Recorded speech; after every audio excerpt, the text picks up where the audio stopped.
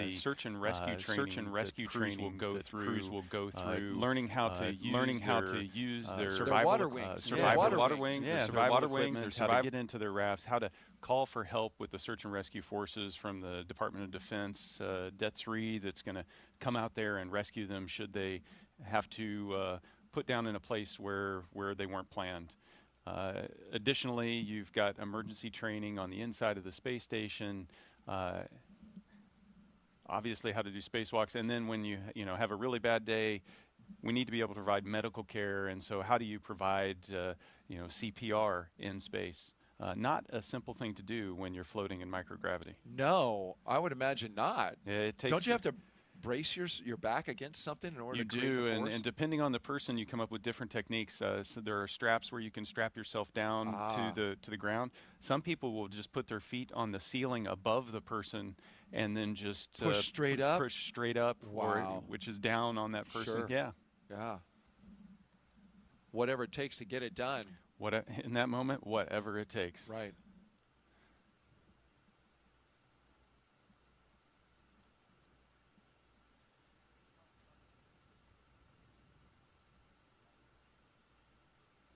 You had an interesting training, Nick. You trained to be the pilot all the way up until a few months before. Indeed. Then you had to switch to commander. What was that like?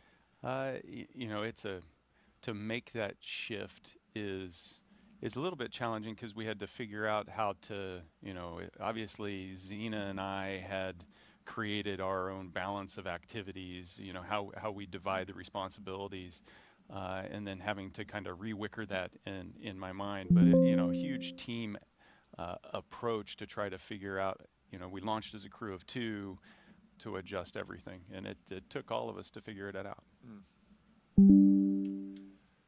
Of course, your Crew-9 mission went on to be very successful, lasted a little longer than it was supposed to. It was a 6-month mission, went to 7 months. So you essentially tested out Dragon for a little bit of a longer duration.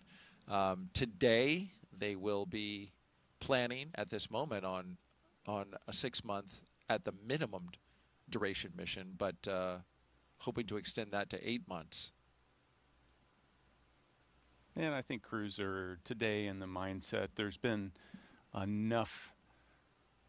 There is no standard length mission these days, and crews go up fully understanding. The families understand as well. There's been enough examples that your mission is going to last as long as it needs to last. And on average, that's somewhere around 6 months, but it may be longer. And there's a lot of factors that drive into that, and the crews as well as their families know it's not about them individually, it's about what does the mission need, what does it require. And I'm thinking of the advancements that we have made in spaceflight when long duration space flights were thought to be a few weeks or more, right? And now here we are on the precipice of getting approval for 8-month missions as the standard. Yeah. In space. It's it's progress. Yeah. To go from average shuttle durations like 10 days to average missions 6 months to now it's we've really figured out how to support the human in low Earth orbit to be able to keep them up there for a long period of time and keep them healthy.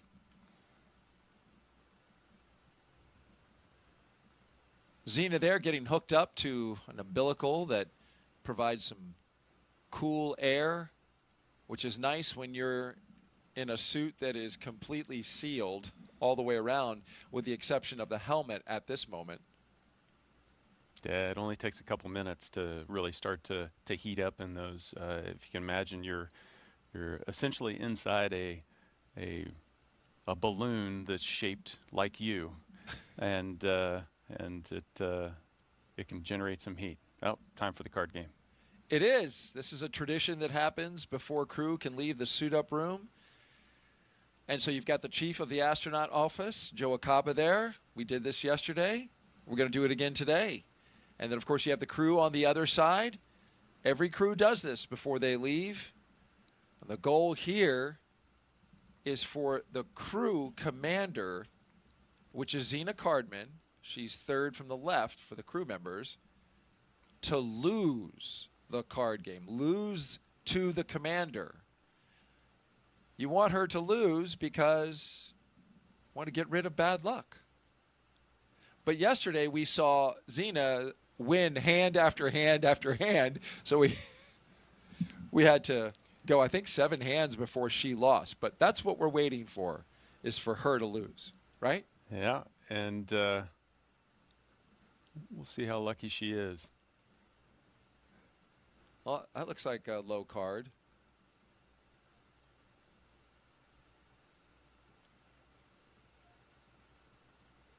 Okay, so Zena and Oleg are hanging in there again.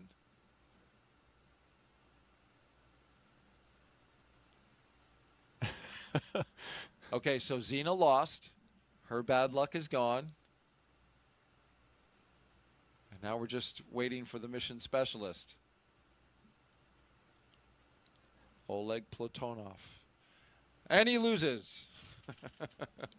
he loses and they applaud. Time-honored tradition. Absolutely. And that's the way it works. Okay, fun and games are over. Now it's time to go launch to space. Let's do it. All right, as we head out of the astronaut crew quarters room, we bring you live to their destination, the temporary destination at least, the launch pad at 39A, where their Falcon 9 rocket stands ready again.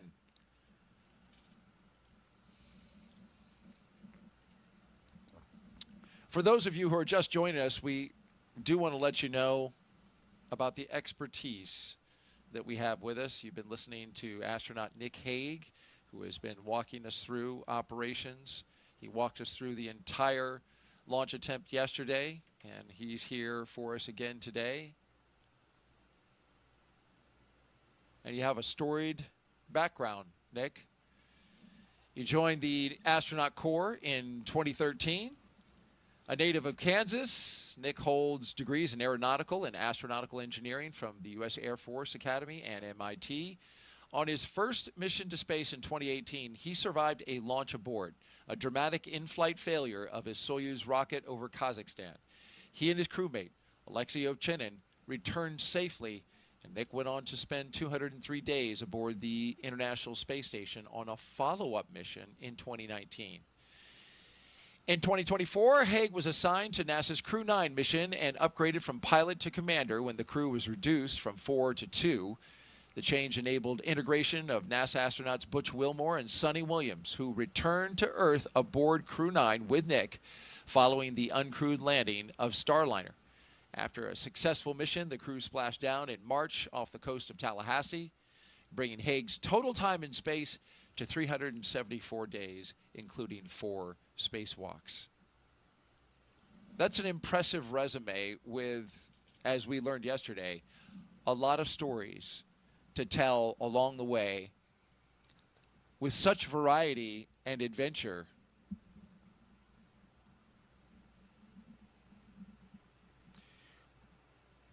We are listening to a weather brief offline, so we're going to take a moment to listen to that.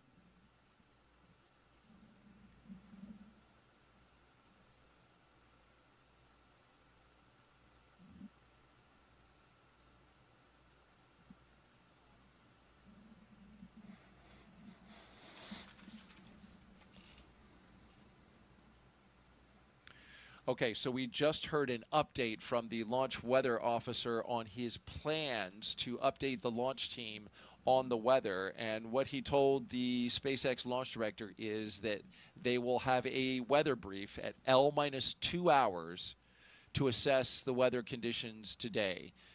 There is concern about the possibility of pop-up cumulus clouds and storm clouds in the area, but the launch team felt good enough at L-8 hours today, which was around 3:43 in the morning when they held their first weather briefing of the day, to proceed forward. But they are monitoring this closely, Nick. Yeah, and this is good news, right? We feel comfortable enough that we will continue to. We've got an opportunity, we've got a chance, so we'll continue to march down the timeline. As soon as they feel like it's not going to pan out, that they're gonna knock it off and scrub for the day. So this is positive news. L minus 2 hours will be 9:43 a.m. And so we will listen in again for that update, which is important in this launch flow because 2 hours before gives you plenty of time to discuss and look at the conditions, talk about all the data as you prepare for the moment where you cannot adjust, and that's the beginning of tanking at T minus 35 minutes. Once that kicks off, then you are on your way unless you call a scrub. Yeah.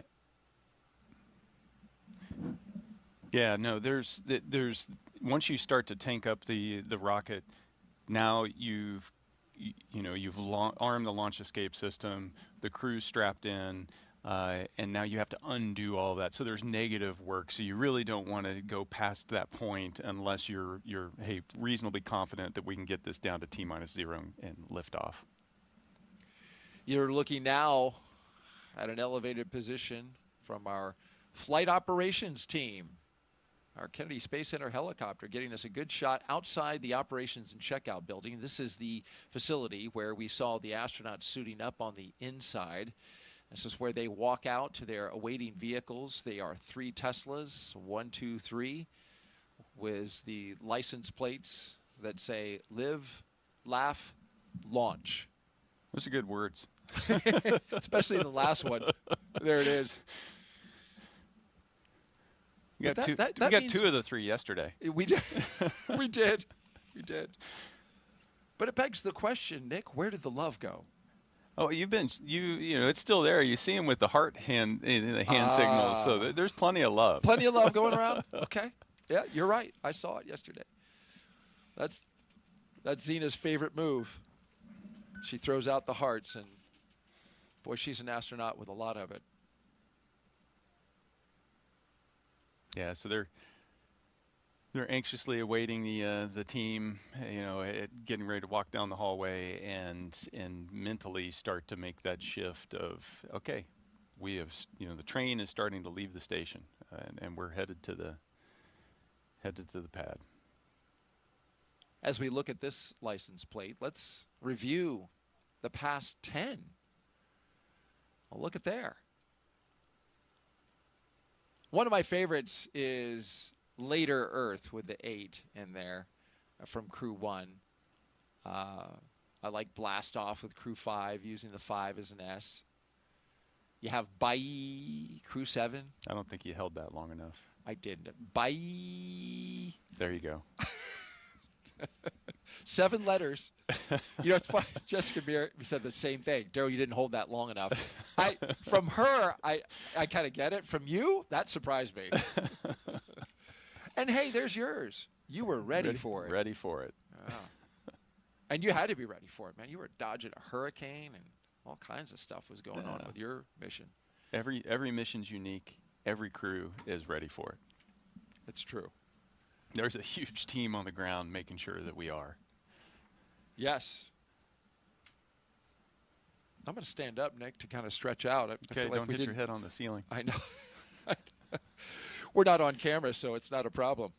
If I do, just cover me if I hit the deck. I got you. Appreciate that. Now there's a look outside. The family and friends are gathering now, as they did yesterday.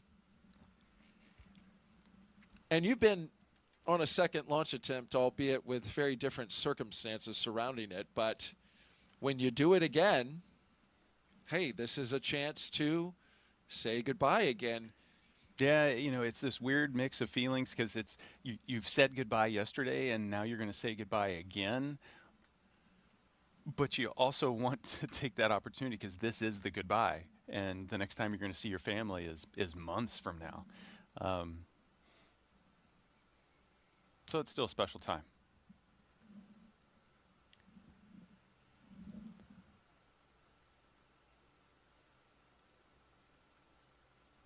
We're listening into loops right now, listening to the launch team as we look at the hallway where the astronauts will walk down.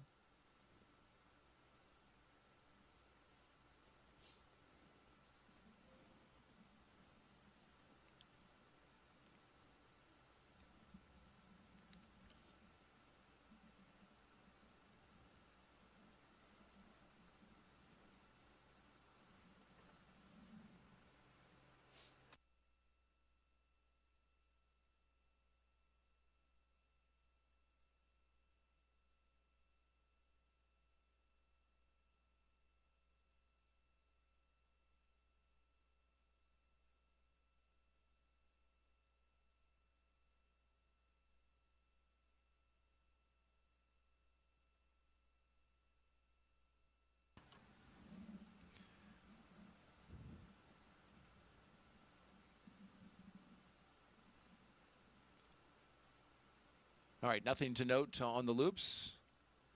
Just taking care of launch business. T-minus 3 hours and 27 minutes and counting. If you're just joining us, you are watching live coverage of the launch of Crew-11 by NASA and SpaceX to the International Space Station. Our T0 today is 11:43 a.m. Eastern Time. We have an instantaneous window, which means we've got to hit it right at that second. The seconds today are 42 seconds after the 43 mark. That's important because the weather at that time must be good for launch when we go. And of course, we're monitoring that as we get ready to watch the astronauts exit astronaut crew quarters where they've been for the past week and get into their Teslas for the second time in as many days to drive out to the launch pad.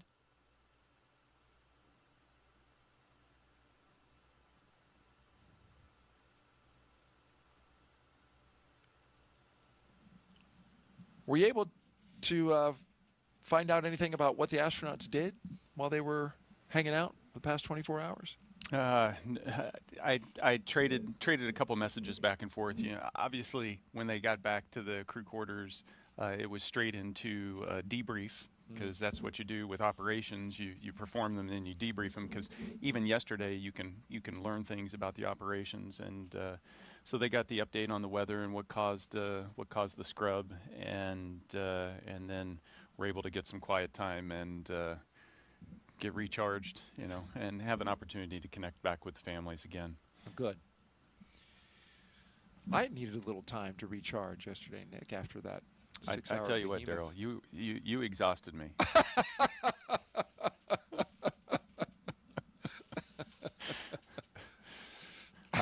I was asleep by 5 o'clock. Well, it was a long 6 hours, and we counted down from starting at T-minus 4 hours and 10 minutes, and we went all the way to just before T0, just a minute before. And then, of course, we documented the astronauts' journey as they detanked the rocket, egressed the capsule, and made their way back to astronaut crew quarters. All right, here they come. Here we go again. Crew-11 walking the hallway. Zena Cardman, Mike Fincke, Oleg Platonov, Kimiya Yui, ready to do it again. Into the elevator they go, getting ready to begin their journey to the launch pad.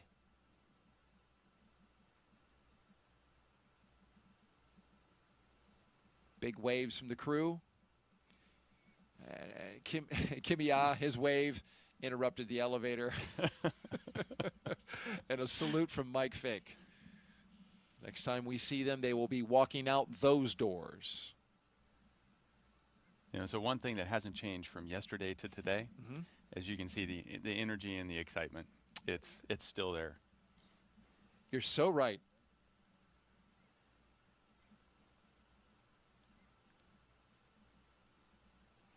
Because after all, at the end of the day, it's another attempt to try to go to space. And that is just... Yeah. And as a crew, you're in the mindset. we're going. There's no question about it. And yes, the ground crew is going to make their calls and make sure that everything's safe. And just like yesterday, they may step in and say, "Hey, we can't." But from a mindset perspective, the crew is going, and so they're leaning forward and ready to go. Great knowledge and insight from our astronaut co-host, Nick Hague, a brigadier general with the Space Force and a NASA astronaut. We're talking traditions and mindset. Let's talk about one of the many. Here's another one, the signing of the mission patch. There's Zena Cardman. This was a couple days ago. This is a tradition where they slap yet another mission patch on the wall. This one's great, though. Look at Kimiya. Look what he does. Zing! Off we go. Or was that Oleg? Yeah, that's Oleg. Oleg was the one that did that. It's got some flair. Yeah, that's some pizzazz. And these little things it connects you to the legacy of our human spaceflight program, and so it's very important from a crew perspective to feel connected to that, that you're one small piece of that larger picture.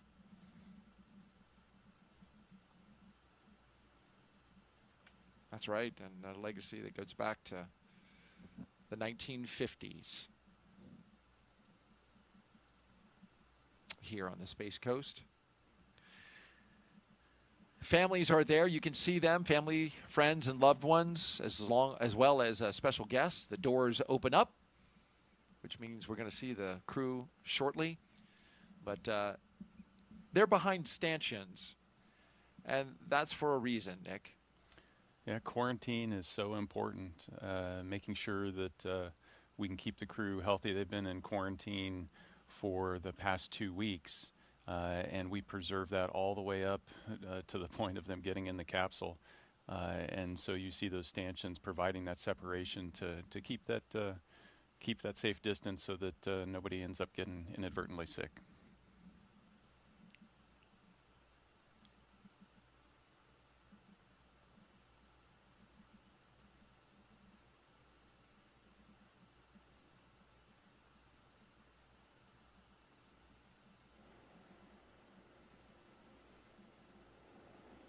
And we focus on the doors now here at crew quarters. And here they come. Crew-11 walking outside for the final time before launch in hopes of starting a mission years in the making.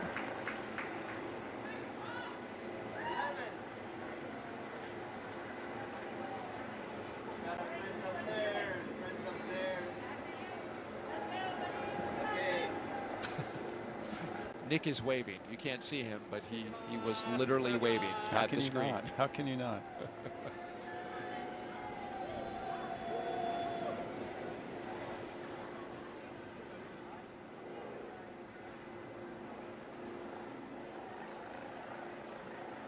Our crew today, Commander Zena Cardman, pilot Michael Fincke, JAXA astronaut Kimiya Yui, and Roscosmos cosmonaut Oleg Platonov. I corrected my pronunciation yesterday, and I slipped back into Americanizing. Crew walkout has commenced on schedule. Everything on schedule.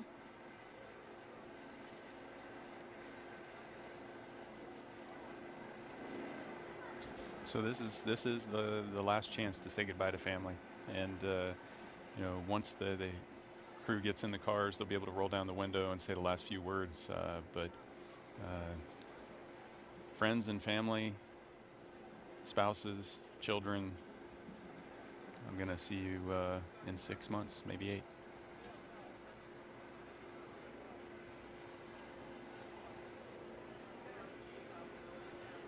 Core on countdown. Advanced team is complete with preps and ready for crew arrival on schedule. So we've gotten the word that the crew can pull out from their location. This looks like you can have even a little conversation at this point. Yeah, last little, these are the things I forgot to do at the house that I need to remind you about. No, it's a chance to say those last few words. You know, for me, those words always fail to fully express the emotion that you have in the moment. You're excited to go, but you're also a little sad to know that you're going to be separated from friends and family for that long. And you know what they're feeling as well, which is, you know, family is in a different position. Yeah, you know,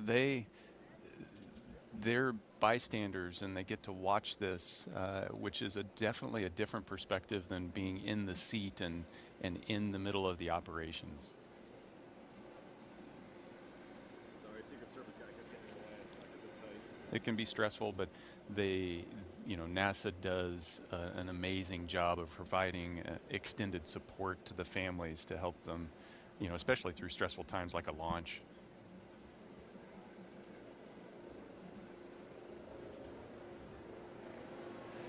There go the doors. I saw another heart sign. We should have counted.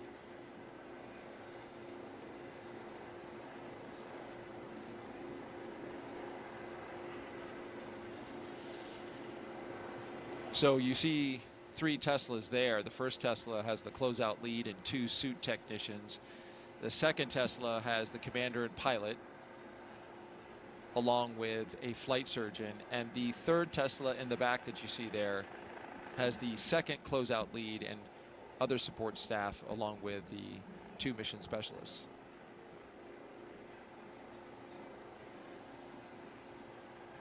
And here's that moment you were talking about, Nick.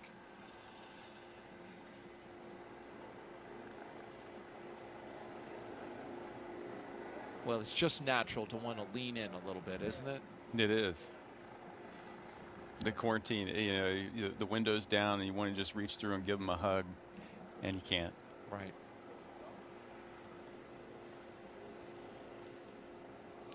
Well, they're queuing up the playlist. Songs that they will listen to on that 20-minute journey. I see Jessica Watkins from the astronaut office, fellow astronaut. They're taking some pictures. She's in the blue flight suit on the left. Yep, and we've got astronauts assigned to each of the families to provide them that support. And it means a lot for the crew member that's launching to know that you've got one of your colleagues, one of your friends that's there to take care of the people you hold most dear. No.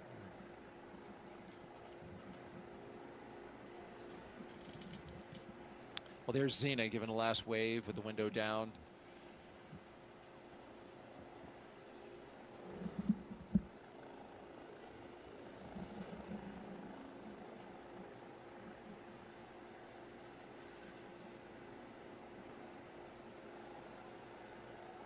You know, there's lots of mixed emotions when you're launching, and this is one of those moments where it's lots of smiles and energy, but there's also teary eyes. Right. All right, to big cheers, the crew is pulling out. Crew-11 on the road to launch pad 39A. Let's take a moment now to hear in their own words from each of the crew members, and we begin with the commander, Zena Cardman, as she shares her path from field science to spaceflight. I think in a lot of ways, science and exploration is just innate to us as human beings. That's why toddlers ask so many why questions. It's just part of who we are. In many ways, I think trying to explore space generates solutions to problems that we didn't even know we had.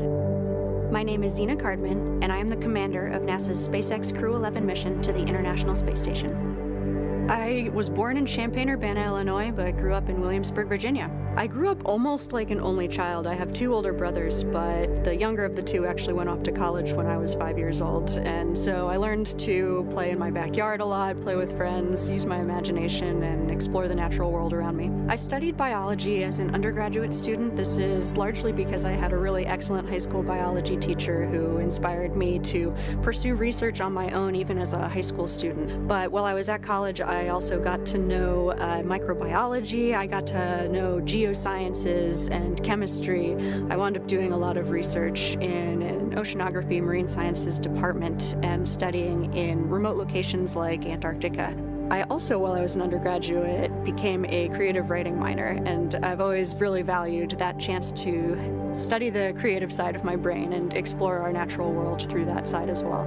I love being an astronaut right now because there are many pathways to get to the International Space Station. We spend long duration periods, so many months long, living and working on board that space station, and it's really focused on research. A lot of that research is on our home planet, and a lot of that research is on us as human subjects. I'm very excited to be actually a test subject for a lot of the medical research that we're doing on board the ISS. I've signed up for a very large, all-encompassing medical study called CYPHER, and this, I think, is going to be critical as we start thinking about going for longer durations and farther places like the Moon and Mars.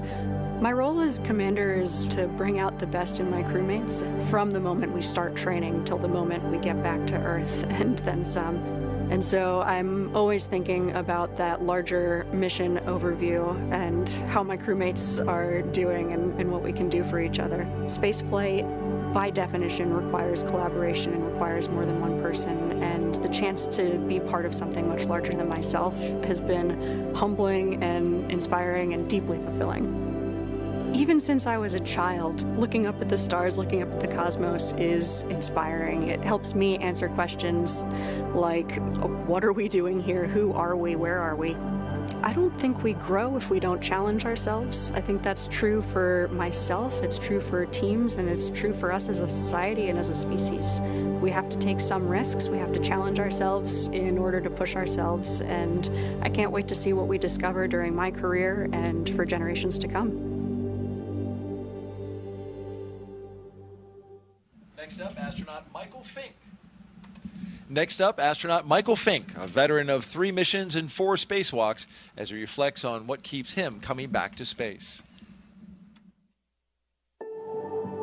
Human beings, part of our nature, part of who we are, our identity is explorers. Because every time we explore, we improve our lives and our situations. It's just natural. My name is Mike Fincke, and I'm the pilot for NASA's SpaceX Crew-11 mission to the International Space Station. I grew up in Pittsburgh, Pennsylvania, home of the mighty Steelers, and it was a great time to grow up, lots of great educational opportunities, a time that was tough economically, but a place where we knew that dreams could come true. When I was like 2 and 3 years old, my parents would wake me up from whatever nap I was taking to watch moon landings. We did many moon landings back in the late 60s and early 70s, and that made a big impression on me. So I knew that back then, even when I was like 3, that I wanted to be an astronaut. I wanted to go walk on the moon. I wanted to go explore space.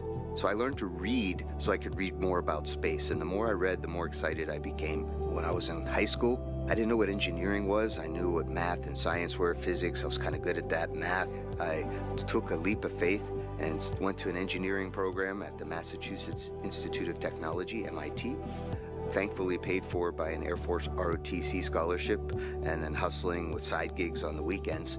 And I got to study airplanes and rockets, 2 of my favorite things. So I was able to graduate from MIT with 2 degrees, and then the summer after graduation, I had a really wonderful opportunity to study in Soviet Union. Fortunately, I'd studied Russian language, so I knew enough Russian to go with some colleagues, and we spent the summer at Moscow Aviation Institute studying cosmonautics, and then I spent the next year at Stanford University getting a master's in aeronautics and astronautics. I love the space station. I helped build it. I helped the first modules get ready here on planet Earth, and have had the joy of living aboard the space station for 2 long-duration missions so far. We've learned from the International Space Station that space is a great place to really understand more about the universe. When we are aboard the International Space Station, we're still gravitationally connected to planet Earth, but we're free-falling, so like we're in microgravity. So you take that big G out of the equation, and then you can find out what's really going on physically. We're also outside the atmosphere, so we can look to the universe beyond us without atmospheric interference. When I'm on a spacewalk, I can look out to the whole universe, and I can see how small our planet is and how big and wonderful the rest of the universe is. And it's calling to us. We need to explore and go see the whole universe that's out there. Space exploration is something that really speaks to me as a person, right? We all kind of have our passions. And for me, since I was like 2 or 3 years old, I wanted to go to space, explore space, and I've had a chance to do that. Half my life I've been an astronaut. I've really, really enjoyed exploring space.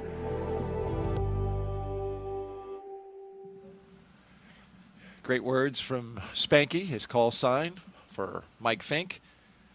And as we follow the three vehicles with security escort, we reveal a beautiful view of the vehicle assembly building. Iconic here at the Kennedy Space Center, where work is underway to stack the rocket inside. We're stacking the rocket and the spacecraft for Artemis II, NASA's first crewed mission to the moon in more than 50 years. 4 astronauts will launch around the moon as part of the Artemis campaign, a major step towards a sustained human presence on the lunar surface and a future journey to Mars. Zipping by, 4 astronauts go into low Earth orbit, looking at a gigantic building that holds inside of it a moon rocket, and as well as the next generation launch tower that you see out there, ML2. All right, let's hear now from JAXA astronaut Kimiya Yui on the returning to station, representing Japan, and what this mission means to him. I think humankind has a desire to explore and also expand our area of activities. Space is a great place to explore because Earth is so small. We still have unknown places, but Earth is, generally speaking, so small compared with space. My name is Kimiya Yui. I'm a mission specialist for NASA's SpaceX Crew-11 mission to the International Space Station. I was born in very, very small village in Nagano Prefecture. So up there, I was able to see very, very beautiful stars in night skies.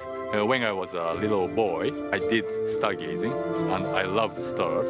I really want to know everything on our universe, and I want to go everywhere as long as I live. When I was already 10 years old, I already wanted to become an astronaut or astronaut.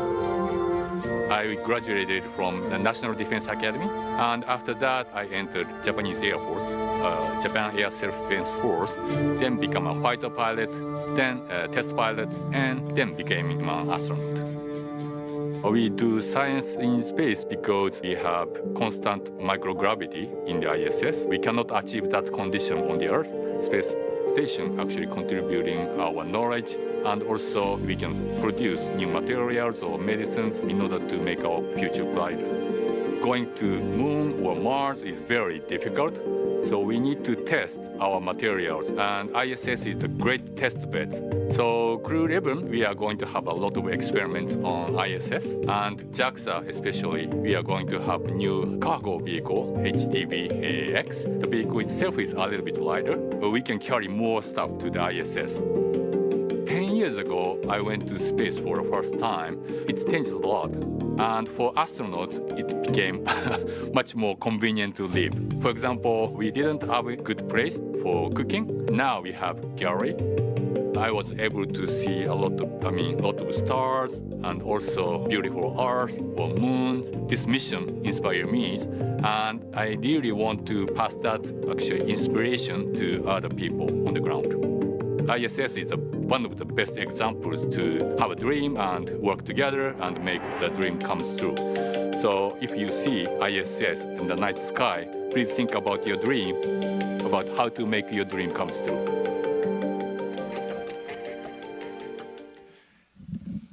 And finally, Roscosmos cosmonaut Oleg Platonov, sharing his thoughts as he prepares for his very first flight to space.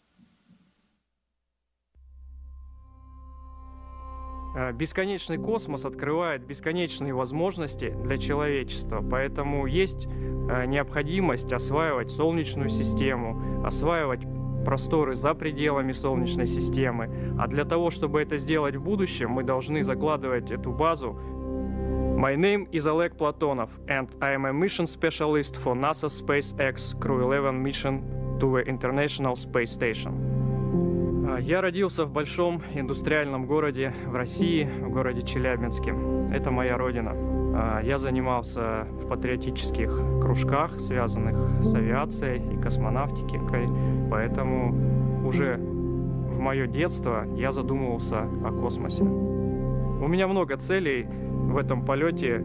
Прежде всего, я хочу полететь на мощной огромной ракете в космос, долететь до Международной космической станции, сесть возле большого иллюминатора на станции, посмотреть на нашу красавицу Землю, и это будет вдохновлять меня работать все лучше и лучше. Мы можем получать новые данные о нашей Земле, о Солнечной системе, о космических лучах, о нашей Вселенной, о жизни микроорганизмов в космосе, о здоровье человека, о получении новых лекарств, о путях улучшения конструктивных материалов и так внутренняя потребность человека исследовать все, что находится вокруг него. Хочется узнать все новое, новое и новое, расширяя горизонты своего знания, что границы открыты, что мы можем летать в космос, что мы можем лететь дальше, все дальше и дальше, за пределы нашей Земли, за пределы Солнечной системы.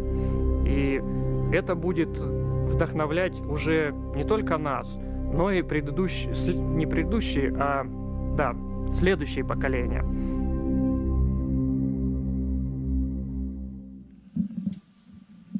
And that wraps up, in their own words, Crew-11, as they arrive at the pad for their launch attempt today.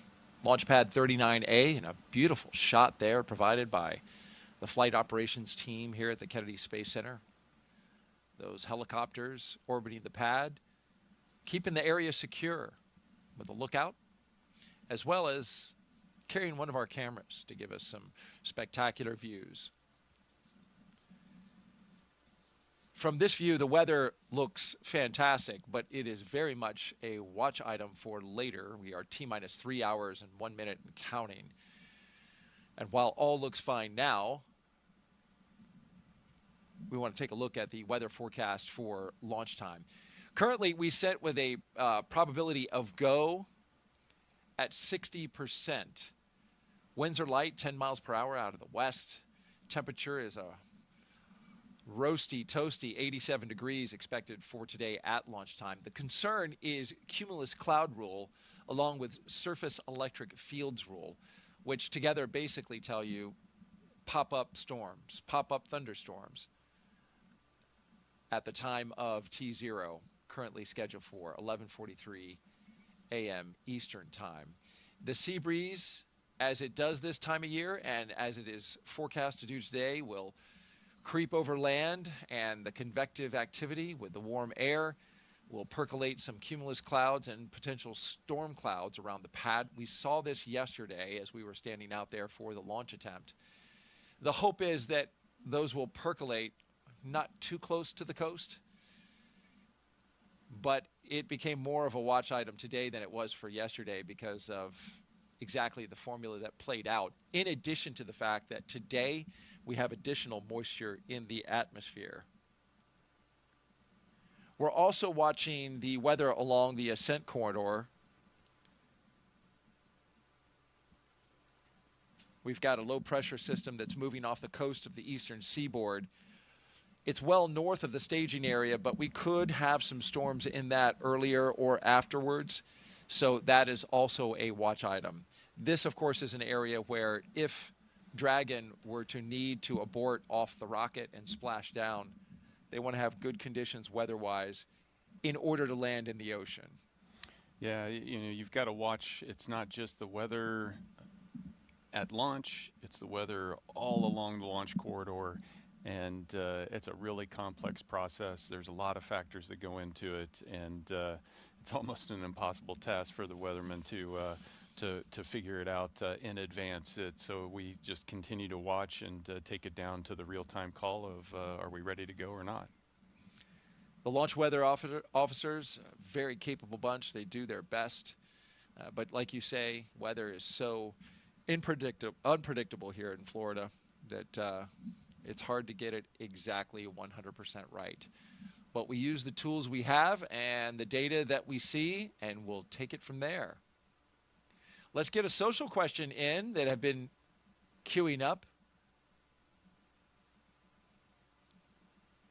MPOV23 asks, we are watching the live stream, and my 10-year-old daughter, Zoe, asked, what do you do to keep entertained busy while in space for so long? Yeah, that's a great question, Zoe. It's one of those things where everybody's a little bit different. Some people read books. Some people will watch a favorite TV show or a movie, or will sit around, every Friday evening after the long work week, we would get together and have dinner and share music and just talk. But without doubt, something that everybody does is go to the window and look out the window at the earth down below and just soak it in, because it is such an amazing view. You can see almost coast to coast of the United States as you fly over, so you see so much, and you almost start to lose the ability to see the impacts of humans, and you see the mountains, and you see the oceans and lakes and deserts, and you start to appreciate just how connected everything is on Earth. And then when you get on the other side of the world, you're in the dark, and then the stars all come out, and you can see the universe just kind of unfold in front of you, and there's so many stars that you can't see that many stars from the ground. And it's just so impressive. You could spend hours. I can only imagine. And it all in 90 minutes, right? As you zip around the planet. 16 times a day. Well, there is our commander and our pilot, Mike Fincke and Zena Cardman, looking up at their rocket.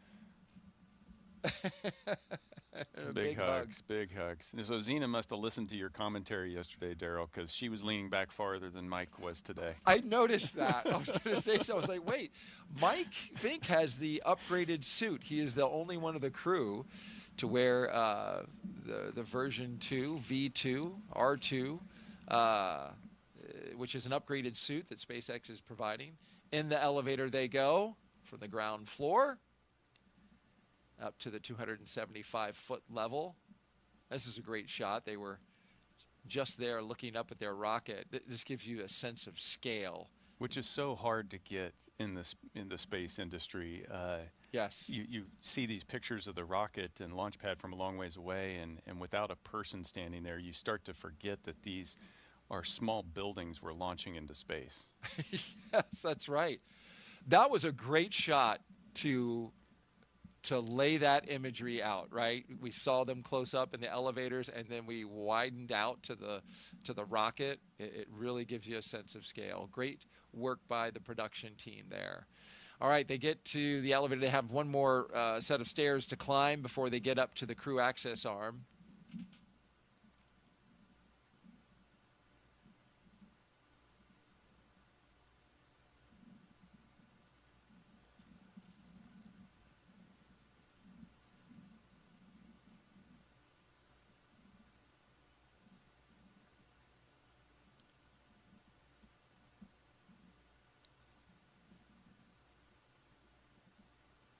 Well, Zena has some hugs for the closeout crew.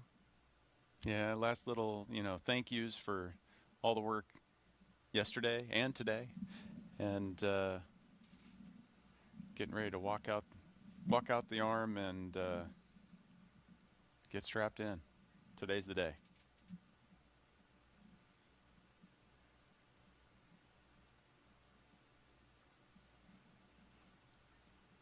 A nice gaze out across the spaceport.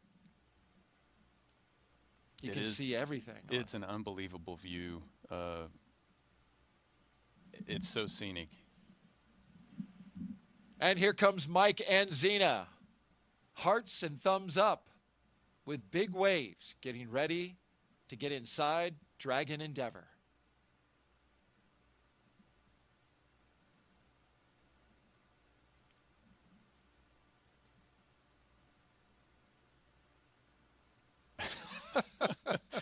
Was that a dab?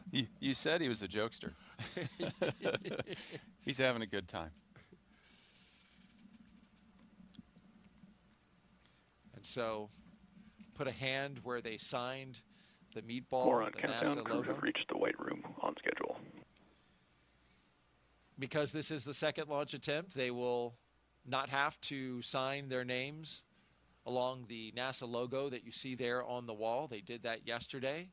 So Zena just put her hand on it, gave it a touch, and they'll go straight into making sure their suit is clean and there's no FOD before they get into the Dragon Endeavour, their spacecraft that will take them on a journey to the International Space Station, 260 miles above the surface of the Earth.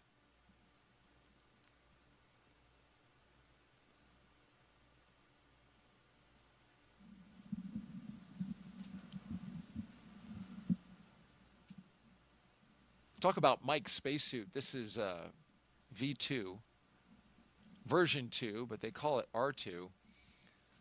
His is different than the one Zena is wearing. As we split screen to catch the mission specialist doing their poses, looking up. Striking a pose. They're choreographed. They get higher marks than Spanky and Zena. You're listening to our posing judge, General Nick Hague, an astronaut here at NASA, and also Brigadier General with the U.S. Space Force. In goes the commander, and now we await the pilot. But his suit is different as he pulls up the front of it. It is more configurable. You can adjust the sizing on it much better than you can the first version. This one has zippers that zip around the circumference of the individual rather than a long zipper that goes along the inseam. With that one that you suited up in, Nick, you get into it kind of like you would a onesie, but this one, you get into it the way we got into our clothes today. You're wearing a flight suit, I'm not, but get into your pants, put on your shirt, and then zip around.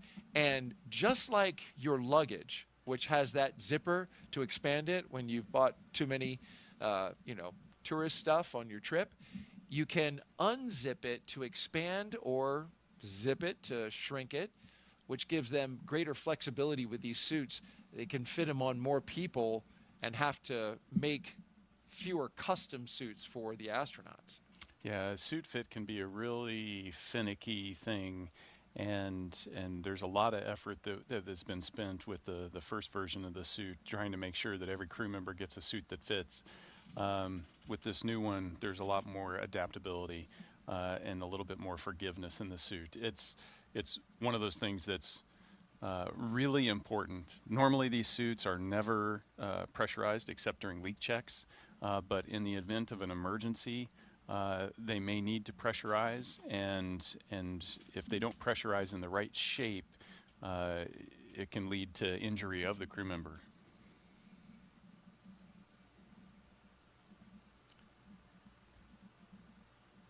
And here come our mission specialists right behind him. Oleg and Kimiya. Flashing signs of Crew-11 with their 2 fingers extended upwards. They are ready to go.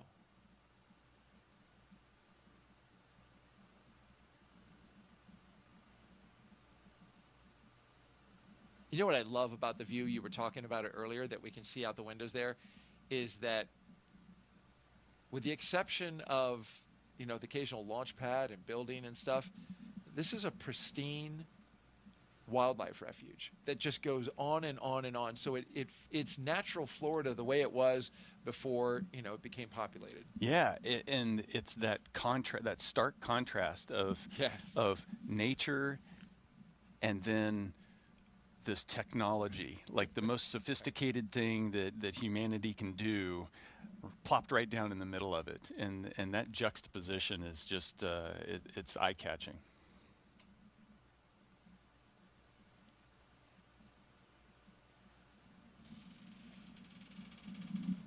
Get comfortable, Mike. You're going to be here a while. Shimmies around in his seat. Well, you want to make sure those straps are tight. Yeah, so you can see the pad crew. strapping them in inside, but then also outside. Some of the things that you wear on the way to the launch pad are there to protect you from getting FOD in the suits or debris in the suit. So there's a cover that goes on the umbilical port on the leg.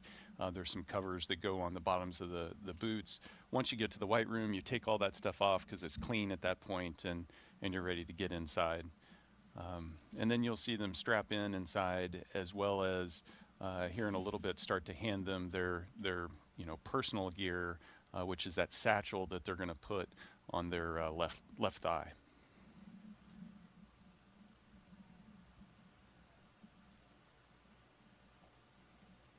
If you joined us recently, you're watching NASA and SpaceX's coverage of the launch of Crew-11 to the International Space Station. Our T0 set for 11:43 a.m. Eastern Time. We are counting down, currently T-minus 2 hours and 47 minutes. We have the commander and the pilot seated in their positions. And we just saw the two mission specialists go into the capsule, and they are getting into their seats.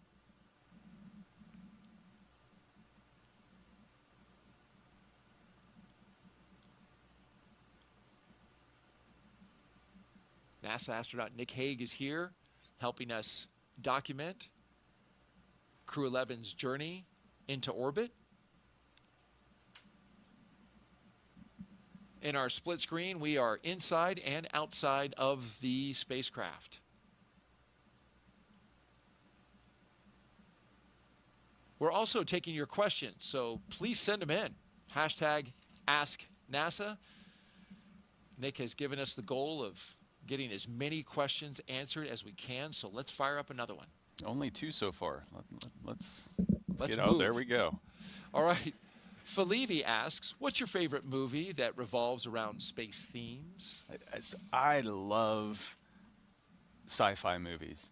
And so it's really hard for, I grew up on Star Trek and Star Wars and Doctor Who and all of that stuff. So I devour that stuff. So favorite space movie is probably the first one I watched, which was the original Star Wars. Yep. But you name it, I love it. They all get some aspect of space just so right, and they get other aspects wrong. and I can tend to look past the things that they get wrong. Lightsabers aren't something you think that? Not yet. Not yet. But sound in space won't ever be. Yeah, that's right. Yeah, it's the same for me. Star Wars. Not that I'm being asked, but I'm with you. That movie, when it came out, just seems like there's so many movies these days that have space. There's so much space content in popular culture. You can sense the excitement around, the space program and our ambitions to go back to the moon and beyond. No, you're absolutely right. Far more space movies come out today than they did when we were kids. Yeah.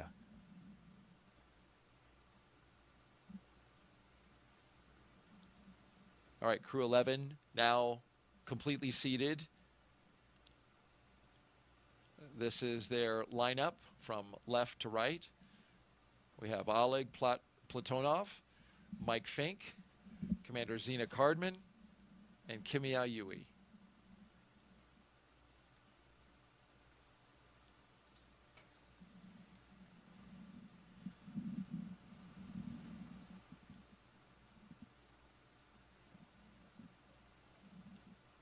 Let's do another question, because we've got them coming in, and thank you folks for sending them. Bennett asks, how do crew from different space agencies come together to train for a mission like this? And in this particular mission, you have the United States, of course, you have Japan, and you have Russia. So those are faraway places. They are, but the world is small, and the way we train is we train together. And so part of the job of an astronaut is traveling to different training locations. On the International Space Station, You have different modules. You've got a U.S. laboratory, a European Space Agency laboratory, a Japanese laboratory. You've got the Russian segment in their laboratory. Each of those laboratory training facilities is in their respective countries, and so we travel to those locations in order to train. So you get to train with your crewmates, and you get to know them very well, but you also get to be trained by those training teams in those countries. And so a really special aspect of the space program is getting to know and appreciate the cultures and the people in Japan or in Europe or Russia or Canada or wherever you're training. You get to really meet and spend time with those training teams and understand that those people have dedicated their lives to the space program in such a profound way, and they're getting you ready to go do the impossible. All said, it's about 2 years of traveling around training specifically for the mission that you're assigned to. And so in that process, this crew has spent a lot of time together. They know each other to the point where you know what that person's thinking, you know what you're able to finish their sentences for them.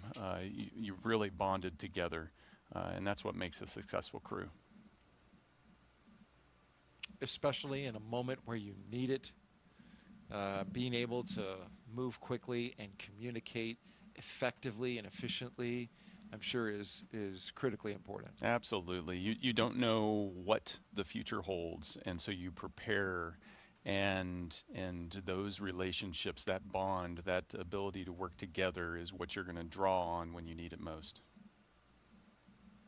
Great question. Let's do another one. We're rolling. Keep them coming, folks. Hashtag Ask NASA if you're wondering how to get it into us. We are on the platforms Facebook, Twitter, X, and YouTube.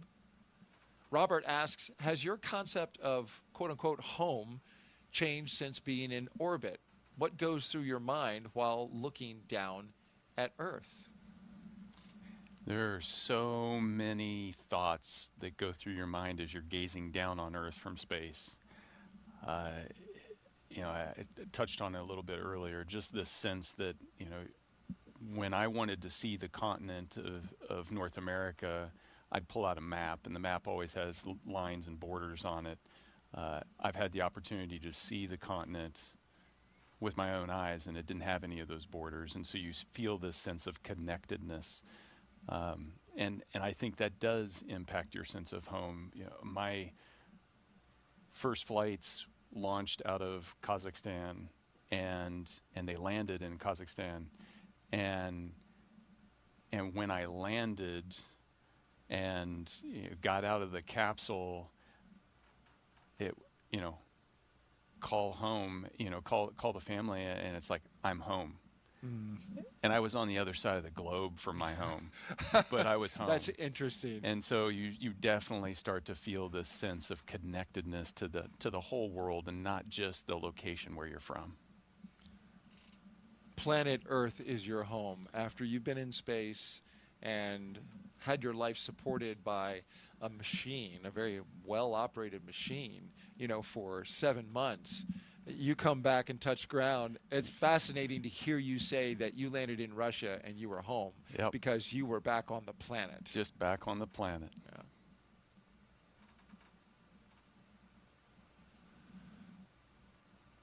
Well, these 4 crew members are preparing, as we've been watching them get ready for launch. In the immediate future, they're getting ready for hatch closure. So the closeout crew that you see there is getting those final touches in place, preparing the crew with everything they need before they leave the capsule, because after all, they are strapped in, won't be able to move around. So any final placement of items or support equipment that they need, they're taking care of that right now. Yeah, there's lots of gear that you end up with on you once you're strapped in that you didn't have on you as you were heading out to the launch pad. Probably the easiest thing to see in the view is the satchel that's on their left thigh. You know, it's a knee board so that they have a place to write and take critical notes. Dragon, ready for comm checks. Copy, ready for comm checks. We are configured for umbilical comm checks, so seat 1, seat 2, seat 3, seat 4, comm check. Seat 1, loud and clear. 2, loud and clear. Seat 3, loud and clear. Seat 4, loud and clear. Core, all are loud and clear. Umbilical comm check is complete. Report when ready for seat rotation.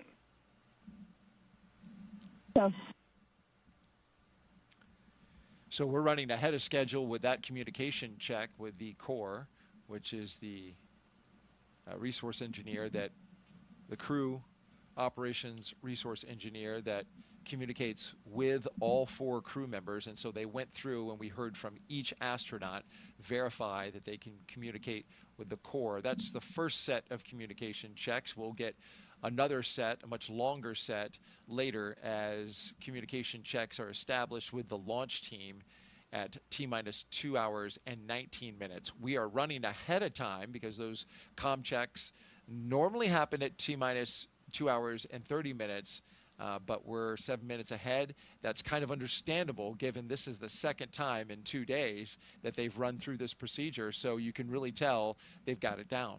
Yeah, no, practice makes perfect.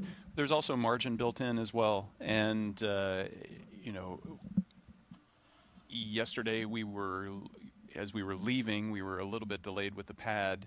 And so they slowed their approach to the launch pad with the crew to accommodate that. And then SpaceX made up that time and we got back on track. And so that's important to note that as, you know, you still have 2.5 hours to launch.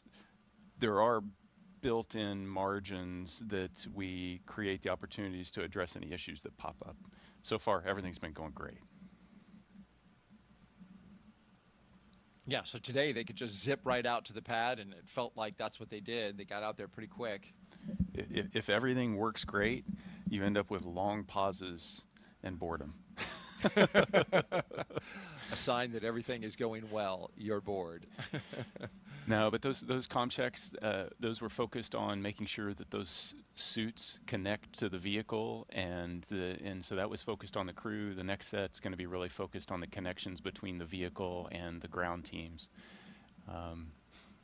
They're saying their final goodbyes to the closeout team. The closeout team's doing its last checks. You can see they've got all their gear, their knee boards, the satchels, their you know, the personal gear that's inside there that they'll use once they're in free flight, like a headlamp, a flashlight when it gets dark.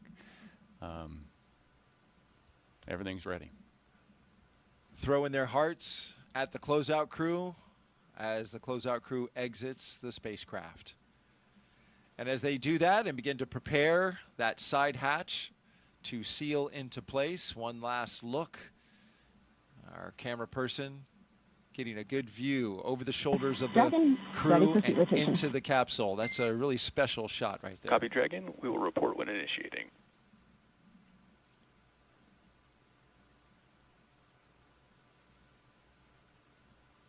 And so here they're going to rotate seats here shortly, put them into the launch configuration. The next time those seats will rotate down, per the plan, is just after re-entry, once you've come off peak G, getting ready for shoot deploy. Dragon, SpaceX, initiating seat rotation. Copy.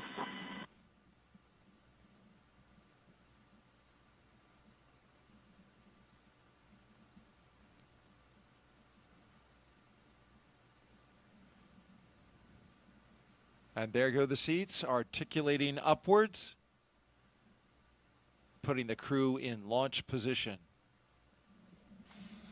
Get a view below their feet as well. Yeah, you can see all the supplies. Cargo, yeah. You've got cargo on the right-hand side, some coolers, experiment lockers in the middle, and then you can see the left container on the left-hand side. That's your survival raft if you would need it. It'll deploy. We saw a video of that earlier.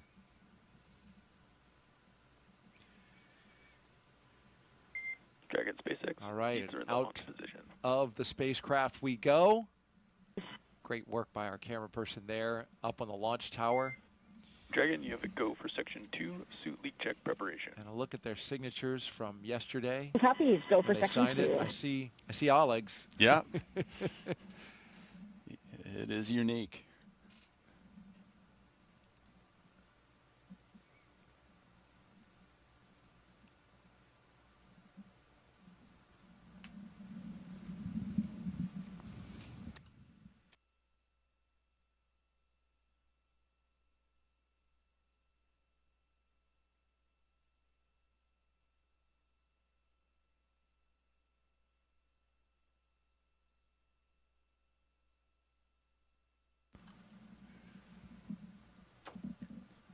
As the astronauts are seated into their positions here inside Crew-11 and the spacecraft Endeavour, we want to revisit your missions, all three of them, Nick, that you participated in. And we have some photos to kind of take us through that. This is something that the astronauts think about all the time. All of you think about when you get ready to launch. You never know what's going to happen. And that was the case on this day in 2018 when you launched from Kazakhstan. Yeah, so we were at the Baikonur Cosmodrome, launching on MS-10. Dragon care complete. Ready for leak check. Copy, Dragon. You have a go for Section 3, suit leak check. Go Section 3, suit leak check. Yet another check of the suits to make sure that they're working. They're important equipment. This picture is taken as we're getting ready to go up the launch tower to get on the elevator to ride to the top of the Soyuz rocket. And yeah, you know, our preparation is focused. 95% of our training is training for what to do when things go wrong, hoping that you're not going to ever need to use that training. Training for everything to go right is actually pretty boring training. And so this is an instance of, you know, you don't know what life is going to throw at you, and definitely on the first launch, we had a curveball.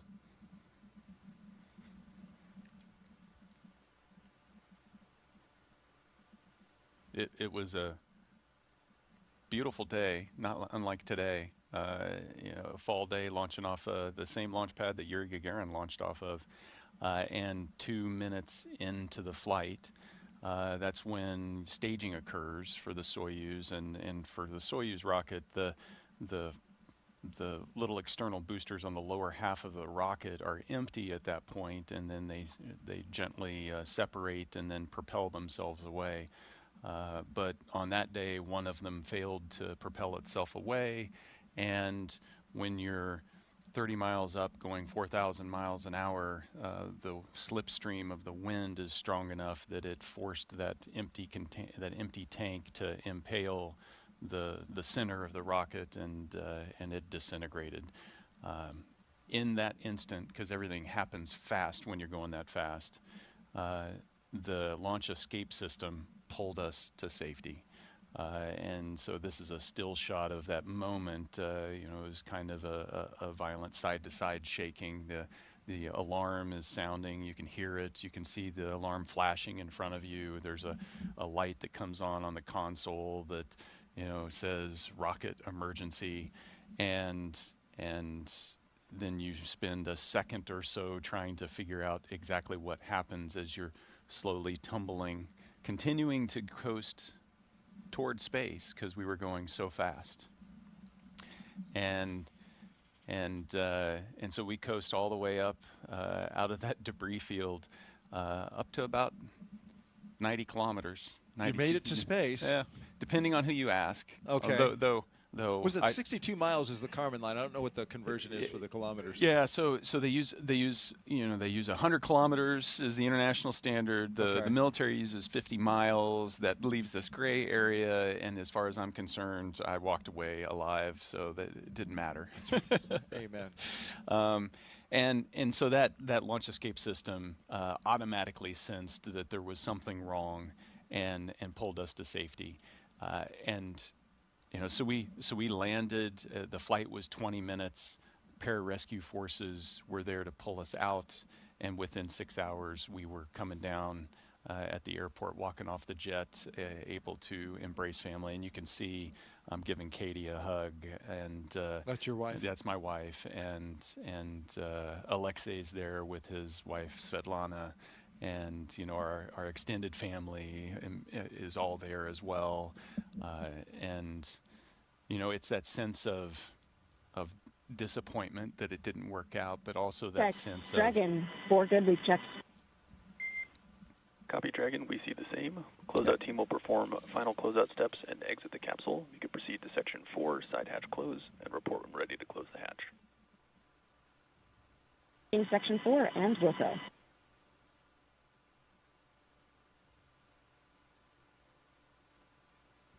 That's excellent news. Yes. Good suits.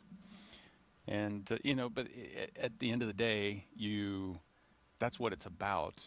Regardless of whether it's a successful abort or a successful mission, at the end of the day, it's about getting back to family. And you did that day. The launch escape system worked as it was supposed to, and it brought you back to your family along with your cosmonauts, who was your fellow crew member, to his family as well. And that's why you train the way you do, is for moments like that. And it underscores the importance of safety, because this is a risky endeavor. It is. It is. And, the crew members take that risk. The families take that risk right there with them. That's why we train. That's, we talked about the... SpaceX Dragon, crew are ready for side hatch closure. Copy, crew ready for side hatch closure. We talked about that before, that international aspect training as a crew, during the abort, Alexei and I didn't have to communicate directly to each other. Dragon, SpaceX, comm check. SpaceX Dragon, loud and clear. Core, loud and clear. Teacher's comm check is complete. Stand by for comm checks with DC, MD, and LD in the launch configuration. All right, we have a long series of comm checks that we'll listen into here. Dragon, DC on countdown 1, comm check. DC Dragon, loud and clear. DC loud and clear. Stand by for comm checks with MD. Dragon, MD on countdown 1, comm check. MD Dragon, loud and clear. MD has you loud and clear. Stand by for comm check over Dragon to ground. Dragon, MD on Dragon to ground, comm check. MD Dragon, loud and clear. And I've got you the same. Stand by for comm checks with LD. Dragon, LD on countdown 1 with a comm check. LD Dragon, loud and clear. LD loud and clear. Stand by for comm check over Dragon to ground. Dragon, LD on Dragon to ground with a comm check. LD Dragon, loud and clear. LD loud and clear. Dragon, SpaceX, launch configuration comm checks are complete.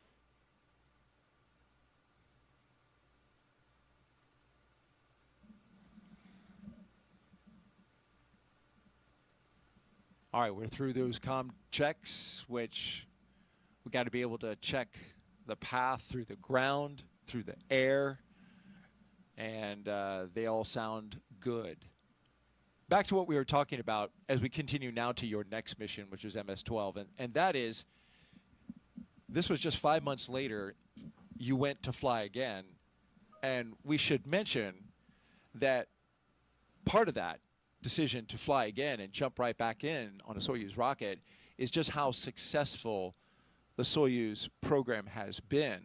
You had no problem getting right back on that spacecraft and that rocket and launching into space, because that is a highly reliable spacecraft, has been for a long time. Yeah, absolutely. and what we do, this whole idea of being launched into space is predicated on the trust and faith in the teams that are creating that reliability, into the engineering that goes into the system, into every little detail, and all the redundancies in the design, so that when there is something that occurs, you know, the backup's there. And so the launch escape system that rescued us on that day hadn't been used before, but it worked when it was needed. And that's so symbolic of the space program. There are so many things that are in place, and when they're called into action, they work because of the dedication from every person on this gigantic global team. And so you're ready to get back into it. And you know, so 5 months later, it's Alexei and I, plus Christina, who is getting ready to go up for a year-long mission, and we had a beautiful, pristine launch to the International Space Station.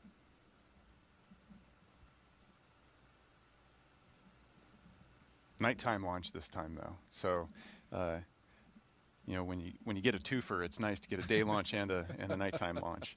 But you know, and there was so much buildup in terms of getting to the space station, but the real mission is on the space station. It's doing the science. It's the 200 plus days that follow the 6 hours getting there, that you're up there doing scientific research and keeping the laboratory running and upgrading its capabilities. That's why we launch. The launch is thrilling, and it's an exciting part of the mission, but it isn't the mission. Well said, Dick. And you returned home from a successful mission aboard the International Space Station, and you can certainly tell that you were in space for a while. Yeah, I mean, you guys picked a great photo of me with a grimace on my face. You couldn't find anything better. I actually had an amazing time up there. Yeah. But when you come back, gravity is painful. Yeah, and the adjustment. The adjustment back, you haven't had to lift anything for 7 months, and then you come back, and so the first few days of readaptation are challenging. What are you saying there? Ooh, ooh, ooh, ooh! Don't, no. Don't drop me, please. No, it's great, and you know, like I said, you're home, and there's this huge sense of accomplishment and relief. They're removing the protective cover around the seal that leads into Dragon Endeavour. That's to prevent any FOD from getting on it, but they will now take pictures and document exactly how it looks before they seal it shut, put a nice bright light on it, and go around and do that inspection. It's always amazing to me that, you know, how little FOD, you know, this debris that can cause a leak in the seal, and the seal is just a piece of rubber that's going to press up against a piece of metal, and you know, something like dust or a hair is enough to create a leak path that it's going to fail the leak check. And that's really important, because this hatch is going to stay closed for the next 6+ months and protect the capsule and the crew from the vacuum of space, from all the air inside the capsule leaking out into space. You mentioned the 6-month baseline for Crew-11. That is currently the minimum amount of time they will spend on station. However, the commercial crew program is reviewing data along with SpaceX to certify Dragon for an 8-month stay. They're going to go ahead and let them launch, and then that certification is expected to happen sometime in October, and that will stretch their stay out to 8 months. And I've never heard of any astronaut saying, "Oh no, I get to stay longer." Every day in space is a treat. It's a gift. It's just such a spectacular experience, and it doesn't get old. So at the end of 180 days. This last mission I did was 171 days. The one before was 203. You're still sad to leave at the end. It's mixed emotions, but it's every day up there is a gift. I got a little sad when you left yesterday. Stuck in tight quarters with me for 6 hours. Got so used to you after 6 hours of being here, saying all these wonderful things about space, and then I got in my truck and Nick's gone. Good thing we scrubbed, because I'll see him again tomorrow. Well, thank you. I'll take that as a compliment. Absolutely. It's been an absolute pleasure and an honor listening to you tell these stories. And we have one last one. We want to talk about the most recent mission, of course, Crew-9. And this was, just last year. So you had a bit of a it hasn't break even been a year since I launched. No, yeah, right. I mean, you're still pretty fresh from space, Nick. Yeah, it's you can see Alex and I. It looks a little more spacious in there when there's only two people. Sure does. Yeah, but at the end of September, in July, the decision was made to switch to a two-person crew so that we could create the open seats there for Butch Wilmore and Sonny Williams to come back with Alex and I. Their Starliner had some issues, and so they, NASA decided to bring it back uncrewed, and so Butch and Sonny, they made the decision to have them join our crew and rotational mission to go up there and do a 6-month full-length, long-duration mission. And so Alex and I launched, and priority 1, beautiful launch. Ours was kind of the exact opposite of what we had yesterday. I know. Where it was, the weather was trash all day long, except for the 30 minutes right before launch. And so we launched into this beautiful hole in the sky. And yesterday was just the exact opposite. The priority was, let's get to space and let's integrate Butch and Sonny into the Crew-9 crew.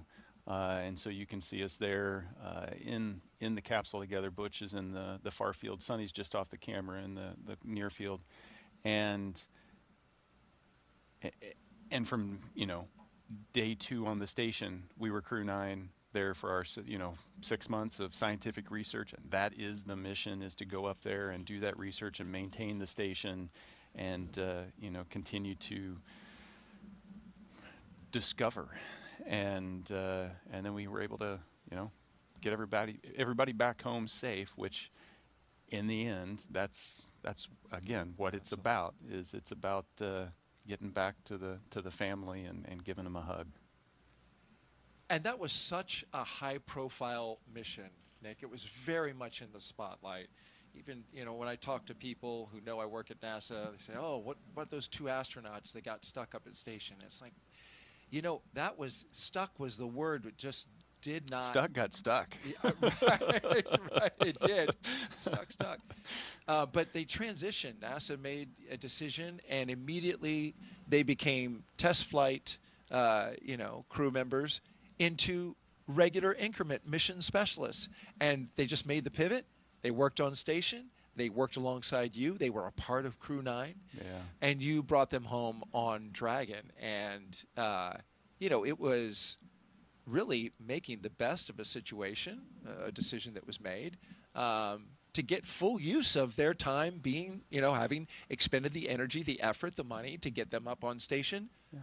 Hey, let's put them to work. Yeah, and yesterday and today, the Dragon theme. SpaceX, the closeout team is taking final steps in preparation for side hatch closure. Stand by for hatch closure, and then transition to pad hatch closed. Ensure all items are secure from now through launch.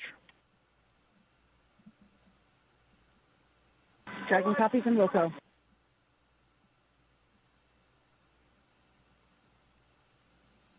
Last waves goodbye to the pad team, and there they are. Shut that hatch.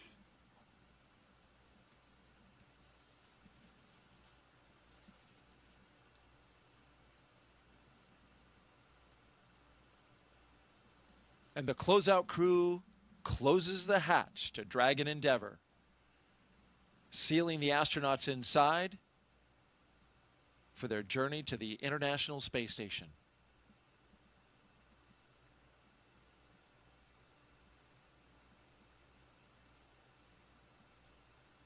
What you were saying? Well, the theme is, if there's a theme, I think you hear it echoed in Zena's words that we've played today, and as in our discussion yesterday, you've heard the same thing in Mike and Kimiya and Oleg's words. It's not, space exploration is not about individuals. It's about the mission. And this risky endeavor that we take part in, we don't do it because of the thrill, we do it because of the mission. And so the Crew-9 mission is just another mission in this long legacy of the 25 years of the space station operations, and making that happen, doing the scientific discovery and research up there. So yeah, we brought Butch and Sonny into Crew-9, and it's a testament, to their competency and professionalism. From day one, they were all in and able to operate as full-up crew members. You worked alongside them every single day of that mission, of that 7-month mission. Absolutely. And they are amazing crewmates, and everything the ground threw at us, we were able to do.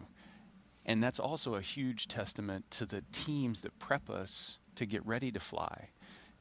I talked about the 95% of the time we're training for things that we don't expect to happen, but just in case. And they had done training just in case they got stretched. They had done spacewalk training, they had done robotics training, they had done the things that they needed to do just in case this thing we don't think is ever going to happen might happen. And that's what we do every day, is we prepare for that. And so that's we talk about a professional astronaut corps. That's what a professional astronaut corps prepares to do.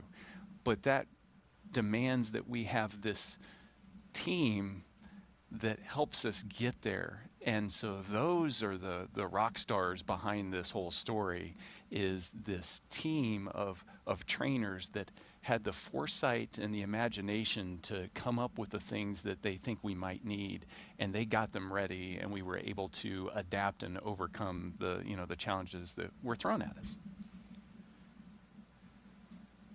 And you and your team adapted extremely well. It was a successful mission. We saw the last photo of you guys coming back down.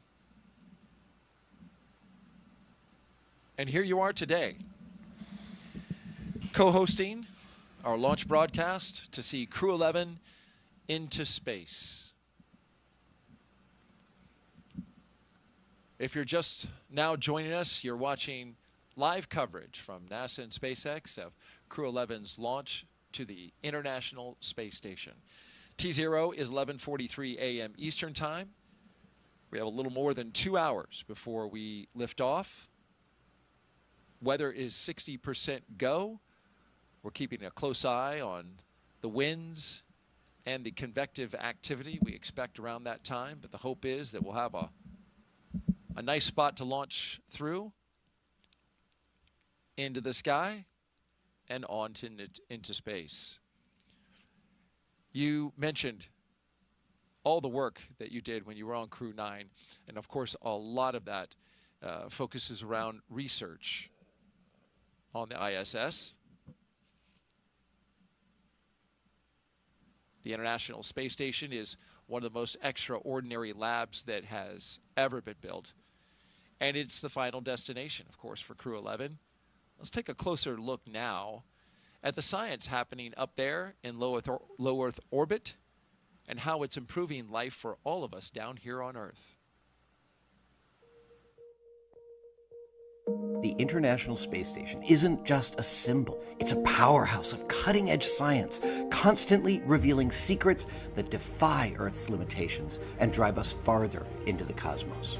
Our mission is research and science. We have experiments mounted on the outside of the station that are looking at Earth. We study our own bodies and how they react to space, to weightlessness, to radiation. And that helps not only us go on further in future missions, but also helps for medical research back home. And then we study lots of different things as well, like materials, combustion, all sorts of things that help us understand life back on Earth.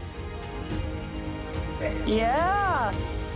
Microgravity doesn't play by the rules. It flips them upside down, transforming how liquids flow, how flames burn, and unraveling biological mysteries before our eyes. I saw some heart tissues beating in space, and it was incredible. So Tom, we see that top one beating. Looks like happy heart cells. But we're not just along for the ride. We're explorers, diving headfirst into the challenge and harnessing the power of this unparalleled platform, just as we have been for decades. We're on a relentless quest for answers, seeking to understand the intricate workings of the human body in space and ensuring future crews stay safe on their daring journeys beyond Earth's orbit. The human aspect of human space exploration is always going to be very important for decades to come. And when it comes to technology, we're not waiting around. We're discovering new ways to grow crops in harsh environments and engineering innovations to tackle Earth's greatest challenges. We have amazing technology that allows us to recycle water and create water for us to drink. It's delicious. Microgravity isn't just a curiosity, it's a game changer in the fight against diseases back on Earth, paving the way for breakthroughs that benefit us all and enabling new economic opportunities in space. Welcome, Axiom 3 on board the International Space Station. From our vantage point more than 200 miles above Earth, we are not just spectators. We're gaining unprecedented insights into the world we call home, and we're sharing our findings openly. We're not just achieving results today, we're sparking inspiration in future generations of explorers and embracing the power of global collaboration as we reach for the stars. What was your favorite experiment on the International Space Station? Toby, great question. My favorite experiment was the one that I got to eat. It was us growing hatch chili peppers in our plant habitat. Station Huntsville on 2, we have video in Node 1. Look at those chili peppers. And as we soar through space at 17,500 miles per hour, each moment is a step closer to unlocking the mysteries of our Earth, our universe, and propelling our pioneering spirit even farther into space. So come along for the ride aboard the International Space Station.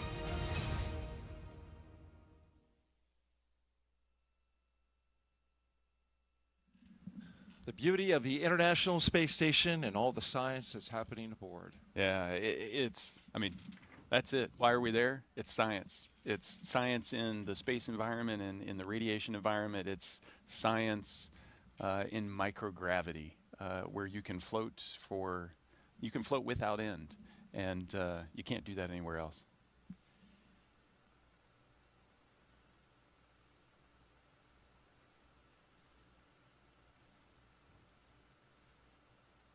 Well, as you can see from this shot, looking skyward, up past the Falcon 9 rocket and Endeavour spacecraft, our astronauts are aboard. They are strapped in. They've had suit leak checks. They've had comm checks. And we're starting to get a few little clouds in the sky. That's expected. It's warm here in Florida on this first day of August.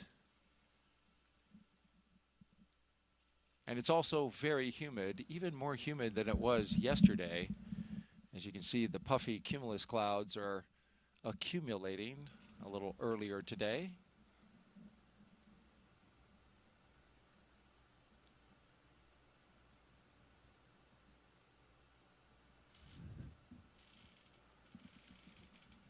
While we have this moment where we have a natural pause in the action, let's take a look at our crew today and introduce you to the entire team. They are led by Crew-11 Commander, NASA astronaut Zena Cardman. She holds a Master of Science in Marine Sciences from UNC Chapel Hill. Cardman has experience with NASA research in the Canadian High Arctic and has supported real-time station operations and lunar surface exploration planning. She also likes rock climbing and powerlifting in her free time.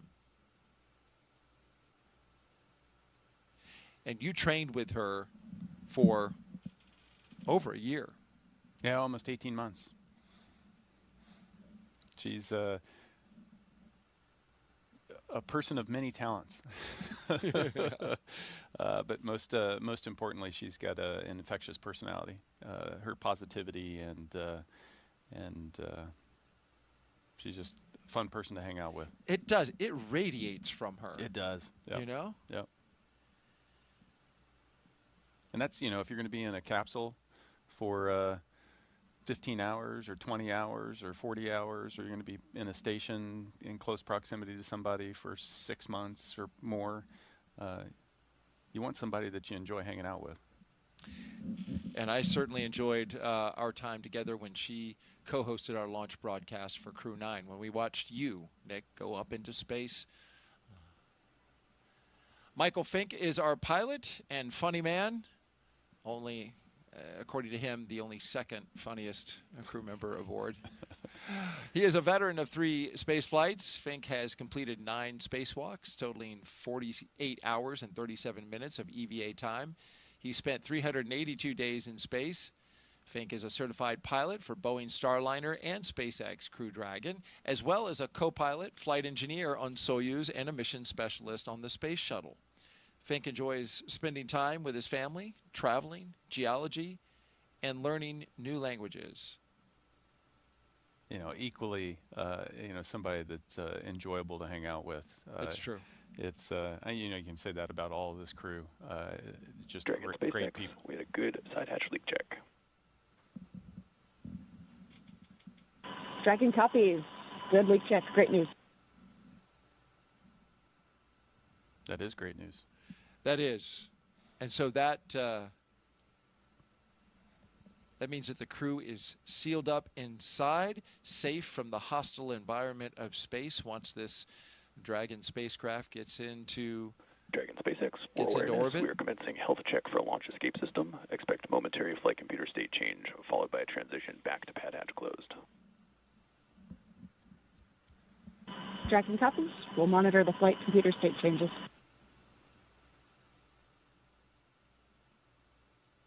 Now, this is an important milestone to check the health of the launch escape system. Yeah, absolutely. And we're doing it well in advance of when we would turn on the launch escape system and activate it at about the T-minus 45 point before you start to add your propellant and your oxidizer to the rocket. You want to do that early, so if there is any issues you need to troubleshoot, you've got time to do it. So this is the early checkout of that system.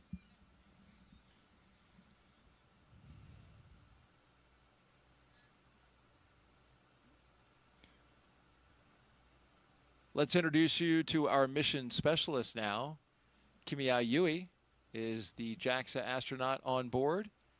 He's Crew-11's mission specialist, and with 142 days in space, this will be Yui's second trip to the space station. Yui flew as a flight engineer for Expedition 4445 and became the first Japanese astronaut to capture JAXA's H-2 transfer vehicle. In November of 2016, Yui was assigned as chief of the JAXA astronaut group. And when you think about his history, capturing the H-2, the HTV, it'd be pretty spectacular if he could capture HTVX as it comes up. Absolutely, and that's the plan. So if HTVX, which is Japan's newest vehicle, which is going to start docking with the space station, if it all works out, JAXA is really hoping that he'll be at the helm of the the Canadian arm, which will grapple the spacecraft and bring it in to space station. That'd be fabulous. The international aspects of the space station can't be, you can't overstate the importance of it. It's just the way we're able to collaborate and cooperate together. You know, using the Canada arm to grab a JAXA vehicle. Dragon and SpaceX for spectacular update. how we work together. Both Dragon and Falcon 9 are healthy, and we are looking good for the count. The main watch item is going to be what we briefed you in the weather briefing earlier today, which is the probability of violation at 40% due to weather at the launch site. That is the same as the weather briefing, but we are going to keep an eye on that as the count progresses. Copy. Healthy Dragon, healthy Falcon. Our watch item is weather, which, as briefed, is 40% chance of violation. We'll be monitoring. Crew will be ready to go.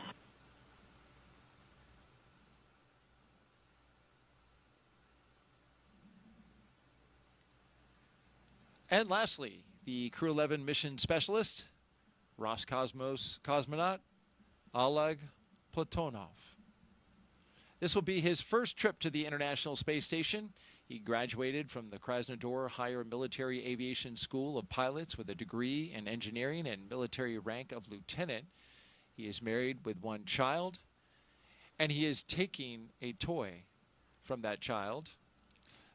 Who the child is good with it. That sounded terrible. It doesn't. He has taken his children's toys, but he's taken it into space. If we Here, I'm going to take your favorite toy away from you. Is this your favorite? Okay. No, and that's one of the cool things that we're allowed to do is take little mementos that we can take that remind us of our friends and family. And loved ones, and then we, at the end of the day, we get to bring that back to them, and then his child's going to be able to hold that dear the rest of their life. It really has to be special. I have a son, a young son, and I look at his toys with nostalgia. Right, I see him play with them. I see how much they mean to him, and then to add that additional sentimentality to it that's just cool.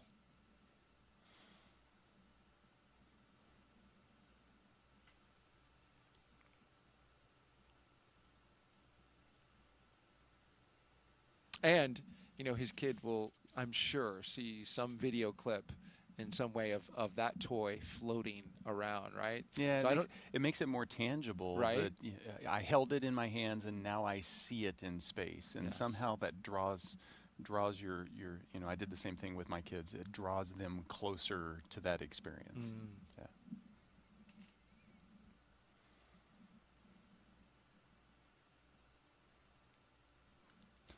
So the vehicle's clean, everything is tracking well, and we're waiting on a weather update. I propose we focus on the 60% go as opposed to the 40% probability of violation. It seems more glass half full. It does, doesn't it? And we that's what we put on our graphic. We put the go. Officially, it's given to us in a POV. And I understand that. Statistics are the way they are for a reason. That's right. But Nick is positive thoughts today. He is doing his best with the positivity here, and I appreciate it greatly.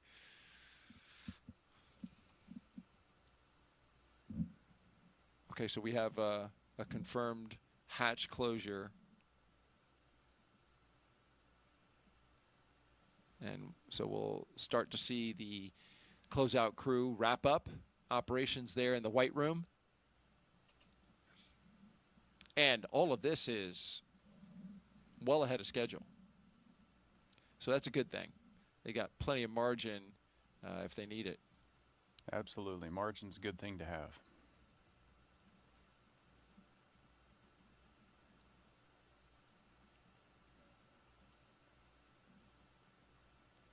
How about some more social questions?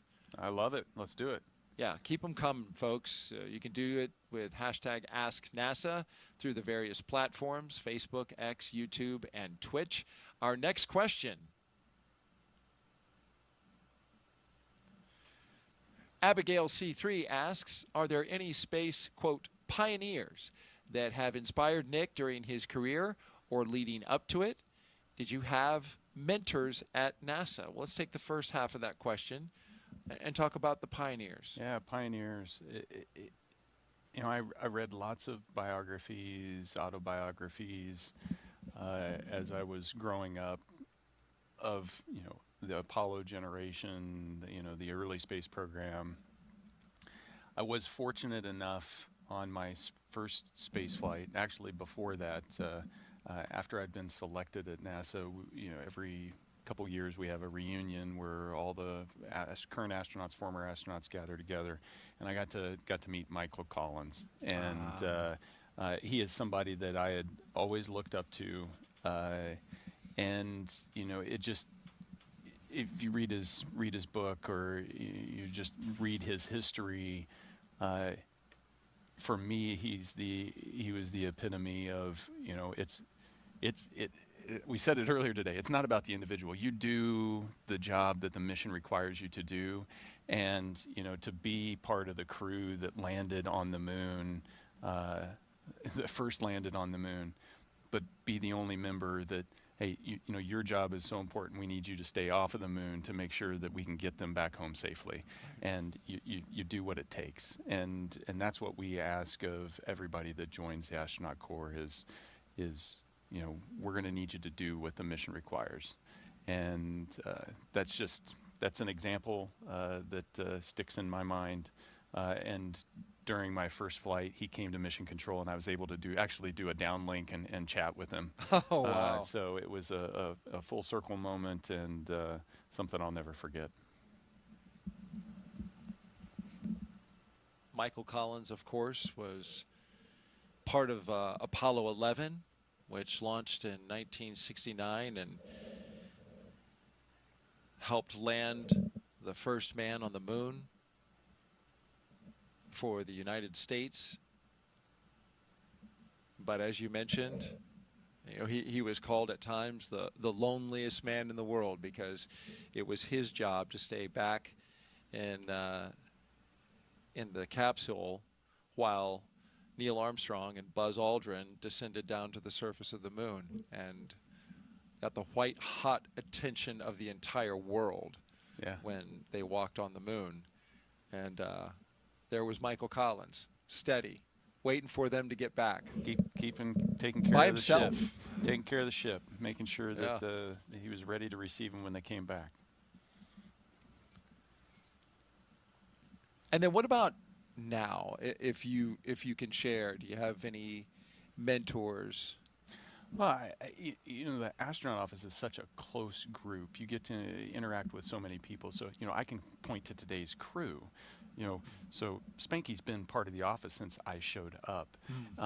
And this is Mike Fincke. Yeah, and he has, been there as kind of this force helping shape the commercial crew program. And just being able to watch that, and we have a similar background. I was a Air Force flight test engineer before I transferred over to the Space Force a few years ago, and he was an Air Force flight test engineer, and so we had a similar military background, and so there's lots of those touch points inside the astronaut corps, and so we work together to make each other better. Such tremendous experience just within the astronaut corps. It's a great point, Nick. You've got highly experienced veterans who have flown on space shuttle, and you have the new generation of astronauts who are flying on the commercial vehicles. Yeah. So it spans the gamut. It does. Well, Expedition 72. My U.S. crew members up there were Butch Wilmore, Sonny Williams, and Don Pettit. So by comparison, I was the rookie. But I had, previously done 3 spacewalks and been up there 200 plus days. Right. I was still the rookie. So there's lots of experience inside the astronaut corps, and part of that is making sure that experience gets shared down. So it's exciting to watch Zena and Oleg launch on their first missions to start to accumulate some of that experience. It's it's a passing of the baton. Really enjoying your insight and your experience as you talk about it, Nick. Astronaut Nick Hague here with us, commander of Crew-9, also flew on Soyuz. We are T-minus 1 hour and 49 minutes and counting until the liftoff of NASA's SpaceX Crew-11 mission. We have 2 astronauts and 1 cosmonaut inside of the Dragon Endeavour atop the Falcon 9 rocket from Launch Pad 39A at the Kennedy Space Center in Florida.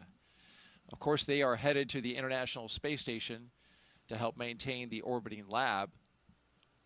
Once on board the International Space Station, Crew-11, as you see there, will become members of Expedition 7374. They will conduct research to develop the production of nutrients in space, such as vitamins. They will also evaluate mass-producing human-induced pluripotent stem cells, or iPSCs, to develop cell-based therapies for diseases such as cancer, also as a possible alternative to antibiotics. Crew-11 will test phage therapy to treat bacterial infections.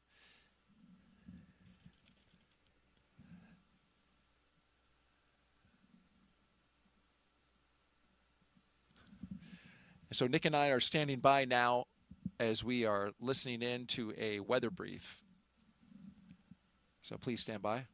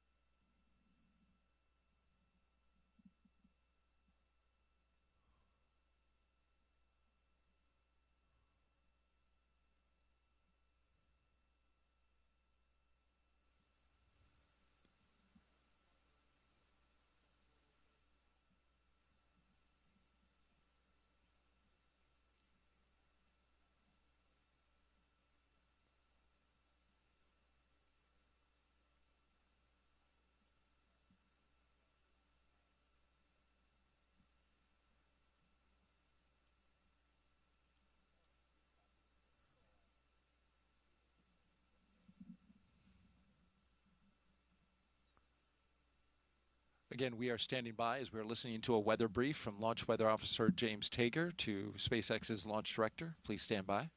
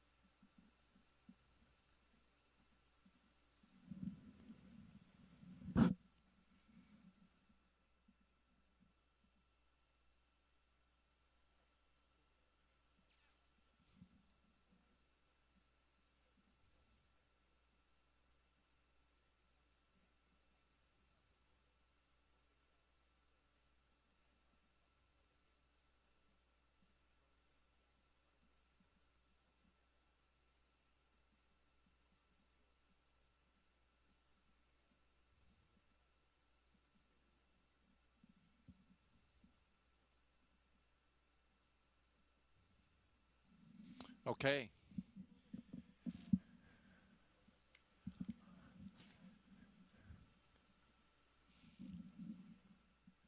All right, so we have been listening to a weather brief. This was off air, by the way, but Nick and I listening to Launch Weather Officer James Tager give an update to launch director for SpaceX on the weather. This is something that they had set up a few hours ago to do one at the T-minus 2 hour mark. And so here we are, and we have the update. And basically what they said was it is a sit, watch, and wait situation. We do have increased moisture in the atmosphere. You can certainly see that in the picture in the lower right hand of your screen. Cumulus clouds, light ones building in the area. The question is when these sea breeze storms and clouds develop, they are going to develop inland, which that launch pad that you see right there is literally 500 feet from the beach. So it's all the way as close as you can get to the water, right there at the Atlantic Ocean. But you see two things here in the weather. You see some low, thin, puffy cumulus starting to, be created in the area, starting to develop. And then you see those high cirrus clouds. Those high clouds are drier in nature. You want to see those. They are moving over the area. They look at those as a sign of good things, potentially to kind of mitigate against the increase in moisture. But overall, when the launch weather officer was asked where he would put the current POV updated to the second right now, he left it at 40% probability of violation, which puts us at a 60% go. That has been the go forecast since we began our launch broadcast this morning. You see there in that shot a line of cumulus clouds, nice little clouds there. The scale, the angle of this kind of throws you off because it makes it look like it's out in front of it, but those clouds are more over towards the land side. So we will see what happens with our sea breeze. We're watching it closely. We're also watching the weather along the ascent corridor. Showers are moving through that area at this moment. We also need to have good conditions there. This is where the Dragon could potentially splash down. But what's good about the showers there, Nick, is that they are expected to clear that area in an hour or so. So hoping for a good ascent corridor. And then, of course, you have the abort zones. If they were to get to orbit, that they would later splash down to. They are monitoring those as well. So essentially, more watching, more waiting. We've got a crew that's ready to go. And we've got weather that's just a watch item and continues to be at this moment. Yeah. No, and it's actually, for me, it's fun to listen to that back channel conversation, back and forth between, the weather office over at the 45th Space Launch Delta and SpaceX, because you get to hear the depth of analysis that's going into, making sure that every step of the way the weather is going to be good enough for the crew, and so things are continuing to go. We're still 60% go. I'm staying positive, and it's great. Well, we got really close yesterday at 12:09 p.m. Eastern Time. We were just a minute away. And so today we'll be at 11:43 a.m. Eastern Time. So if everything tracks as it did yesterday, then we should be good to go. How about that for some positivity from your co-host? I love it. Okay. All right. T-minus 1 hour and 40 minutes and counting. Let's take you now inside Mission Control in Houston, where flight controllers are constantly monitoring the International Space Station and the people living aboard. NASA's Sandra Jones is live there at Johnson Space Center. Sandra, good morning. Hey, good morning, and thank you, Daryl. As you said, this is Mission Control Houston in the International Space Station Flight Control Room here at the Johnson Space Center in Houston, Texas. The team is continuing to prepare for launch today and is being led by Flight Director Anthony Varia. Today, we will be hopefully launching the 11th rotational crew mission to the International Space Station under the agency's Commercial Crew Program. Following Crew-11's arrival, the space station will have a total of 11 crew members representing 3 different agencies aboard for just a few days. Once on board, Crew-11 will go over handover procedures with the off-going Crew-10, including a safety briefing and orientation, and then the new crew will jump right in to help advance scientific knowledge and demonstrate new technologies. After a few days of handover activities, the members of Crew-10 will prepare for their undocking and return to Earth. Direct handovers between crews allow for continuity of the activities and helps to ensure a continuous U.S. presence on the International Space Station, which is about to celebrate 25 years of continuous human presence in November. Ahead of Crew 10's return, JAXA astronaut Takuya Onishi will turn over command of the International Space Station to Roscosmos cosmonaut Sergei Ryzhikov. The space station is currently in Expedition 73. And here is a look at that mission patch on your screen. In the fall, NASA astronaut Chris Williams and Roscosmos cosmonaut Sergei Kutsverchkin and Sergei Mikheyev will join the on-orbit crew. Shortly after the departure of the Soyuz MS-27 with NASA astronaut Johnny Kim coming home will mark the commencement of Expedition 74, which will be led by the new commander, NASA astronaut Mike Fincke. All this, of course, coming up after today's launch. We will continue with the countdown, and with under 2 hours before launch, we'll send it back over to Kennedy. All right, thank you, Sandra Jones. Back here at Kennedy Space Center, you're looking up at the Falcon 9 rocket and Dragon Endeavour, with Crew-11 inside the spacecraft at the very top. This is Launch Complex 39A here at the Kennedy Space Center, a historic launch pad where launches to the moon have happened, as well as the long and very successful Space Shuttle program. We've documented the astronauts' path and crew members' path to the pad today, starting at T-minus 4 hours and 10 minutes. We saw them through suit up, all 4 crew members getting into their spacesuits. They checked them for leaks and then had them head out the door to their waiting vehicles. 3 Teslas parked outside astronaut crew quarters. They jumped inside and under security escort made a 20-minute drive across the Kennedy Space Center to this location that you see here, Launch Complex 39A. Once inside their spacecraft, they performed umbilical checks, they did communication checks, and they pressurized their suits a second time to make sure they are good to go for launch. The closeout crew sealed the door, the side hatch, which is used to enter the spacecraft as well as leave it. They sealed it up for the final time before going into space. And now we are marching to our next few milestones. We have some margin in the schedule now, so a little time for the astronauts to, as Nick was telling us yesterday, do some reflection, chat amongst themselves. And there was a phrase that you used as well yesterday, chair fly. Yeah, aviation term. Yeah. To, sit there and visualize what you have to do and go through the motions mentally of everything that's going to come down the road. And so chair flying the launch sequence and everything that you're going to have to do. Thinking about all the different radio calls, all the different cues that you need to be able to see. That's chair flying.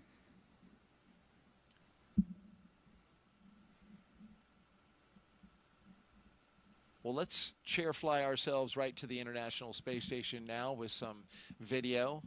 We are commemorating a very significant anniversary coming up on November 2nd, 25 years of continuous human presence aboard the orbiting laboratory.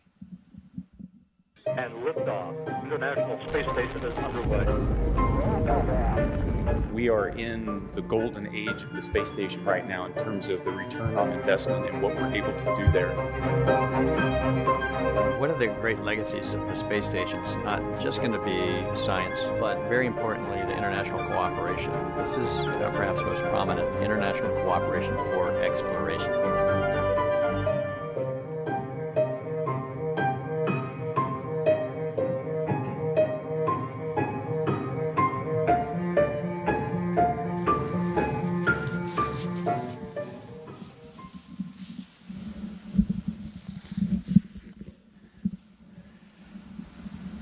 Yeah, what a view.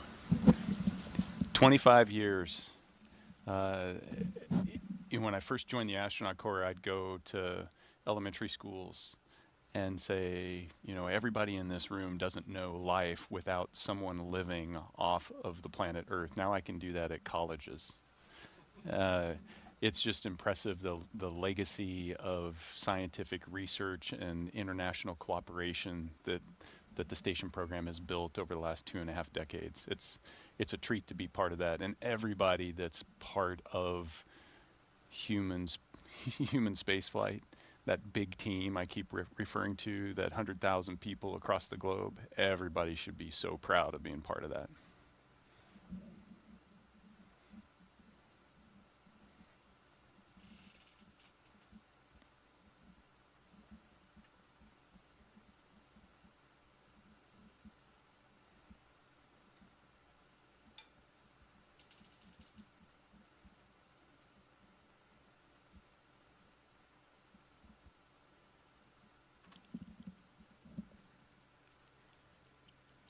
One of the first things Crew-11 did as a team was design their mission patch. You, of course, participated in the design of yours. This is Crew-11's patch. Its colors celebrate the 3 nations they represent, and the 3 stars you see in there. They honor their space agencies working together, NASA, JAXA, and Roscosmos. 2 sunbeams form the number 11 that you see shaded in the background, shining on a tiny blue dot, our home on Earth.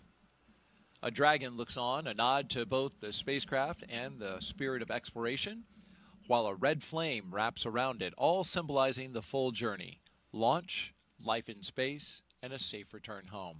And if you look closely, you can see a tribute to their children in the stars, a reminder that missions like this inspire the next generation.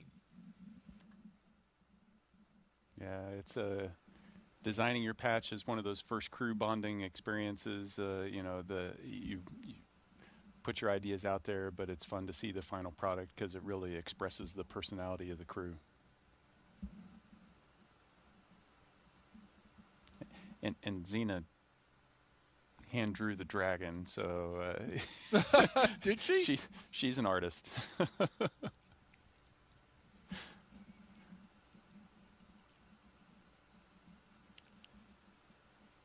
We're going to talk more about her artistic talent later in the show when we get closer to liftoff. Look forward to doing that around T-minus 13 minutes. Right now, we want to talk about the flight kits. Nick, each crew member gets to bring personal stuff aboard the ISS. You don't get to bring a lot, and you, in fact, have a designated volume, right? Yeah, so, a small bag, getting things to and from space is expensive, but it is important because you are going to be living on the space station.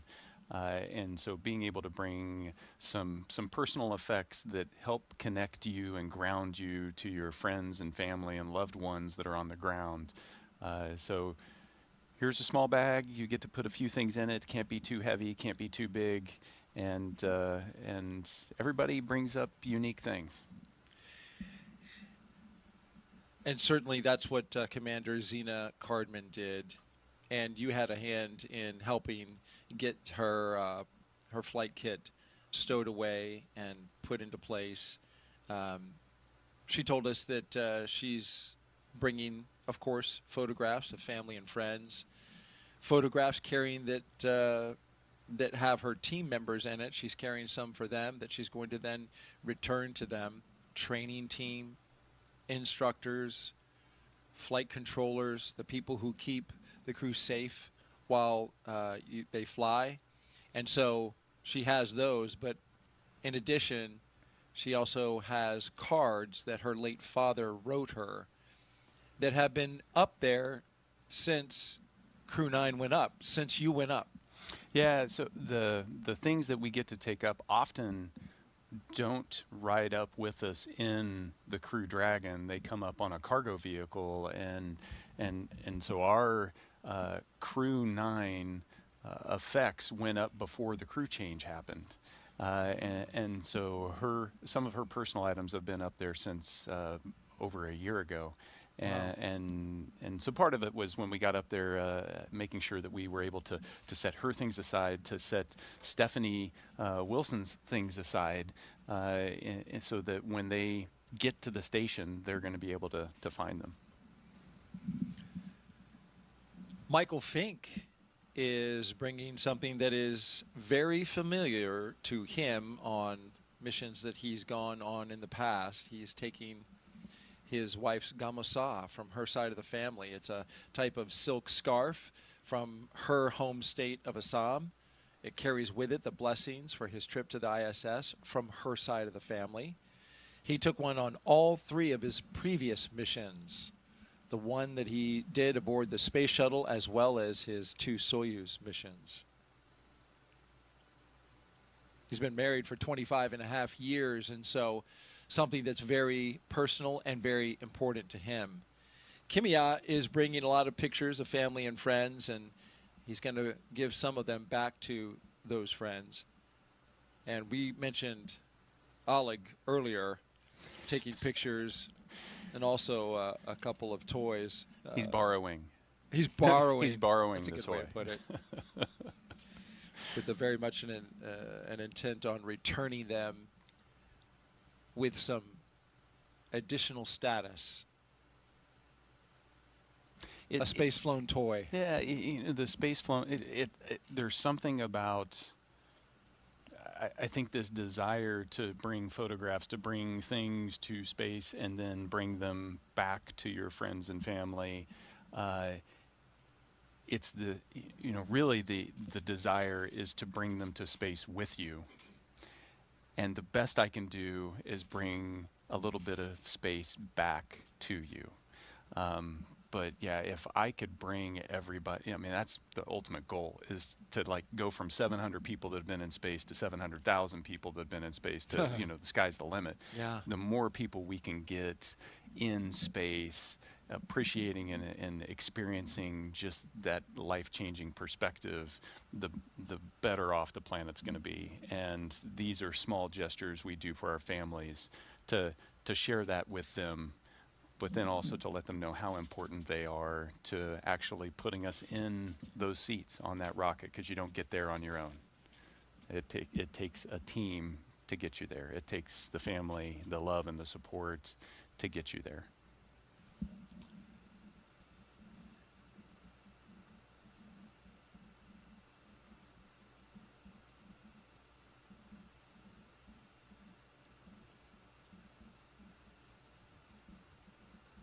In addition to the flight kits, of course, Crew-11 taking science up as well.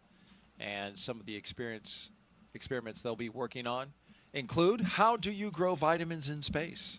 Or even use viruses to fight bacteria on a spacecraft. For the past year and a half, Crew-11 has been training to support cutting-edge research like this aboard the International Space Station. First up is Bionutrients 3. This study is looking at how to make essential vitamins and nutrients in space so astronauts can stay healthy on long missions. They'll be testing samples like yogurt, kefir, and a yeast-based drink to see how well they work in microgravity. Next is Stem Cell X IP1, which uses space to grow stem cells. These cells can turn into any type of cell in the body and could one day help treat diseases like cancer. Growing them in microgravity may produce more cells and better ones, higher quality stem cells that we can then use on Earth. And then there's Genes in Space 12. It's testing phage therapy, which uses viruses that target and kill bacteria. It could be a powerful alternative to antibiotics, especially in space, where infections can become harder to treat. Some pretty interesting research happening on station, Dick, and stem cells, of course, that research has been around for a little bit, and even you got to work on stem cells in space in your time on the ISS. Yeah, and the comparison between my first mission and my second mission, just the complexity of the experiments that we've been able to start to do up there is it's just exploded. And so we're really starting to see return on the investment on maximizing the output of our facilities up there. But those three experiments that you highlighted are they're pretty cool because they highlight different aspects. The stem cells, genes in space 12, you know, it's the 12th iteration. So we've been doing this a long time. Yeah. Stem cells, it's getting really complex. Then you're talking about nutrients in space. And that's how we're leveraging the space station research to be able to inform us on how we're going to do deep space exploration. Because we need to learn some of those answers here close to home, where you're a few hours away from the surface and we can iterate quickly versus taking it months or years away from the Earth, and you can't iterate as fast and learn as fast. So the space station, I was impressed with a lot of the things that I was doing this last time around were all focused on how are we reducing risk and learning more that's going to help us get back to the surface of the moon and onto Mars. That's the focus now, and where so much research, the human research as well aspect of it. How can we help astronauts survive the hostility of space in deep space, going out to Mars, going to the moon? So much has been focused on that recently, and it's important because there's a lot of technology that we have yet to develop to help make sure astronauts are going to be safe on that journey. Yeah, yeah, and you know, and you see this budding start of that understanding and helping really propel us deeper into space. But then you also see that level of complexity build up on the research that we're getting to be able to leverage like the stem cells here on the ground to make life better for everyone on Earth. And that's the goal of exploration at its biggest, is going and discovering and learning so that we can make things better back here on planet Earth.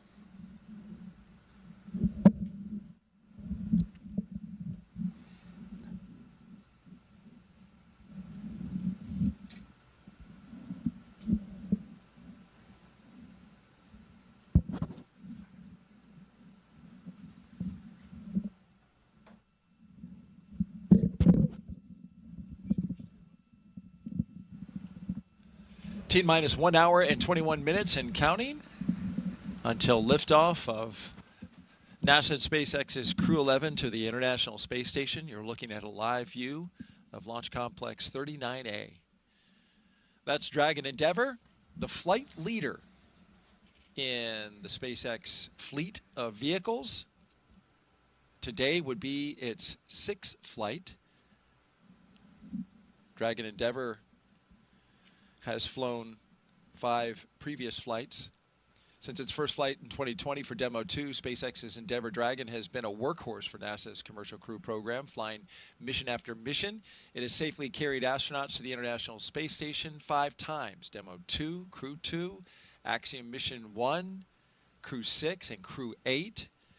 In all, Endeavour has flown 9 astronauts, 3 space tourists, 2 Roscosmos cosmonauts, 1 retired NASA astronaut, and 1 ESA astronaut, and an Arab astronaut to and from the International Space Station. And Crew-11 marks Endeavour's 6th mission to the ISS. And there's been some fun that's been had along the way as well. That Endeavour has seen some fun crews. The bar is high. Choreographed dancing is that's a special skill. Those were your friends from Crew 1 that we saw with the sweet moves.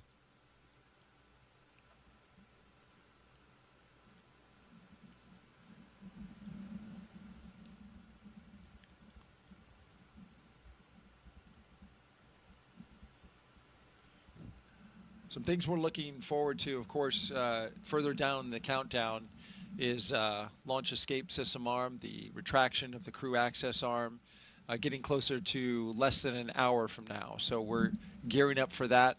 Also, the big one, T-minus 35 minutes, we'll begin tanking this rocket with propellants in order to make this flight to space.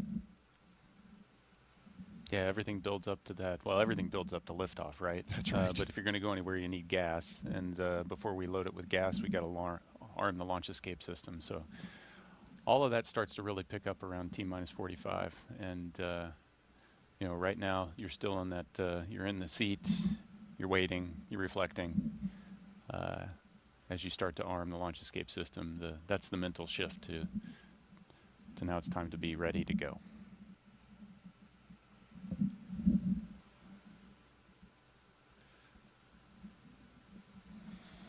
We have time for another social question? We do indeed. Let's take one. Christy asks, how do they store, drink enough water on the space station? This is a great question. Oh, this is great. You can go so many directions with this. Why don't you go into all of them? So water is really heavy, surprisingly. And heavy things are expensive to launch into space. And we'd need to launch way too many rockets if we didn't learn how to recycle our water.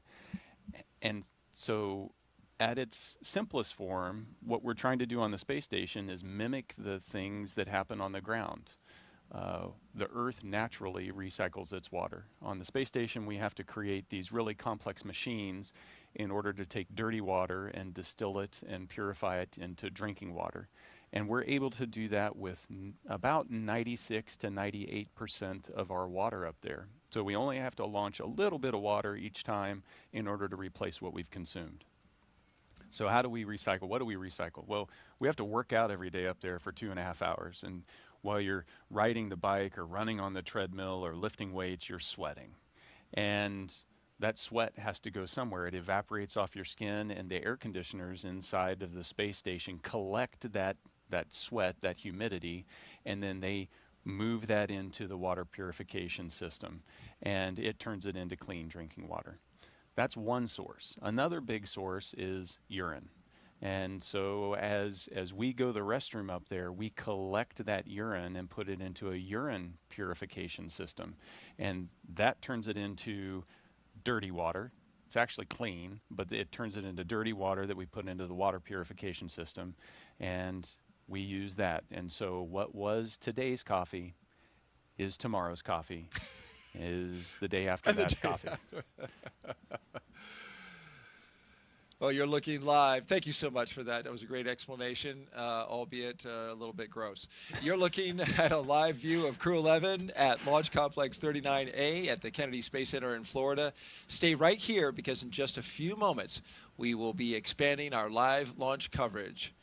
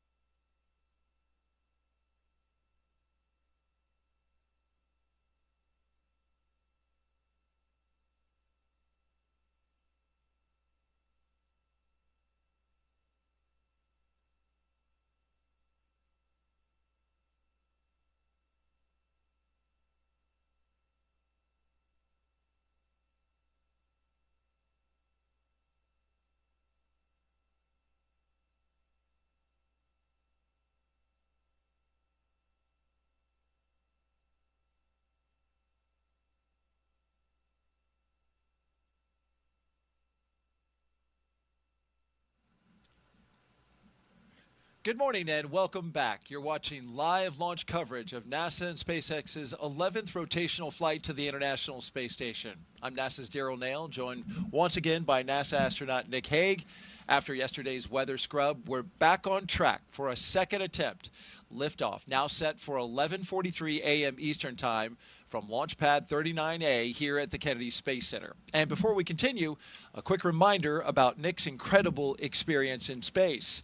General Nick Hague was selected as a NASA astronaut in 2013. His first flight to space station ended in 2018 with a launch abort following a rocket booster failure on Soyuz MS-10, a dramatic escape that he and his Roscosmos crewmate survived safely. He then returned to space successfully on Soyuz MS-12, spending 203 days on the ISS. Then last fall, he commanded NASA's SpaceX Crew-11 mission, launching with cosmonaut Alexander Gorbanov. In total, Nick has logged 373 days in space and completed 4 spacewalks. So glad you're here with us, and you've documented everything starting at T-minus 4 hours and 10 minutes early this morning, and we've been rocking and rolling ever since. No, it's been great to be here. I wouldn't want to be anywhere else. Supporting your friend and colleague, Zena Cardman, as well as the rest of the crew members on their mission today. Crew-11 is launching from Pad 39A. We're just over an hour away. About the same as previously, 40% chance of Once violation. they And launch, copy all, we are all tracking for they'll MS2, arrive at station briefed, and join Expedition 7374.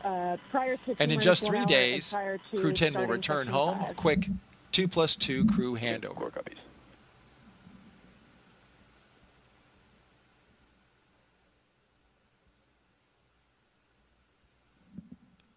Yeah, so we had an update there about the weather. We had been monitoring that situation. The POV, which is probability of violation, still stands at 40%. That was the update they were giving. We are go, as Nick likes to say, 60% go for launch. Let's take you through Crew-11's launch day preparations so far this morning.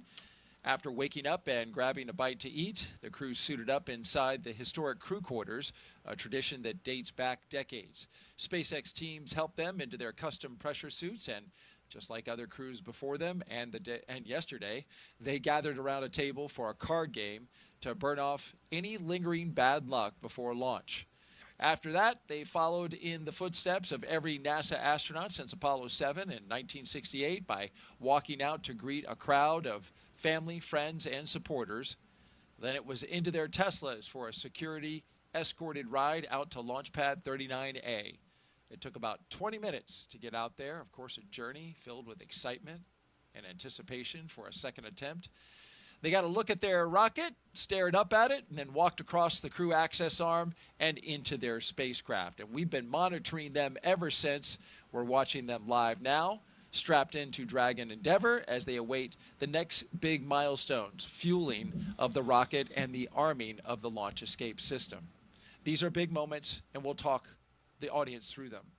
Yeah, absolutely. It's right now they're waiting a little bit, but the excitement's going to start to pick up here when we arm the launch escape system and then put on the 1 million pounds of propellant that's going to go onto this rocket that we're going to turn into flame and push these guys into space. And if all goes well, that'll happen according to plan at 11:43 a.m. Eastern Time. Now, throughout the broadcast, we've been taking your questions from social media. We want to keep them coming. Just send them in on the hashtag AskNASA on Facebook, X, YouTube, and Twitch. And if you're watching NASA's YouTube channel right now, you can refresh your player or browser to join our chat. Okay, at this time, we're going to expand our coverage as we did yesterday to include our partners at SpaceX. So let's welcome back our commentators joining us live again from Hawthorne, California. Welcome back, guys. We're going to give it another go.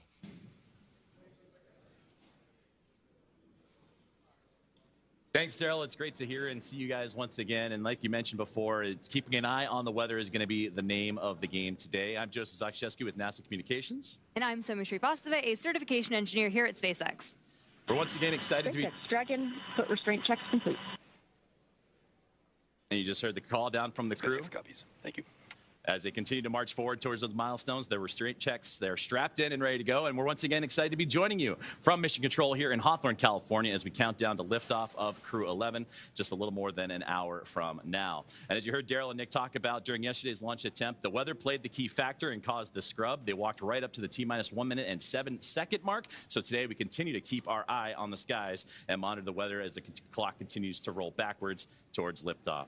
Crew-11 is our 11th mission with SpaceX, operationally flying astronauts for long-duration missions to the International Space Station, and the 12th as a part of NASA's Commercial Crew program with SpaceX. Crew-11 has 2 first-time flyers on board, as well as a veteran NASA astronaut and a veteran Japan Aerospace Exploration Agency, or JAXA, astronaut making their return to microgravity. The multinational crew also represents 3 different space agencies, Soumya: NASA, JAXA, and Roscosmos. And today's crew will fly aboard Dragon Endeavour, which was the first operational Dragon to carry crew on board during SpaceX and NASA's Demo 2 mission in 2020 with astronauts Bob and Doug. Endeavour has been pretty busy since then, having flown NASA's Crew 2 mission, Axiom 1, and NASA's Crew 6 and Crew 8 missions. This will be the first Dragon that gets to fly 6 times. Overall for the Dragon fleet, this will be Dragon's 49th visit to the space station and its 19th human spaceflight mission overall, and the 5th Dragon flight just this year. And notably, today's return of the Falcon 9 first stage will be the last landing at Landing Zone 1 at Cape Canaveral Space Force Station. Now, over these last 3+ hours, Crew-11 has been going through the detailed process of getting ready for their mission, similar to what they went through yesterday on the first launch attempt and their ultimate destination, the International Space Station. So let's introduce you to the crew. In the commander's seat, as you get a live look inside the capsule, is astronaut Zena Cardman, conducting her first space flight. She holds a Master of Science in Marine Sciences from the University of North Carolina, Chapel Hill, and has experience with NASA research in the Canadian High Arctic, and she has also supported real-time station operations and lunar surface exploration planning. And sitting right next to Cardman is pilot Mike Fincke of NASA, a veteran of 3 space flights. He has spent 382 days in space, including 9 spacewalks for an impressive 48 hours and 37 minutes in total spent outside of the orbiting laboratory. Fincke is a certified pilot for Boeing Starliner, a part of the Commercial Crew program, and SpaceX's Dragon, and the co-pilot flight engineer on Soyuz, plus a mission specialist on the Space Shuttle, STS-134, the last mission for Shuttle Endeavour, so only fitting that he flies on an Endeavour here today. And serving as mission specialist is Japan Aerospace Exploration Agency, or JAXA astronaut Kimiya Yui. This will be Yui's 2nd trip to the space station. He was selected as an astronaut by JAXA back in 2009 and has logged 142 days in space. And to round it all out, Roscosmos cosmonaut Oleg Platonov is also serving as a mission specialist and was selected as a cosmonaut in 2018 and will be making his first space flight today. Now, once Crew-11 is on board the International Space Station, they will briefly become members of Expedition 73. And then they will join Expedition 74 in the fall, and that'll be following the departure of Soyuz MS-27, that spacecraft that'll carry NASA astronaut Johnny Kim in his return back to Earth. While on board, Crew-11 will conduct space station maintenance and scientific research to understand plant cell division, finding alternatives to antibiotics and microgravity, investigate producing essential nutrients on demand for long-duration missions, and study how spaceflight affects human physiology and psychology. And looking forward to hear more about that incredible research being done on this mission and how it will help prepare NASA and astronauts for their return to the moon and then on to Mars. The crew will also engage with students worldwide via the ham radio and use its existing hardware with newly integrated software to test backup lunar navigation solutions. Now, as we continue to monitor today's countdown, we're approaching that 1 hour mark, 1 hour and 3 minutes to go. So let's get an update on all things that involve the Falcon 9, the spacecraft, the crew, and more as we welcome in another member of our broadcast team, in Ronnie. Thanks so much, Joseph, and good morning, everyone. I'm Ronnie Foreman, a senior sales manager here at SpaceX, and I'm very excited to be joining you again today from right outside of Mission Control in Hawthorne. It continues to be a smooth countdown this morning, and we're looking good for an on-time liftoff at 11:43 a.m. Eastern Time from Launch Complex 39A in Florida, as long as our weather continues to cooperate. Now, coming up here at about T-minus 45 minutes, we're going to be listening in for our team to report their readiness for propellant load with a final go, no-go poll. Here on the ground, teams will be staffed around the clock in mission control to monitor Dragon and the mission, not just today, but throughout the entire flight, from liftoff to Crew-11's arrival at the space station, all the way through splashdown when those astronauts return home. On console or on headset in mission control, which you've got that great live shot of on your screen right now, we've got 6 key positions. The mission director is in charge of the room and tasked with making real-time decisions to ensure mission success. The person that you're going to hear today talking to the astronauts is the Crew Operations and Resources Engineer, who we'll refer to as the core throughout the broadcast. There's a good shot of him there in the lower right-hand corner of your screen as well. And of course, those 4 additional team members are focused on vehicle systems, including avionics, navigation and control, software, propulsion, life support, and communication with the ground support teams. Then apart from our mission control here, the Falcon 9 team is currently located in the Launch and Landing Control Center at Hangar X in Florida, not too far away from LC-39A, which we're looking at now. So with less than, or just more than an hour until launch, we are all settling in here across the country for final checkouts, propellant loading, and ultimately launch. Joseph? Thank you, Ronnie. And just like yourself and everybody here in SpaceX and across the country, looking forward to this launch as we continue to have that countdown roll back. And just like the teams here in Hawthorne, California, NASA has its own team members at NASA's Mission Control Center and the International Space Station Flight Control Room in Houston, Texas, where our other teammate for today's broadcast, Sandra Jones, we'll hear from her in just a few moments. That's where she's located, and that team has been busy preparing the International Space Station for Dragon's arrival. Now, the teams on the ground in Mission Control are giving their goes for launch to make sure that the station is ready to receive Dragon Endeavour and the new crew on board. Following liftoff to the flight to the space station will be a little bit shorter than what yesterday's launch attempt would have been. It was 39 hours then. Now, cycling orbit tank isolation valves to equalize low flow pressure. Dragon copies. And more great communication there between the teams on the ground to the crew as we continue to march towards that liftoff time, as we are now zeroing in on 60 minutes away. Well, speaking of time, I was saying that yesterday's launch attempt would have had Crew-11 go for about 39 hours of phasing between launch and docking to the International Space Station. Now with today's launch attempt, that'll take about 16 hours, with Dragon flying autonomously the entire way. Now, docking is targeted for early Saturday morning, August 2nd, and that'll be 3 a.m. Eastern time, or midnight here on the West Coast. And just like autopilot on a commercial aircraft, the crew always has the ability to take manual control of the spacecraft if so needed. We're now just under T-minus 1 hour and counting. SpaceX, your go for section 5. When ready, report go for launch. We're continuing to hear great comms. Dragon copies, go for section 5 and Wilco. Great comms between mission control and the crew. So we are now at T-minus 59 minutes and counting down to today's launch. While we wait, let's check in with NASA's Sandra Jones at the Johnson Space Center to see how things are shaping up at Mission Control in Houston. Sandra. Welcome back to Mission Control Houston here at the Johnson Space Center in Houston, Texas. We are here in the hub of human spaceflight at NASA.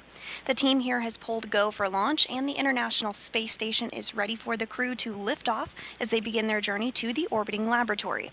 At the time of launch, the International Space Station will be traveling 260 miles over the North Atlantic just south of Nova Scotia. In the home stretch of the rendezvous, NASA and SpaceX flight controllers will enter into what we call integrated operations, where both flight control teams will conduct a series of go, no-go polls for Dragon Endeavour's docking to the International Space Station. Rotational missions like Crew-11 help NASA continue to maximize the important research and technology demonstrations made possible only in the International Space Station. SpaceX, Dragon, go for launch. SpaceX copies. Dragon crew is go for launch.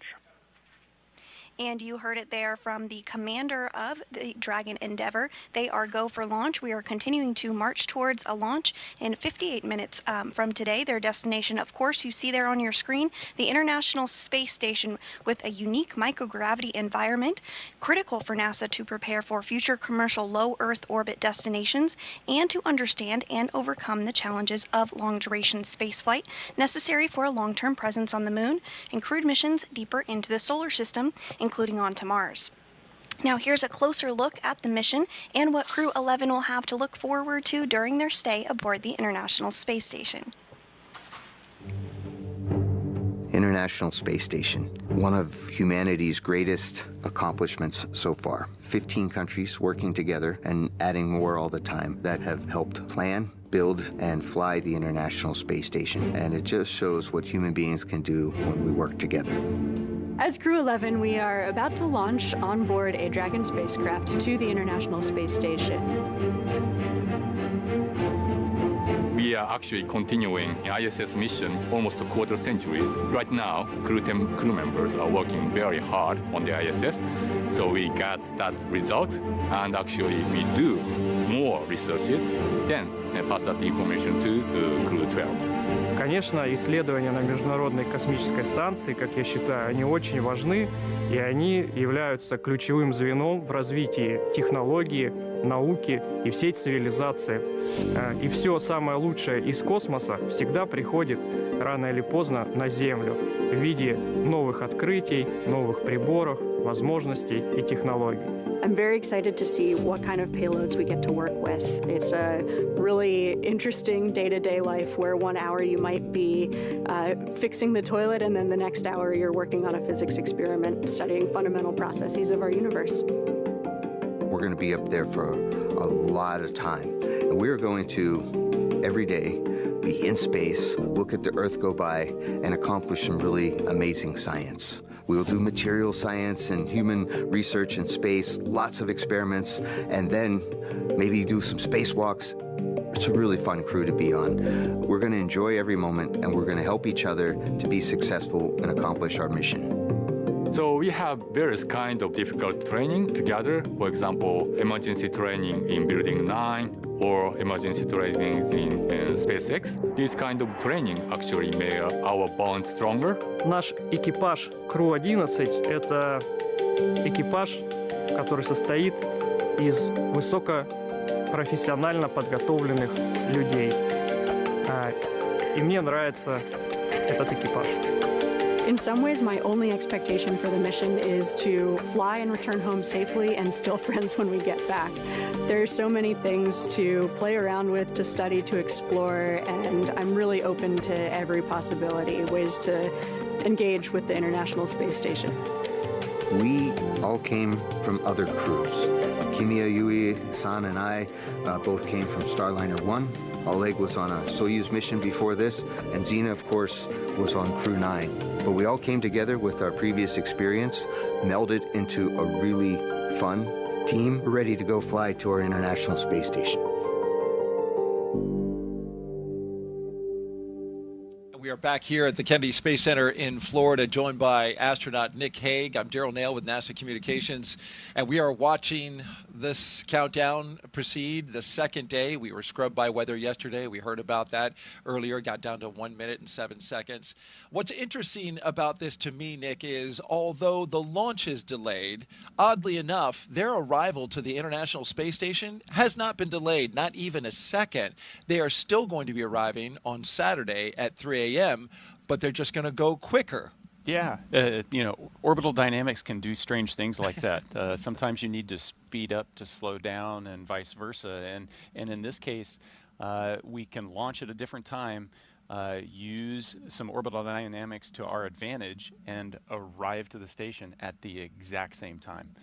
What it means for the crew is I'm going to be in that capsule for 16 hours instead of 40 hours, which, it's a tight space. It's not the tightest of spaces, but it'll be nice to get to the station a little bit faster and be able to spread your wings out coming through the hatch. A small benefit to a launch delay, having a little shorter. If there is a silver lining somewhere in there, this is it. This is it. All right. Well, let's take a social question. We've been asking throughout the broadcast for our audience to send us questions, and Nick, you've been doing a great job answering them. Had a lot of kids asking questions as well. Our next question comes from Jeff, who asks, what was the most interesting thing you saw outside the window when on board the ISS? I've heard you describe it now for 2 launch attempts. I thought it was fascinating that you were able to see the entire coast to coast of America, from West Coast to East Coast, and I just wondered what that was like. But what was the singular most interesting thing you saw? So this last time, it was the difference between looking out the cupola 6 years ago and looking out the cupola now. it was nighttime where, you know, the sun's getting ready to rise. You can see stars all over the place. And I start to see these streaks of, you know, light, and it's like fireflies on the horizon. And what it was other satellites.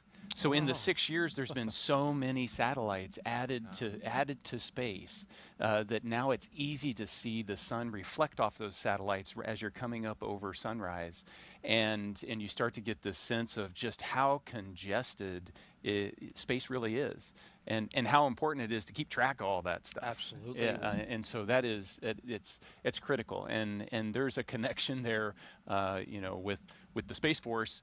We're right here co-located to launch into space, and we rely on each other, but then also to keep the station safe. The Space Force is doing its job as well. Absolutely, the 45th Space Wing tracking all of the assets in space. Well, we love hearing from you, so keep those questions coming. Just hit us up on Facebook, X, YouTube, or Twitch with the hashtag AskNASA, and we'll get to yours live. T-minus 51 minutes and counting now till liftoff, so let's head out to NASA's Tony Hayamijo, who is standing by live at one of the best viewing spots here at Kennedy. She's joined by NASA's Acting Associate Administrator, Vanessa Weich. Tony. Hey, thanks, Daryl. That's right. We are out here once again in an amazing viewing location where we can see the rocket at the launch pad. Off to my left here, and joining me is Vanessa Weich. Vanessa, you know, we saw you at crew walkout yesterday and also out there today. Did you have a chance to speak with the crew before they headed out to the launch pad? You know, anything that you told them? Well, you know, yesterday I had the opportunity to kind of say, you know, hey, we're very excited. We wanted to tell them they were all here. We're cheering for them and excited about their launch. And so that was very exciting on yesterday. And then today we got up and we did it again. And we told them, yes, that we're very excited for them, each and every one of them, and just wish them well. I did have the opportunity to speak with them, let's see, 2 days ago.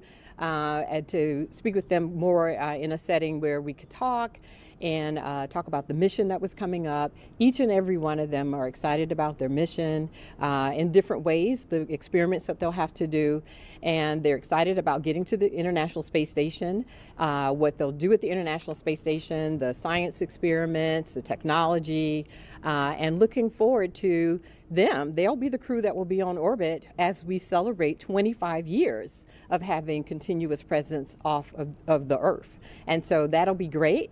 And then they'll also probably be there when we start our celebrations here in the United States of our 250th birthday of the United States. So a very exciting time for this particular crew. Absolutely. We are all very excited for them to go to station, hoping that that happens today. You know, Crew-11 will mark the 12th human spaceflight for SpaceX under NASA's Commercial Crew program. Can you tell us a little bit more about the significance of maintaining that human presence in space? Yeah, so you know, we're really great partners that we have with SpaceX, and them being able to get our crew members to the International Space Station. And right now, today, you know, we're working together off the planet, building towards what we're going to be doing, furthering our LEO economy. So as we continue on doing our experiments on the International Space Station, we're also looking at follow-on space stations. And so working together as internationals, as our industry partners on those further new commercial space stations, and then all of the things that we're learning is helping us as we prepare for Artemis. And so with the Artemis missions, we need everyone, all hands on deck. We'll be working together as we go. Right now, we're planning for Artemis 2, and I think you know, right here at the Kennedy Space Center, right now, we have our astronauts today. They're still here. They're doing their training for Artemis 2. But their first flight, they'll go and they would do a flyby of the moon, and then next up is landing on the moon. So we're excited that all of us get to work on this together. Our international partners, our industry partners, academia, NASA, we're working on this as one team. Vanessa, thank you so much for joining us. Now we'll send it back to our team in Hawthorne. Thanks, Tony. Falcon 9 is the first orbital-class rocket that is capable of reflight. Together, Falcon 9 and Falcon Heavy have completed more than 520 launches and over 449 reflights.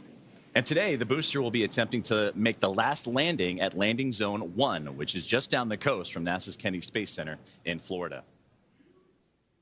Rapid reusability drastically is the key innovation that is making space more accessible. While today's booster is on its third trip to space after most recently supporting AX-4, the fourth private astronaut mission to the International Space Station, we're working towards qualifying our fleet of Falcon boosters and fairings to support 40 missions each. And if you want to keep track, we're currently at 29 flights of a single Falcon booster.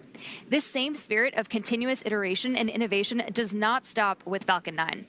NASA awarded SpaceX a contract to develop the USD Orbit vehicle, a modified Dragon designed to guide the space station through a controlled re-entry into Earth's atmosphere. And when the time comes and the International Space Station reaches the end of its orbital life and mission, Dragon will help achieve a safe deorbit. And another innovation SpaceX has been working on is the intravehicular spacesuits, or IVA suits, that astronauts wear during Dragon missions. Our team recently made some design upgrades to make the suit easier to get in and out of, and to make it easier to incorporate future updates. The new suits have height adjustability built in, so they won't need as much customization as with previous designs. Now you can see the crew right there. The one that's wearing this new suit is astronaut Mike Fincke, which is the second one from the left. Today's mission, Fincke will be the only one wearing this new suit as the Crew-11 pilot. And that said, we expect to see SpaceX's new IVA suit on all astronauts for Crew-12. But astronauts who have previously flown on SpaceX missions still have the option to continue wearing their original suits. And for the Crew-11 astronauts, they are staying comfortable in their suits right now as they prepare for liftoff while the clock continues to roll back. And we'll check in with Ronnie on the status of today's countdown. Thanks so much, Joseph. So we are coming up on just under 46 minutes to launch, and our teams are carefully moving through our pre-flight process. Next up in the countdown, we're going to hear SpaceX's launch director check in with the team for readiness. And that's readiness both for propellant load and for launch. As mentioned earlier, the Dragon launch team, as well as key NASA launch members, are in the Launch and Landing Control Center at SpaceX's Hangar X in Florida. Our launch director will also check in with the Dragon mission director, referred to as MD, and the NASA launch manager to make sure they're ready to move forward as well. Of course, our Crew-11 astronauts right now are on board Dragon, waiting to get the green light to stow the crew arm for launch and arm the launch escape system. We've got some great shots of our astronauts on the left-hand side of your screen right now, and of course they are safely tucked inside Dragon on the right-hand side. Once we hear that launch director give the go-ahead, we'll get a great view of that access arm moving away from the spacecraft.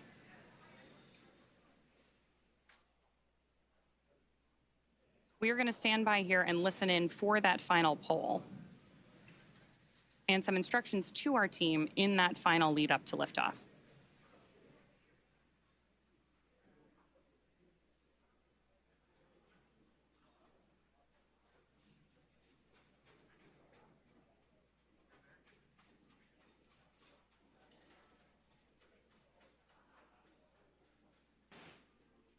Poll for propellant load and launch is complete.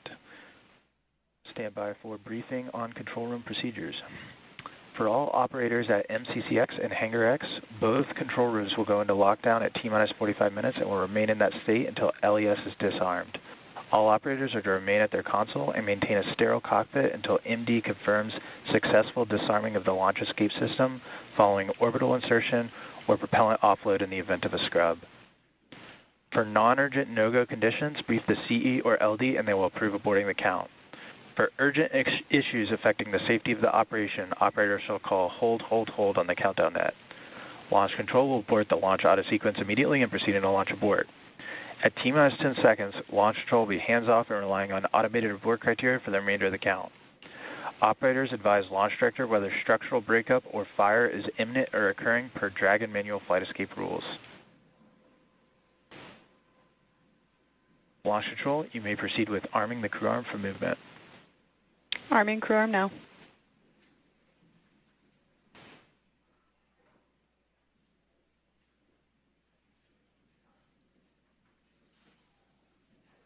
So we just heard those instructions to our team. Again, we're about to see that crew access arm move away from the spacecraft. Crew access arm retraction started. Starting right now. And with that, propellant loading is going to get underway here in a little bit less than 10 minutes. So with that, let's check back in with Daryl and Nick. And you can see now the crew access arm articulating away from the Dragon Endeavour, where our crew of 4 is inside. That's a beautiful shot there. A big milestone after getting the go from the launch director at SpaceX A look from inside the crew access arm now and out over the Space Coast. In this moment in between having the crew access arm rotate away and the arming of the launch escape system, there's a little buffer there where the astronauts will be on their own until that can be armed. And then we start tanking the rocket. Right, so everything is leading up to Crew access arm retraction adding completed. the propellant, adding the oxidizer, filling those tanks on the rocket. And so what do you need to do to be safe for that? Well, I need to arm the launch escape system, but I don't want to do that when the arm is right next to the capsule. So I need to move the arm away. Now I can arm the launch escape system, and then we can start filling the rocket. T-minus 41 minutes and counting here at the Kennedy Space Center in Dragon Florida. SpaceX, you are go for Section 6, close visors and arm launch escape system. Copy. Go for Section 6, closing visors and arming launch escape system.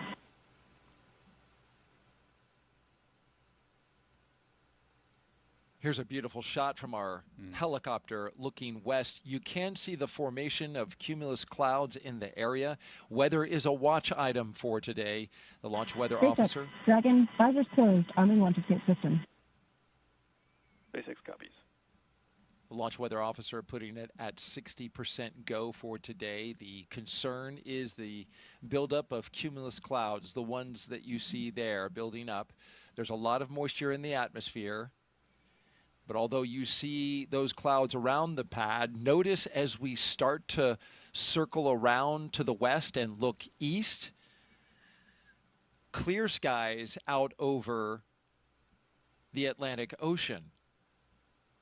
So when you look at this picture, Nick, you can certainly understand that even though we have clouds that are building in the area, there's an area that we can find over top of this launch complex that we could potentially System is verified armed. get clear enough path to launch this rocket. Yeah, you just need a hole big enough to launch through. So you don't have to have cloudless skies. Dragon. You just need clear enough skies. Clear enough 10-mile hole would be nice. I think if we think enough positive thoughts here at the launch site, we can create that bubble. I'm working on mine. Me too. And so we've been listening as they walk through the milestones here, the arming of the launch escape system. This is a critical system. Nick, you know this very well. Yeah, it's an absolutely critical system. We're just moments away from them getting ready to tank the rocket, fill it up with the kerosene and the liquid oxygen, and before you start to do that procedure and load all of that stored energy onto the rocket, you arm the launch escape system so that if anything goes wrong in a heartbeat, that system can pull that capsule away from the rocket and off to safety. Commander Nick Hague, when you were commanding Crew 9, you sat through these very same moments in the Dragon, on the launch pad, ready to go. Yeah, once you press the button to launch to arm the launch escape system, there's a switch in your mind. Now you're sitting on a live rocket. Now everything is primed and ready to go. You are definitely focused on everything leading to T-0 and liftoff. And that arming of the launch escape system happening just a few seconds from now. We expect it at T-minus 38 minutes. And again, that allows the Draco engines on the Dragon to pull that spacecraft away in the event of an emergency.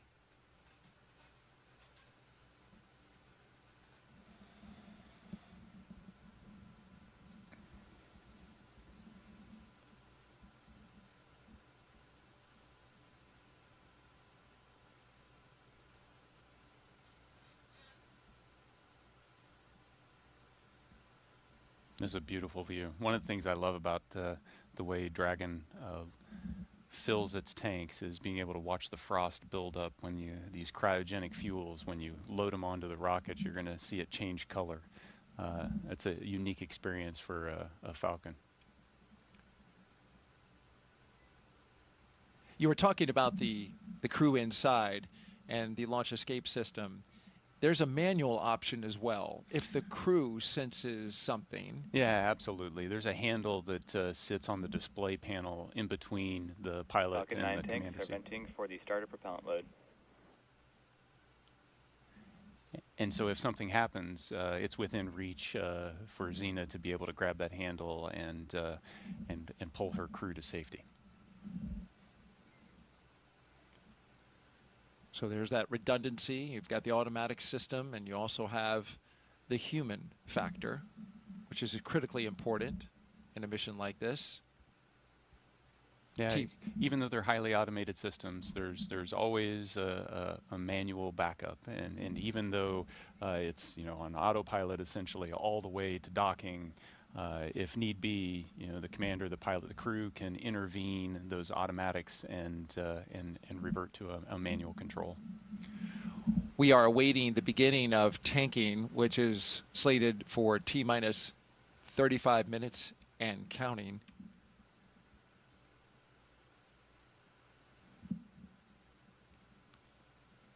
You talk about the manual factor. You can also fly this manually, this Dragon Endeavor. And is it through touchscreens? Yeah, the Dragon has a unique interface. It's a touchscreen panel, so once you activate the manual controls, you have a series of virtual buttons on a touchscreen that you can issue commands that would change the attitude or even change the motion of the capsule. Beautiful shot there by our Kennedy Space Center flight operations team.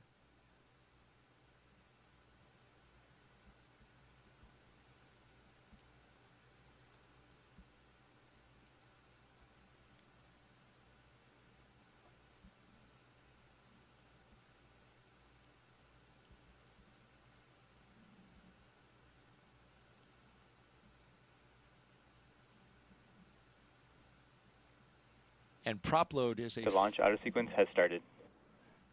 And there we have the signal that the automatic prop loading sequence is underway. All of this prop load that loads the 4 tanks, the 2 LOX tanks, and the 2 prop tanks sequentially is now being done. It's fully automated.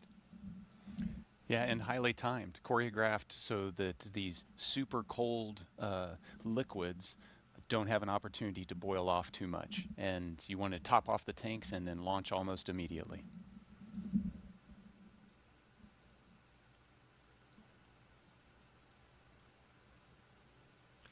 It's a highly dynamic time for the crew inside. They can hear, right? The sound of prop load. Now they're starting to feel Falcon 9 come to life. You hear the pumps and the fuels and the liquids move around. You can hear venting. You'll hear some call outs to warn them about venting. So there's sounds now, the sounds of Dragon. It has its personality, and it starts to come out. All right, with that, thank you very much, Nick Hague, NASA astronaut, commander of Crew 9, here with us as our co-host today. We'll send it back out to California and SpaceX. Thanks so much. So as you mentioned, Daryl, propellant loading of both RP-1 and liquid oxygen began at T-minus 35 minutes, and we heard that announcement from Mission Control right on schedule. Weather continues to be our main watch item today, but I'm hearing from our vehicle teams that everything looks good both for Falcon 9 and for Dragon. Next up, at about T-minus 30 minutes, our SpaceX launch director will inform the crew that the loading of cryogenic helium has begun, first on stage 1 and then on stage 2 about 4 minutes later. Stage 2 RP-1 loading should wrap up at T-minus 20 minutes and 30 seconds, and then as we approach T-minus 16 minutes and 30 seconds, so just 4 minutes later again, we should hear the call out that stage 2 liquid oxygen loading has begun. All together, we're going to have about 1 million pounds of fuel on board Falcon 9 by the time we're ready for liftoff. So with all those consumables being loaded on the rocket, at this point, if we have to call a hold for any reason, we will have to stand down and target our backup launch opportunity, which is tomorrow, Saturday, August 2nd at 11:21 a.m. Eastern. The reason we have a specific backup launch day and time is that we can't just pause for weather and jump back into the countdown, mainly because we have an instantaneous launch window today. Let's dig into that some more and do a little Orbital Mechanics 101. An instantaneous launch window means we need to launch at exactly the right time, and that's driven by our planned rendezvous point, which is the place that Dragon and the space station meet in orbit. Right now, the International Space Station is orbiting the Earth at more than 17,000 miles per hour, and Dragon actually needs to catch up to it. That means we have to deliver Dragon to the correct orbit by timing its trajectory relative to the International Space Station so that they're in the same place in space at the same time. A precise liftoff time is crucial for hitting that rendezvous point. So at this point, if we heard a hold called, we would have to stand down and do many of these processes again, which if you joined us yesterday, we know is what happened with our launch attempt yesterday. And then, of course, we'll be targeting our backup launch opportunity, which is now tomorrow at 11:21 a.m. Eastern. So for now, with everything still looking good, I'm going to hand it back to Soumya and Joseph to talk about West Coast recovery. Soumya? We are now at just a little over T plus 31 minutes and counting, getting closer and closer to getting our Crew-11 astronauts into space. Once their mission is complete and it's time for our crew to splash down back on planet Earth, they'll be heading to one of several targeted sites supported by SpaceX. Until recently, Dragon recoveries primarily occurred off the coast of Florida. But this year, SpaceX moved Dragon recovery operations off the coast of California to allow Dragon to complete its deorbit before safely jettisoning the trunk over the Pacific Ocean. When they return, Crew-10 will be SpaceX's third crew mission to splash down in one of the new locations. From-2 was the first in April this year, followed by Axiom 4 in July. The new splashdown locations are near Los Angeles, Oceanside, and San Diego.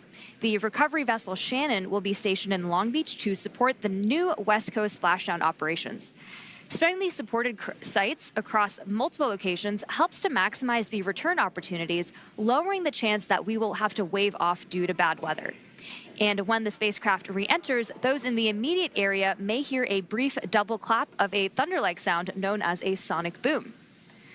It's been impressive to see these teams move those operations from the East Coast to the West Coast, not only just for SpaceX, but for the Commercial Crew Program, the International Space Station, and teams preparing for yesterday's launch attempt, today's launch attempt, and if necessary, as we continue to monitor the weather, we'll keep an eye out for any future opportunities that come in. So right now, we're inside half an hour to go until the T-minus liftoff point. So let's go back to today's mission, NASA SpaceX's Crew-11, and hear a bit more from the astronauts flying today. I think it's really innate in our human nature to want to keep exploring and to keep pushing boundaries. Everything that we do in space is ultimately for Earth and for the human species. We are having a lot of good experiments on orbit, making new medicines. That is actually good for everybody. By understanding how to live and work in space like we have with the International Space Station, we can now become a multiplanetary species by having bases on the Moon and bases on Mars. И выполнение полета в космос, на мой взгляд, важно, потому что в конечном счете необходимо человечеству будет двигаться в дальний космос для того, чтобы открывать новые миры, исследовать новые и новые горизонты. For me, it's a really compelling goal to go farther and farther afield in space and pushing our boundaries as a human species that way, learning more about our own home planet as we try to go farther. We've been going and living aboard the International Space Station for 25 years. We're ready to make the next steps. We're ready to go to the Moon. We're ready to go to Mars. We're ready to explore the solar system.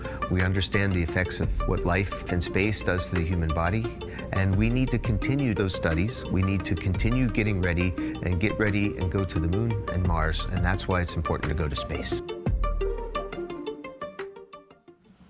From growing vitamins in space to testing new ways to fight disease, Crew-11 is about to take on some incredible research aboard the International Space Station. First up, Bionutrients 3. The study is looking at how to make essential vitamins and nutrients in space so astronauts can stay healthy on long missions. They'll be testing samples like yogurt, kefir, and a yeast-based drink to see how well they work in microgravity. Next up is Stem Cell XIP-1, which uses space to grow stem cells. These cells can turn into any type of cell in the body and could one day help treat diseases like cancer. Growing them in microgravity may produce more cells and better ones than we can make on Earth. And then there's Genes in Space 12. It's testing phage therapy, which uses viruses that target and kill bacteria. It could be a powerful alternative to antibiotics, especially in space, where infections can become harder to treat. A lot of research as well happens on the human body, and you had some research that you did when you were there. Yeah, every astronaut that goes to the space station can volunteer to be a subject for a plethora of human experiments, and we're learning so much about what affects us, from our immune system all the way down to our bones and our muscles and even the makeup of our DNA. It's fascinating, the amount we can learn. And if you want to know why Nick is able to have such a young look, it's because in space you get older slower. I heard like 0.005 seconds slower. Yes, that and radiation's good for complexion. Thank you, Nick, for all your insight. Now let's toss it out to Tony at OSB2. Hey, thanks, Daryl. Joining us here, we have Dr. Stephen Platts, Dr. Lori Glaze again. Thank you guys both so much for joining us once again on this beautiful day. You know, Steve, Lori, let's discuss the human research that's going to be flying aboard this mission. Can you tell us what the crew will be conducting? Sure. The Human Research Program is sponsoring 10 research experiments for this particular launch. We're really excited about it. We have cardiovascular studies. We have studies looking at the brain and the eyeball, muscle, skeleton, pretty much everything you can think of. And what we're most excited about is we're really able to focus on some of the biggest risks we have to the human for spaceflight, and we're focusing on how we can better understand everything we need to get to the moon and Mars.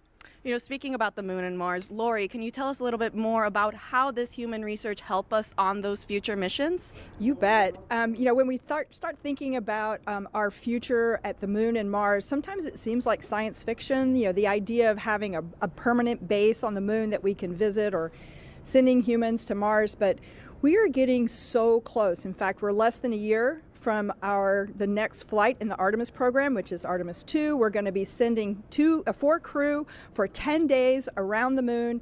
And so we're getting there. The next mission after that will land humans, our crew, on the surface of the moon, first time since 1972, and at the South Pole, where we've never been before. And when we think about those missions that we're going to want to spend time on the surface of the moon or transiting to Mars, we're going to need our crew to be healthy for weeks or months in that transition period, and then be able to perform and execute the science and the exploration when they land in those partial gravity environments. And so it's critically important. We're using the space station, of course. It's a unique laboratory for doing the experiments that Steve's describing, doing things like being able to grow plants that we're going to need for food, so we don't need to bring all of the fresh food with us. Being able to recycle the water for drinking water and other purposes on the on that journey. Having sensors that can help us detect hazards from solar storms, so that the crew can get protection in time. So all this work is critical for us in our planning, and it's getting close. So we need this work now. Absolutely. You know, speaking about those experiments on station, Steve, I heard there's a new one coming on this mission. Can you tell us a little bit more about that? Sure. It's called manual piloting, and it's the first time we're flying it, so we're really excited about it. It will really help us with our planning for landing on the moon. And so what we're doing is we're looking at the transitions of gravity. We go from Earth to orbit, and then we're thinking landing on the lunar surface. Those transitions affect the human body, and so they can make you disoriented, they can disturb your balance and things like that. We have special equipment that we can use to simulate landing a vehicle, and so we're going to test the crew before, in flight and then after they land in order to see how the body's affected so that we can figure out the best way to keep them safe. Well, Steve, Lori, thank you both so much for joining us. Now we'll go ahead and get you guys back to the shade, away from the heat, and we'll send it back to our host desk, Nick and Daryl. Well, we appreciate you all out there. It is cooking outside, so thank you very much for hanging in there. Crew-11's time in orbit will teach us how to keep humans healthy in the space for long haul. Meanwhile, on the moon-facing side of NASA's work, Artemis II astronauts, including Commander Reed Wiseman, are training for a very different challenge, a 10-day mission around the moon.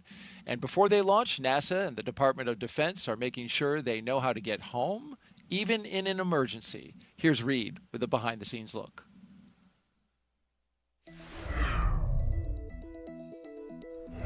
Hi, I'm NASA astronaut Reed Wiseman, commander of Artemis II.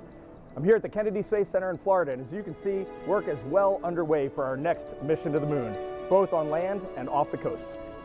Back in June, teams with NASA and the Department of Defense used an area of open water off KSC to rehearse procedures for a possible rescue after an ascent abort from the SLS rocket. Instead of using astronauts, they used a set of test mannequins staged inside the crew module test article, a full-scale mock-up of the Orion spacecraft. You can see pararescuers jumped from a plane into the water with their specialized equipment, then approached the spacecraft, opened the capsule, and transported the mannequins to the helicopter safely for medical care. This was one of 2 emergency procedures they rehearsed should they need to rescue me, Victor, Christina, and Jeremy during an abort scenario.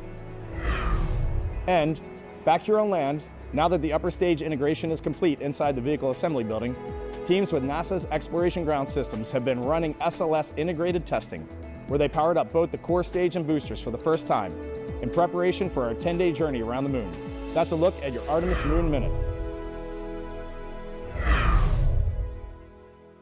Artemis updates, scan the QR code on your screen that you see in the lower right-hand corner, or just go to the website at nasa.gov/Artemis-Roman numeral 2. And the moon stuff is really cool.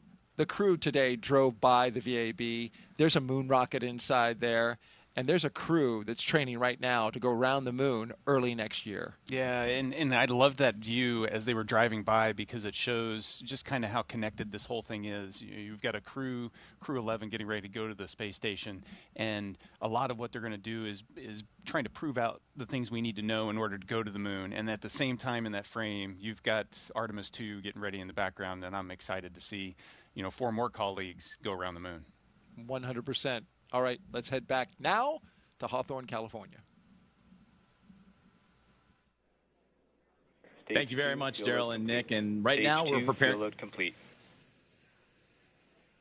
And that was going to be the update, is that fueling continues to be occurring for the Falcon 9 rocket. As you take a look at it on your screen now, it is a 2-stage rocket that is 229 feet tall and getting ready for liftoff in just a little less than 20 minutes. And at launch, it produces more than 1.7 million pounds of thrust. And rockets like Falcon 9 don't use all that thrust just to go straight up. Early in flight, Falcon 9 performs a gravity turn, a smooth pitch maneuver that tilts the rocket sideways to build up horizontal velocity. You may hear this call at about 10 seconds into launch as the vehicle is pitching downrange. Once the first stage completes its portion of the mission, it shuts down and separates.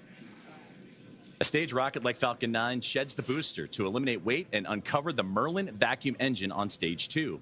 To reach orbit, the vehicle needs to go fast, hitting an orbital velocity of about 28,000 kilometers an hour, just to keep from falling back to Earth due to gravity.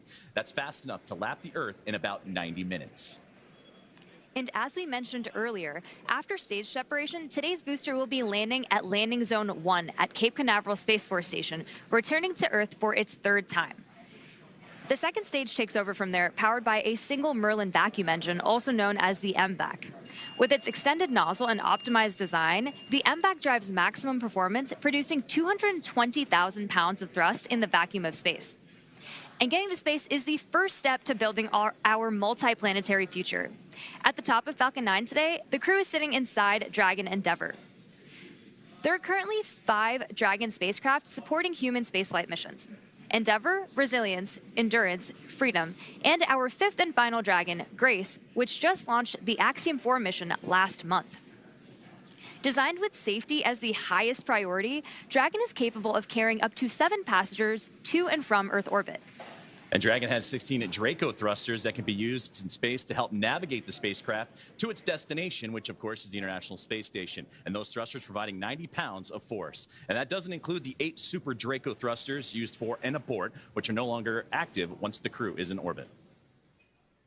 To date, Dragon has been to orbit 53 times, including 48 trips to the International Space Station and 18 human spaceflight missions. And as we mentioned earlier, today's Dragon, Endeavour, has been pretty busy, having also flown NASA's Crew-2 mission, Axiom 1, and NASA's Crew-6 and Crew-8 missions. Overall, for the Dragon fleet, this will be Dragon's 49th visit to the space station and its 19th human spaceflight mission overall, and the 5th Dragon flight just this year. Dragon is the first private spacecraft to take humans to the orbiting lab, having flown 300,000 pounds of cargo and more than 1,000 experiments to space, as well as 70 crew members representing 20 countries. Our versatile Dragon spacecraft can autonomously dock with the International Space Station when outfitted with a docking adapter, which is just how it's configured for today's flight. And when it's not going to the space station and it's in free flyer mode, the docking adapter can be swapped out for a cupola, as it was back during the Inspiration 4 mission. And another option we have is the Skywalker hardware, which supports extravehicular activities or spacewalks, as we did during the Polaris Dawn mission. And here's some interesting trivia. There has been a Dragon in space for 1,358 consecutive days since Crew 3. And that's an impressive stat, too. And with T-minus 0... Stage 2 LOX load has started. And with T-minus 0 coming up in just about a little more than 18 or 16 minutes or so from now, our team's continuing to do a series of system checks to ensure Dragon SpaceX for status update. Dragon and Falcon 9 are healthy, and we continue to load propellant. Weather is still our watch item. We are seeing some development in the area, so this is going to come down to a matter of time. We're going to keep an eye on it and continue marching towards T0, and we'll see if we manage to thread the clouds today. Okay, Dragon copies. We've got a healthy rocket, healthy Dragon. Weather is continuing to develop. We'll keep going until we can't. And great communications there between the team on the ground and with Crew-11 on board. And that's exactly what we're keeping an eye on, is not only the tanking of the rocket and that procedures, but also today's weather. And you heard that update right there. So to continue with the updates and kind of bring us up to speed on what's been going on, let's toss it to our teammate and Ronnie. Thanks so much, Joseph. I can give you a little bit more color than we just heard, but obviously the important things we've heard are that we are still on track for an on-time liftoff today, but we're monitoring lots of different factors as we get closer to liftoff. If everything goes as expected, this is also going to be our last landing at LZ-1 today. So lots of different launch pads, landing sites, staging areas, lots of things in play. But the best news is that both Dragon and Falcon 9 continue to be healthy. You heard us wrap up Stage 2 RP1 loading just after T-minus 20 minutes, and Stage 2 liquid oxygen will begin here at about, or has begun already, excuse me. We've also heard that call out that the launch escape system is armed. Of course, the launch escape system, which we discussed in more detail yesterday, is designed to propel Dragon away from Falcon 9 in the unlikely event of an emergency during launch. We've also heard from the Eastern Range, which is monitoring keep-out zones among other key flight requirements today. They're continuing to report no issues, and they are go to support today's launch, weather depending. So again, as you just heard, weather is a watch item. We're now tracking a 60% chance of violation at our target liftoff time, with isolated showers in the staging area and some clouds building right over the launch pad. You are actually seeing them continue to grow on your screen right now. For now, though, we are go for the 6th mission of Dragon Endeavour, and I want to hand it back over to Sandra for a status update from Houston. Sandra? Thanks, Ronnie. Back here in the International Space Station Flight Control Room at NASA's Johnson Space Center in Houston, teams are continuing to work around the clock to monitor activities aboard the orbital outpost. Leading the team inside the room today is NASA Flight Director Anthony Varia. The team in Mission Control Houston, the team in Hawthorne, and the astronauts aboard the space station will track the autonomous docking of Dragon Endeavour when they enter joint operations. This will happen when the spacecraft enters the approach ellipsoid, which is the invisible boundary, stretching 4 by 2 by 2 kilometers that helps us monitor all arriving and departing spacecraft. It's essentially the neighborhood of the International Space Station. Once docked, crew members in both Dragon and aboard the International Space Station will perform a series of leak checks, then work to open the spacecraft's hatch for Crew-11 to float into the space station and begin their stay. We anticipate that the hatch will be opened about an hour and a half after docking occurs, and when they enter the orbital outpost, Crew-11 will be greeted by the rest of their Expedition 73 crew and will come together for some opening remarks. For now, that's going to be all for us today here in Mission Control as the anticipation builds for launch in less than 13 minutes now. So how's it looking on the Space Coast, Daryl? Well, Sandra, we wish it was looking better. We've just had a downgrade in the weather forecast from 60% go to only 40% go. The launch weather officer informing us that conditions are ripe, and we have even seen the development of cumulus clouds in the area, some that could trigger lightning if a rocket went through them. So this is a very high watch item at this moment, Nick. Yeah, they're watching it to the, everybody is focused on crew safety at this point, making sure that we make the right call. But there's a chance, and I'll stay positive.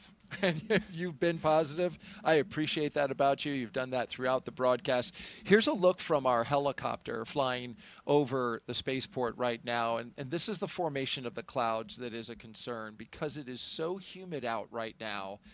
And we've got a sea breeze that is flowing over the warm land. It is just creating this convection around the spaceport. In fact, we are also expecting to go into a phase 1 lightning alert, which I hate to say it, but just before we scrubbed yesterday, Dick, that phase 1 lightning alert went into effect. So things are starting to stack up against us weather-wise. But nonetheless, it's at this point, because this is a fully automated fueling sequence, it behooves us to just continue to march to see if anything might just clear at the end. Yeah, so there's been nothing that happened up to this point to stop the countdown. So proceed to T-0, and if the timing works out and the weather hasn't built to a significant enough level and it's safe to go, then let's go. Absolutely, and it is an instantaneous window. So we are launching at 11:43 and 42 seconds. So it is literally the weather at that second that matters. And that's where we hope to see some type of positivity in that moment. But it's certainly something that all eyes are on around the Space Coast to see if this rocket is going to go today. In just about 20 seconds, we are going to hear from Zena Cardman, and she's going to say some words, Nick. She has some moving things to say.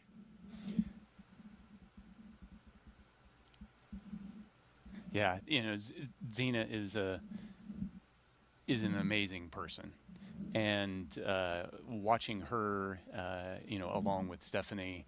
Dragon SpaceX confirmed crew displays are configured for launch. You can. SpaceX Dragon displays are configured for launch. To our family, friends, all who support us at SpaceX, NASA, JAXA, Roscosmos, thank you. Spasiba, arigato gozaimasu. For this freedom to explore, resilience to endure, may grace fly alongside this endeavor. Crew-11, from all of us on the ground, we've enjoyed working with you in preparation for your mission. We look forward to continuing to do so in flight. Good luck. Enjoy the ride.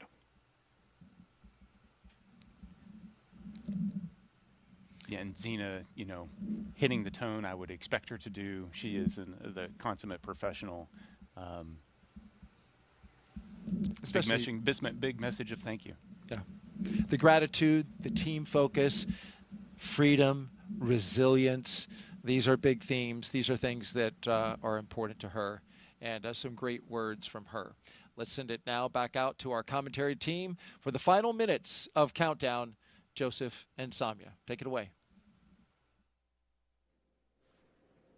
Thank you, Daryl. Thank you, Nick. And that was beautiful what Zena had to say and reflecting on family and friends, but also that great shot you saw in that 2-box. That was from the International Space Station, that view as the space station actually going right over Florida and the Cape. So it's not just those on the ground that are excited. It's their teammates aboard the orbiting laboratory as well. Well, we're closing in on launch, 8.5 minutes away. It'll be about a 9-minute ride to orbit, which is around the time of the second stage cutoff. Dragon and the second stage will continue to coast for a few minutes after that, and then prior to separation. You'll be hearing some performance calls as we get into the final countdown and then after liftoff.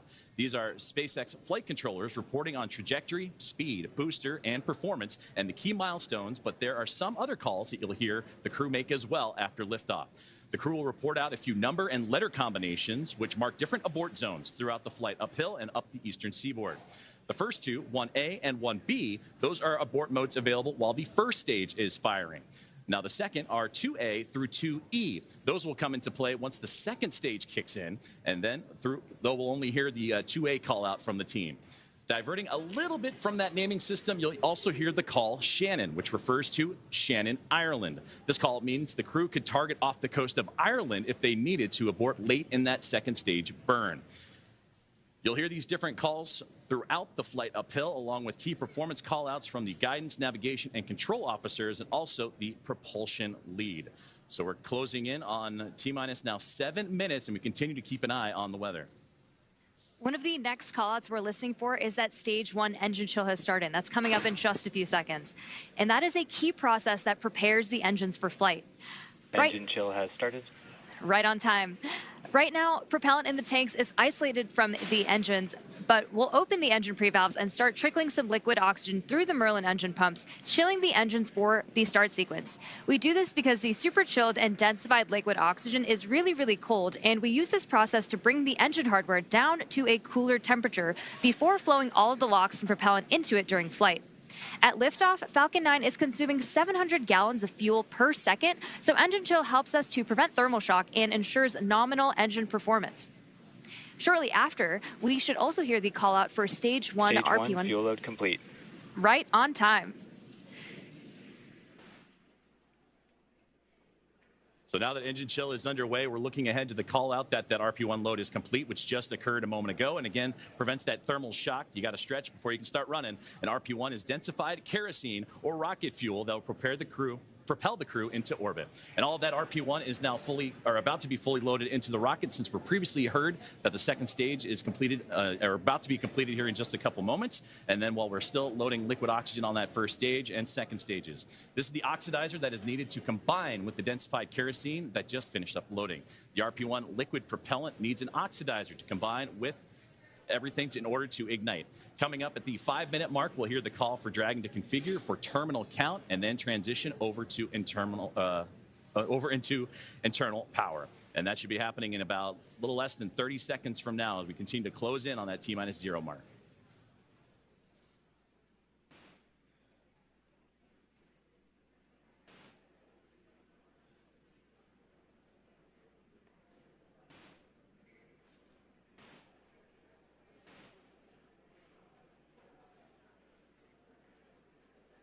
So next up in the countdown, the transporter erector, or TE, will begin to retract from Falcon 9. That is the large truss structure you see there standing next to the rocket. It's hinged at the base and connected to the launch mount beneath the first stage. First, the clamps around the second stage will begin to Falcon open. 9 tanks are pressing for strong back retract.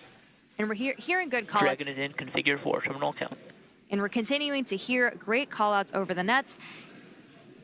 Then the TE will begin to pivot back, slowly swinging away from the rocket, and it will reach full recline in just about a minute. Strong back retract has started. And we are just beginning that strong back retraction process.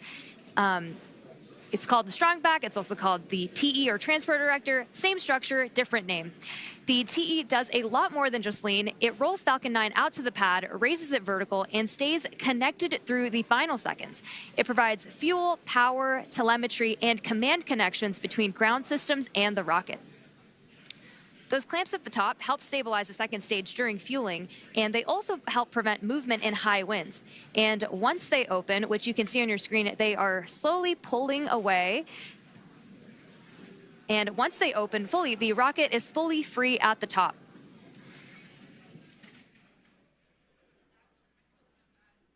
Propellant continues to be loaded late here in the countdown as we're approaching 3 minutes and 30 seconds. We're continuing to keep an eye on the weather, and that's going to be the biggest thing as everything continues to march towards that liftoff timeline. But you can see there the strongback starting to move ever so slowly away from the rocket. The clamp arms are open, and you also see those white clouds starting to billow off the rocket itself. Those are perfectly normal as it's the coolness of the propellant on board is mixing with that warm Florida air, and that's what causes that boil off, and that you heard Nick talk about it earlier when you have that steam come off the rocket, so it looks like a lot of clouds billowing went off it as well. But approaching the T-minus 3 minute mark, and that's when Stage 1, LOX load complete. And that's what I was about to say, is that you're going to hear that liquid oxygen load be complete. So everything is primed and pretty much ready to go. And you'll see, again, those white clouds of vapor and a great view of the entire rocket as we continue to build closer to launch. And, of course, liquid oxygen, super chilled. Correct, so a little bit terminal count and on internal power. Boils off in that warm Florida air. And now, load complete. We're on internal power. And we're also going to hear gas closeouts are going to start to begin as well. And then everything will get vented overboard through the umbilicals and strongback, and you may hear some of that venting noise come in soon. So LOX is still loading for approximately another 20 seconds on stage 2, and once that is complete, we'll vent down the TE, which will produce a white cloud off the side of the rocket, which is normal and expected, just as Joseph had mentioned. And once LOX load is fully complete, that will mean that there are 1 million pounds of propellant loaded onto Falcon 9, which will be RP1 and liquid oxygen. So that call out coming up. Stage 2, LOX load complete. Right there. So we just heard that confirmation of stage 2 liquid oxygen now complete, as we are now 1 minute and 50 seconds away from launch. We'll also hear that the gas closeouts have started, so we can expect cloud Dragon is venting. in auto idle. You heard the call for auto idle. That puts the rocket in a state that the flight computers understand before it takes over, making sure that transition to the final countdown is smooth and that all flight computers on board are in sync. Ground gas closeouts, expect loud venting. Configured for launch, and there's the closeouts we've been talking about and the venting that will be shortly followed.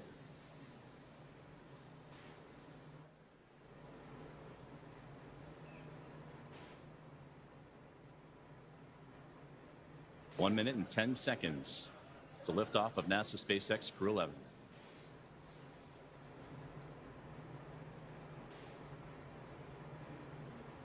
FTS is armed, Falcon 9 is in startup and is now controlling. Dragon is in countdown. Flight computers switching to countdown mode now. Dragon, SpaceX, go for launch. SpaceX, Dragon, go for launch.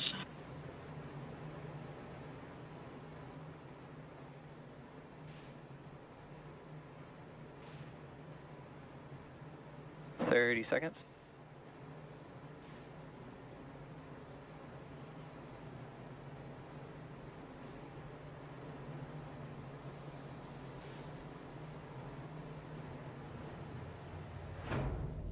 Seconds.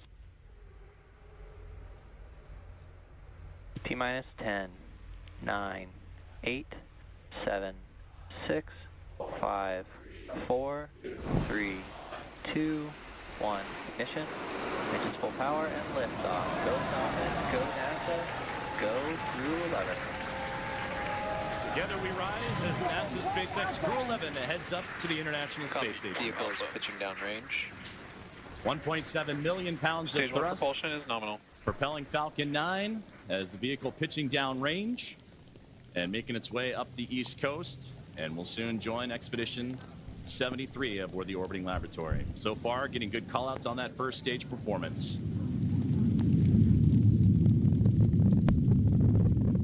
We are now T plus 35 seconds into the Crew-11 mission on board Dragon and Falcon 9. The Falcon 9 engines Stage 1 throttle down. Are throttling down to help Power and telemetry are nominal. to help pass through the period of max Q, or maximum aerodynamic pressure on the vehicle during ascent. Max Q. We just had max Q right there. Falcon 9 is supersonic.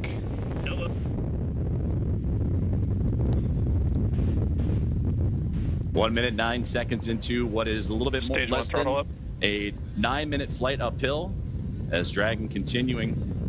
Stage 1 Bravo. Copy. 1 Bravo. And that 1 Bravo, again, that's the abort zone, that last abort zone for stage 1 if necessary. The crew already pulling over 2 Gs. And next, we're going to have a couple of events happen in rapid succession. We'll be getting ready for the second stage to warm up and have this second stage MVAC chill. And then we'll also have MECO, or main engine cutoff, where the 9 engines on the first stage will cut off ahead of the first and second stages. Will then be separating from one another. And then the single Merlin vacuum engine on the second stage will ignite and continue to carry Crew-11 to orbit, while the first stage begins its journey back to Earth, as we're now 1 minute and 56 seconds into today's flight. The 9 Merlin engines are starting to throttle down and are standing by for MECO, or main engine cutoff. MVAC chill has started. And we just heard that call out for MVAC chill. And coming up in under like 20 seconds, we have 5 events happening back to back. MECO, Stage 1 throttle down. stage separation, stage 1 flip, SES1, and the start of boost back burn. It's going to be pretty quick, so keep a close eye on the action and the mission event Main engine cutoff.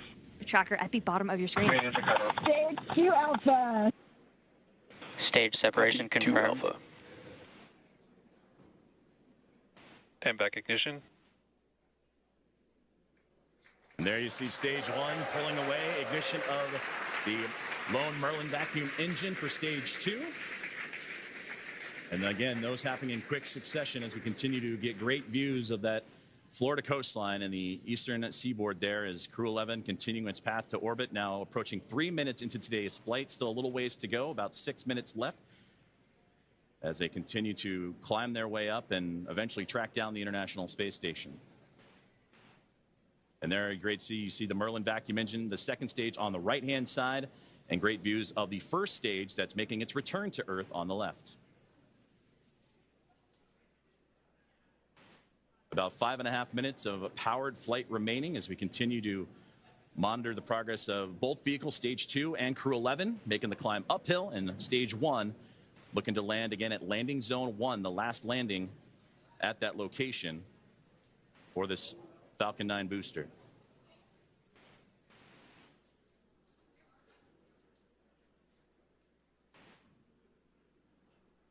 Dragon, SpaceX, nominal trajectory. Dragon copy. We're continuing to hear great call outs over the nets that both Dragon and Falcon are right on track to orbit. So the first stage booster is now on its way to landing zone 1, and we just saw those grid fins open up on the left-hand side of your screen. The first stage has a couple events ahead of its landing. Stage 1 will start its entry burn, which will be the second of 3 burns to return the booster a few miles from its launch site at landing zone 1. During this entry burn, Falcon 9 will use its engines to pump the brakes to slow the vehicle down before it reaches the denser parts of the Earth's atmosphere. And if you didn't know, Falcon 9 has a complex heat shield that is designed to protect the engines and the vehicle from all that combined thermal and aerodynamic loading during max entry Q, which is the moment of max stress on the vehicle during entry. And that will be followed by a landing burn. And this burn will last for about... Dragon, SpaceX, nominal trajectory. Continuing to hear good call-outs.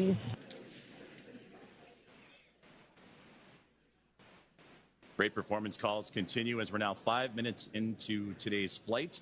Still about 8.5 to go. A little bit more than that as the second stage continuing to perform nominally on the right-hand side. 2,400 meters per second.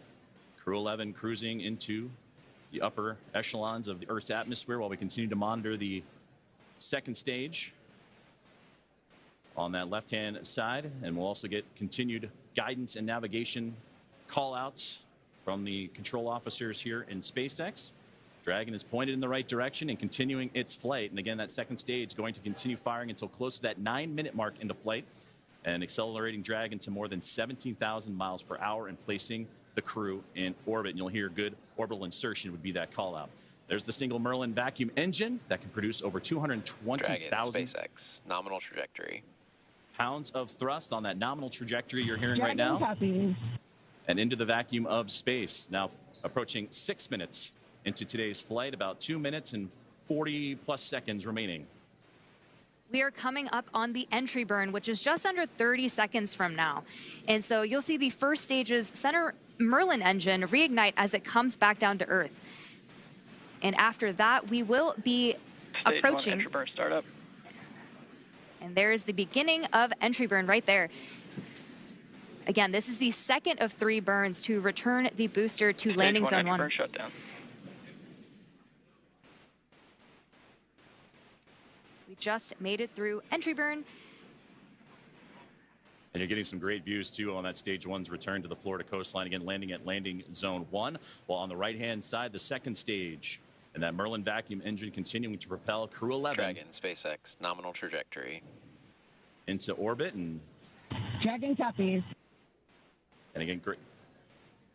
And now with about 2 minutes left of powered flight remaining, still receiving those great calls from the crew on the ground, and we're getting those relays from Crew-11 Commander Zena Cardman. Stage 1 transonic. We are now very quickly approaching the start of our landing burn, where 3 engines, engines 1, 5, and 9, will relight to help slow the vehicle down just before it touches down on landing zone 1. We should hopefully have some great tracking shots of that. Stage 1 landing burn.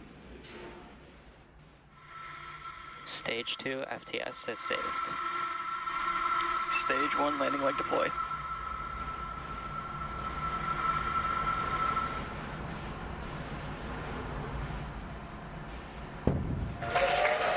Fantastic return there of the stage 1 booster. Final planned landing at LV1. Another So a successful landing of the first stage booster as we continue to follow along with a little less now than 1 minute of powered flight of the second stage. And you'll hear the call out SECO, or second engine cutoff. Is a great view there, glowing orange with the Earth eclipsing right around that Merlin vacuum engine, and everything continuing to perform nominally for NASA Stage 2 SpaceX is in Crew-11. terminal guidance.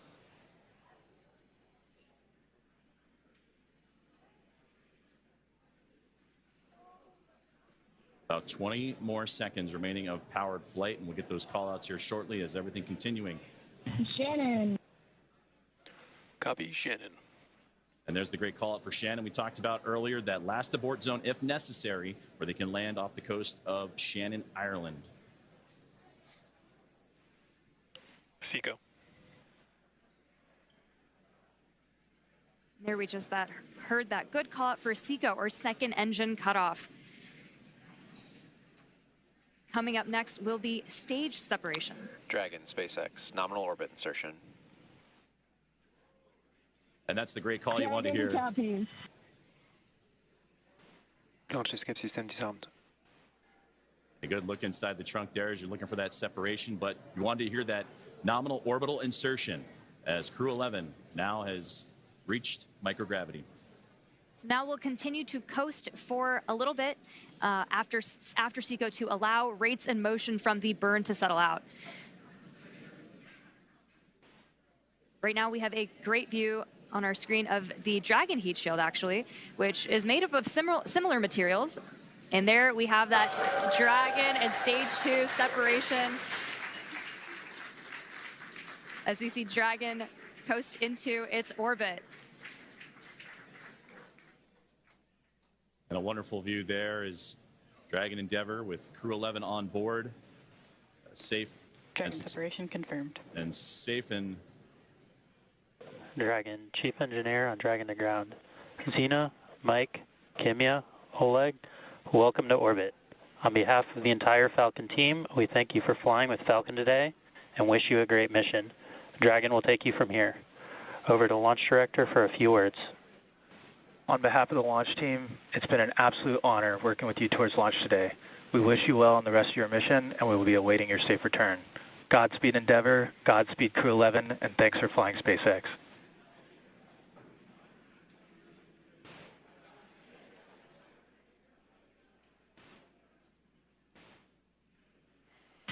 SpaceX, Dragon, I have no emotion but joy right now. That was absolutely transcendent. Ride of a lifetime. Thank you. This has been an incredible honor. And it's my privilege now to pass us along to Mike with some additional words. Boy, it's great to be back in orbit again. Thank you to SpaceX and NASA to get us here. What a ride. And Zena and Oleg, let me be the second to welcome you to your first orbit around beautiful planet Earth. Kimiya-san, Okaeri Nasai, welcome back. And to the ISS Expedition 73 team, the crew on board and our friends in MCC, we're on our way. Over to you, Kimiya-san. Okay, thank you very much for everything. スパシバワンボイショーへありがとうございます。日本の皆さん、私も10年ぶりに宇宙に帰ってきました。ISS でしっかりと任務を果たして一等星のように輝いて、日本の素晴らしいところを世界中の人に知っていただきたいと思います。ありがとうございます。Я передаю Олег-сан, пожалуйста. Спасибо, Kimiya-san. Thank you very much. Arigato gozaimasu. And спасибо всем.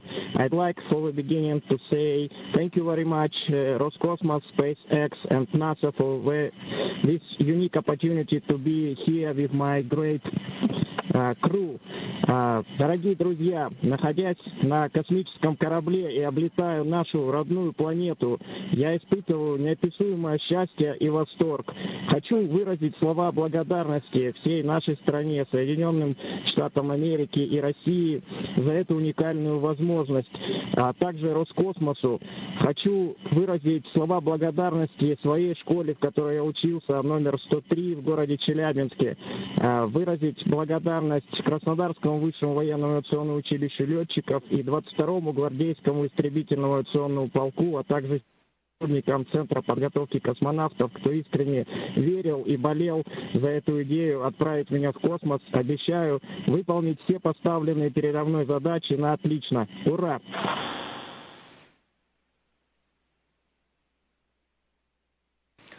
Crew-11, we copy all of your words. We are very excited for you to have reached orbit, and we will now proceed with getting you to the International Space Station.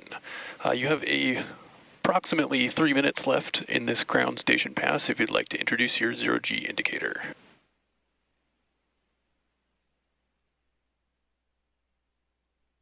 Copy all, Tremaine. Thank you so much. We'll get out our 5th crew member here in just a moment. This zero-G indicator honors a shared memory with our lead trainer, Paul Weiss. For all the mentors and team members who got us here through sacrifice of time and dedication, I hope we made you proud today. Thank you so much.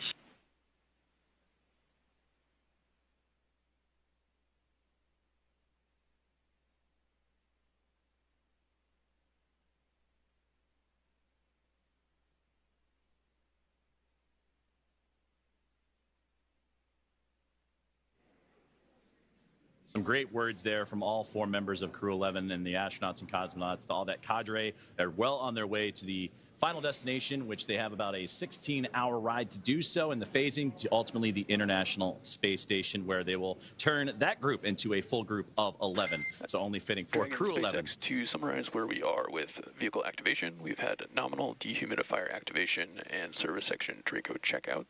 We're currently opening the nose cone. We have just gotten confirmation that nose Captain cone... copies all, and we'll be ready for visors open with ECOS activation complete. We just had great comms that nose cone deploy is underway. The 6 hooks that hold the nose cone in place during the launch and ascent portions have to retract, and then the nose cone will be able to start to swing open and deploy. This uncovers a number of critical systems for the flight up to the space station, including the forward bulkhead thrusters and the docking hatch. And that call from the core here in Hawthorne indicating that we had good checkouts of the 12 Draco thrusters around the service section. 4 to go after we get the nose cone open and the ECLIS, the environmental control and life support system, activated inside Dragon.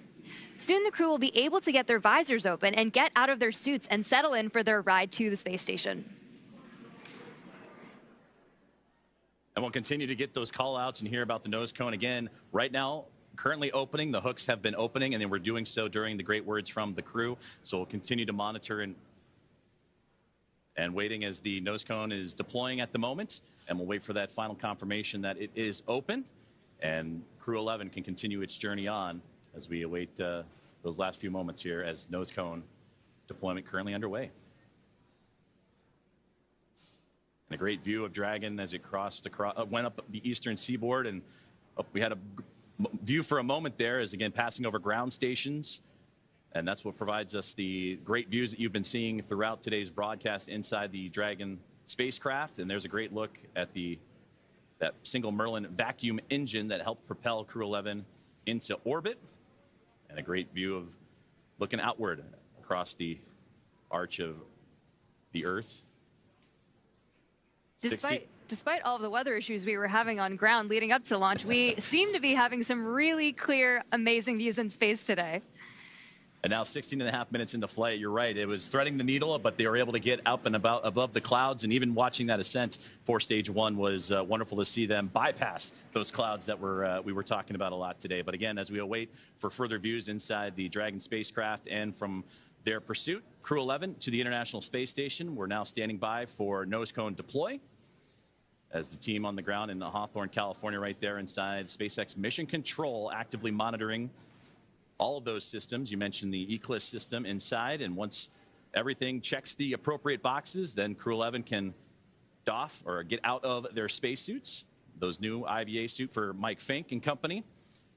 And then from there, it's going to be about a 16-hour ride to the International Space Station, and that's where they will link up with the orbiting laboratory and the 7 current residents on there. Crew-10 is currently on board, as well as Soyuz MS-27 with NASA astronaut Johnny Kim, and they'll bring that 7 to a team of 11, hopefully in the early morning hours coming up tomorrow. So we continue to stand by, approaching 18 minutes into today's flight. We are just waiting confirmation that the nose cone is fully deployed, but all hooks are open. We should be hearing that confirmation hopefully within the next minute or so. And hopefully we'll also have great views of that nose cone deploy. And that's a great view on the right-hand side of the International Space Station Flight Control Room in Houston, Texas, at NASA's Johnson Space Center, where we got updates throughout the day today from Sandra Jones as the International Space Station monitoring today's flight and the ascent of NASA SpaceX Crew-11. And they pulled goal earlier on as they are ready to receive Dragon.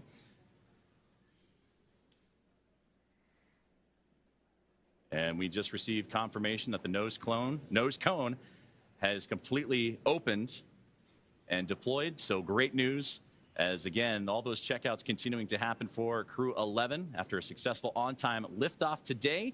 And they were able to get past the clouds, the weather that we've been monitoring, and a successful first stage and second stage performance to propel them into orbit.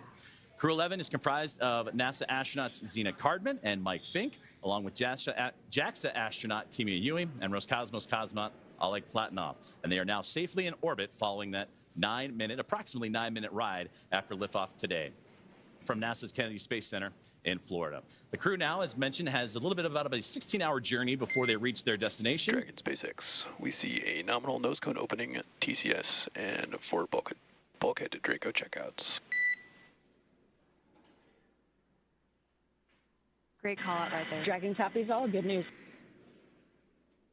And that's what we were waiting for there, was that call up to crew. Looking forward in the timeline, you have your first burn up on your forward view. That's the phase burn in approximately 25 minutes. We will also be monitoring the stage 2 deorbit to give you the go for suit doffing, and we're expecting that at T plus 45 minutes. Dragon copies. We'll be monitoring, and T plus 45 approximately for suit doffing. We're with you in the timeline. Great conversations there with the team on the ground, and there they are, Crew-11. Happy as can be in orbit now, and they have a 16-hour journey before they reach their destination, the International Space Station, as docking currently targeted for tomorrow morning, Saturday, August 2nd at 3 a.m. Eastern Time, 12 a.m. Pacific, to the space-facing port of the station's Harmony module. Now, between now and then, Dragon will perform a series of burns as it catches up to the space station. And that first burn you heard him talking about is the phase burn, and that happens about 30 minutes or so from now. So we'll continue to monitor the Dragon spacecraft, or the teams on the ground will continue to monitor that first of a sequence of burns to help them stair-step their way up to the International Space Station. Human spaceflight has come so far in the last 5 years with Dragon. In addition to flying people, SpaceX's Dragon spacecraft also enables researchers the opportunity to fly critical science to orbit. So far, SpaceX and Dragon have carried more than 1,000 research experiments to and from low Earth orbit, both to the International Space Station and on our free flyer missions. From DNA sequencing to 3D printing, studies enabled by Dragon and the space station test a variety of technologies, systems, and materials that will be needed for future long-duration exploration missions. Every mission yields critical science, critical research, and learnings that help make life both on Earth and in space better. And flights just like today's help us continue to lay this foundation for our future among the stars and continue our mission to make life multiplanetary. We'll be signing off from SpaceX for now, so we're going to send you back over to Kennedy Space Center. But before we go, we want to thank NASA, Joseph, for entrusting us with today's mission, and thank you all for being with us today. Well, thank you very much, Soumya, Ronnie, and the teams here at SpaceX. It was another phenomenal opportunity to catch NASA SpaceX Crew-11 in orbit today. And with that, we're going to say goodbye from here in Hawthorne until we pick back up with our docking coverage beginning at 2 a.m. Saturday, August 2nd, tomorrow, for that targeting docking to the space-facing port of the station's Harmony module at 3 a.m. Eastern. So for now, thank you for joining us, and we're going to toss it back over to Nick and Daryl at Kennedy Space Center to wrap up today's launch coverage.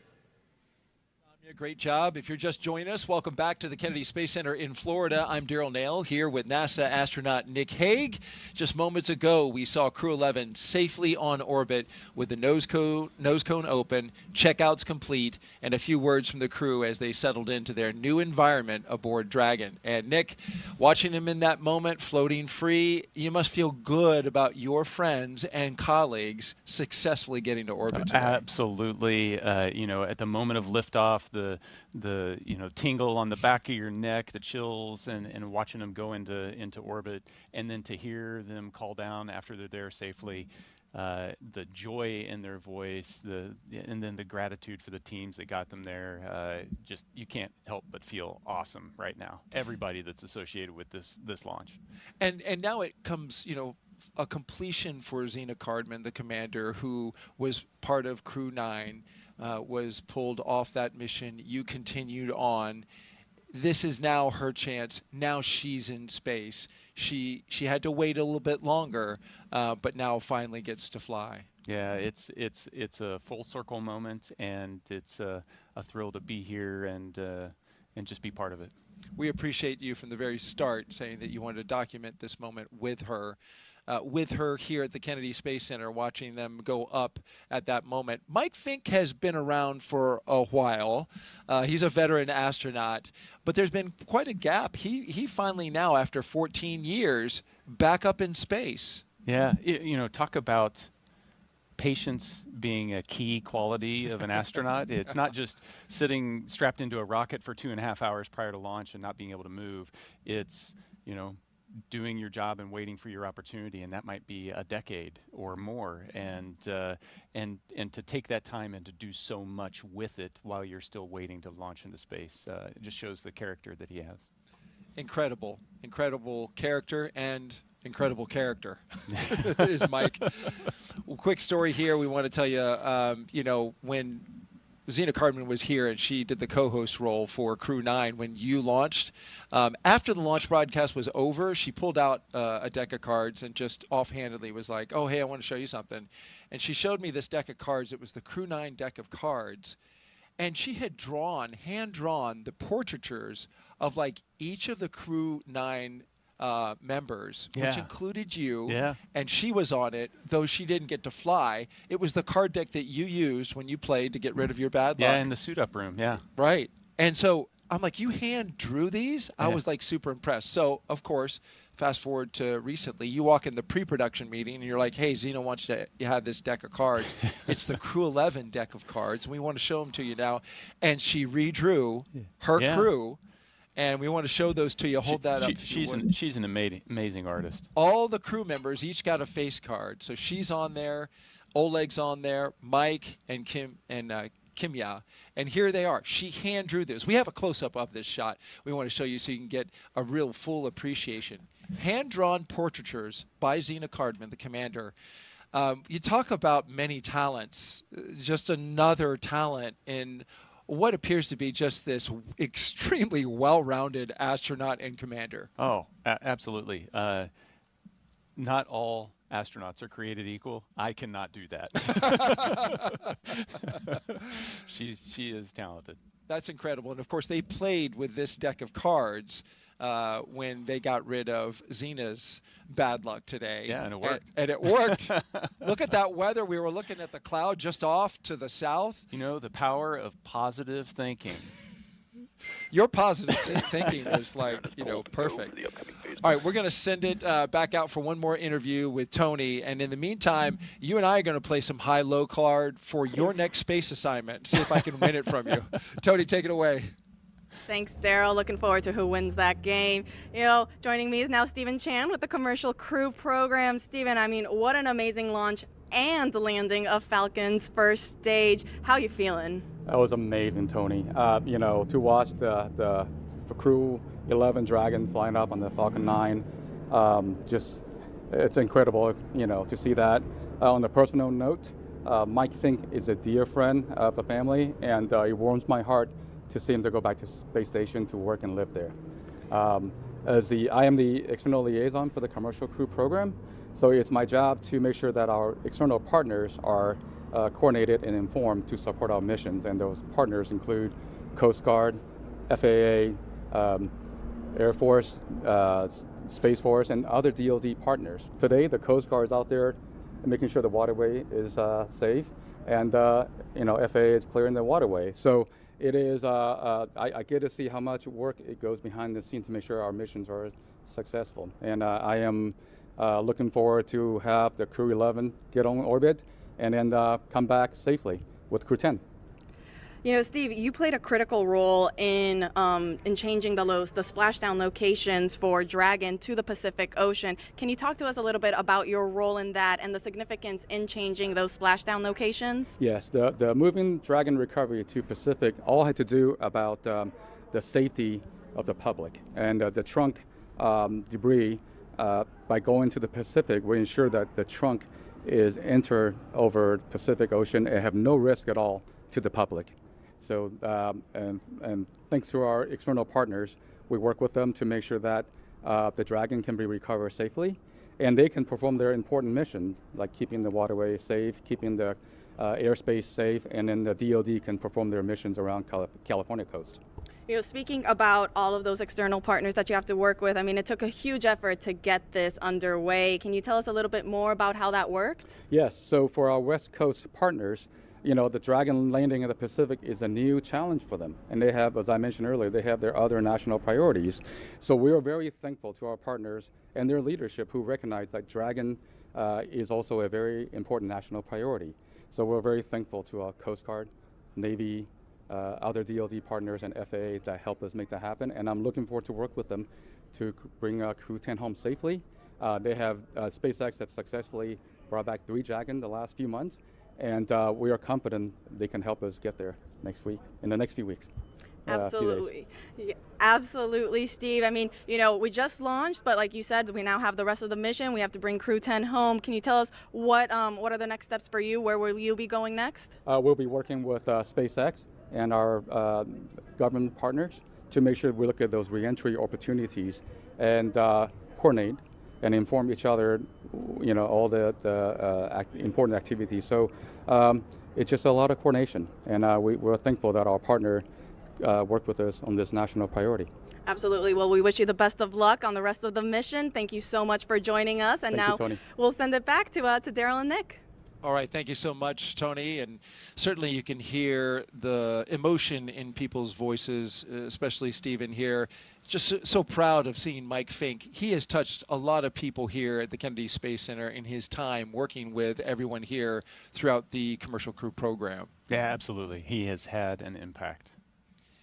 And you had an impact on me. I lost to you for your next space assignment. So we need to clear the record here, because you tried to stack the deck and karma won out there because you dealt me the ace by accident. So I'm sorry. That's just the way it goes. Thank you for being so truthful and honest. Is this show over yet? No, you know what? We're excited for you, Nick. We can't wait to see what you do next as well. You've brought so much experience and insight and knowledge to this show, and I know that you wanted from the very beginning. After you launched, you told me that you wanted to do this for Zena, for your friends, for your colleagues, for your team. And you're a stand-up guy telling us early on, like, hey, I'll be there and I'll do it. Thank you very much for that. No, my pleasure. Can you take one more social question before we bug out? We didn't hit 8 yet, so yes. Let's do it. One more social question. Let's see if we can get it fired up here. Yes, Aaron Anzar is the winner with, what is your best memory as an astronaut? Well, you can imagine there are so many memories that are created. I've listened to you for a couple days now, and it's fascinating to hear each and every one that you remember. But what would you put as the number one memory? You know, the image, if I try to sum up my 12 years of doing this job, the image that kind of brings it all together in my mind is just another Friday night floating around the table in the Russian service module, having dinner with our playlist. It's an eclectic playlist of music that mixes in everybody's favorites. So you've got Russian traditional folk music and hard rock and American country western, and it's just the culture that the crew has built, and me trying to talk with my cosmonaut colleagues in broken Russian, and them talking to me in broken English, and we develop our own language, and we're sharing what's going on with our families, and birthdays and anniversaries. It's just life. And we've built that in space. And there's just so many unique aspects, just how you're eating and people are floating around, that it's so normal. It becomes so normal to do that, and that's my hope, is that we can get more people to experience that normal living in space, but also that normal of bringing together people from around the globe and just getting to know each other. Yeah, understanding each other, appreciating where we come from as different countries.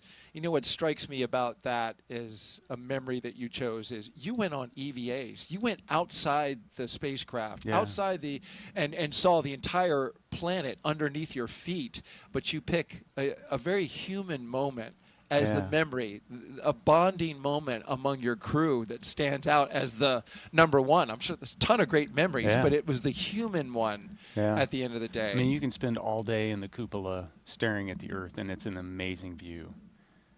But when a crewmate floats up and watches it with you, it's just that much more spectacular.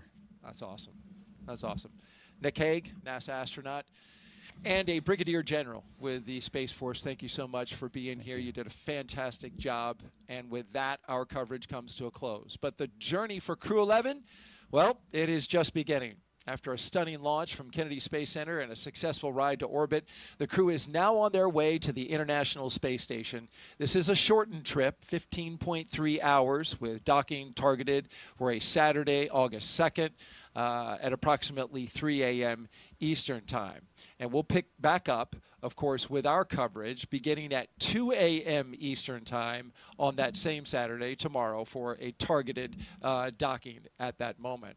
And so with that, we want to just say thank you to everyone who was participating in this show today. If you want to follow along with the mission, Crew-11's journey to the space station, just by check in with our real-time mission audio. It will have the flight controllers communicating with the team. You can check that out. The QR code that's at the bottom of your screen now, you just pull out your phone and scan that.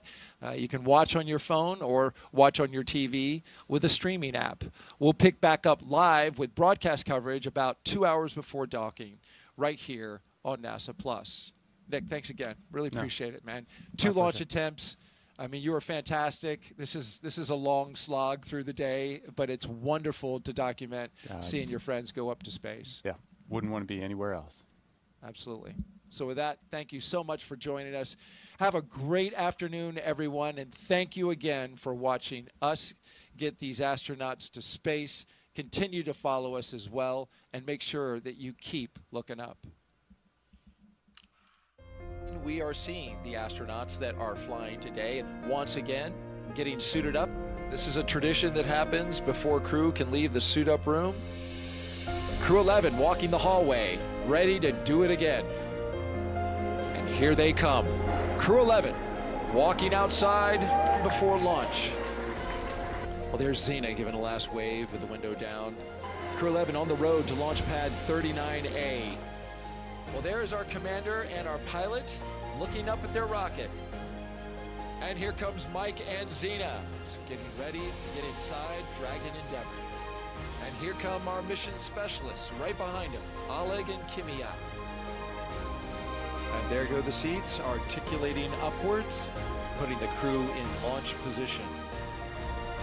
And the closeout crew closes the hatch to Dragon Endeavor. 3, 2, 1, ignition, full power and liftoff. Go Falcon, go NASA, go Crew-11. Together we rise as NASA SpaceX Crew-11 heads up to the International Space Station. Vehicles pitching down range. 1.7 million pounds of thrust. Propulsion is nominal. Propelling Falcon 9 as the vehicle pitching down range and making its way up the East Coast, and will soon join Expedition 73 aboard the orbiting laboratory.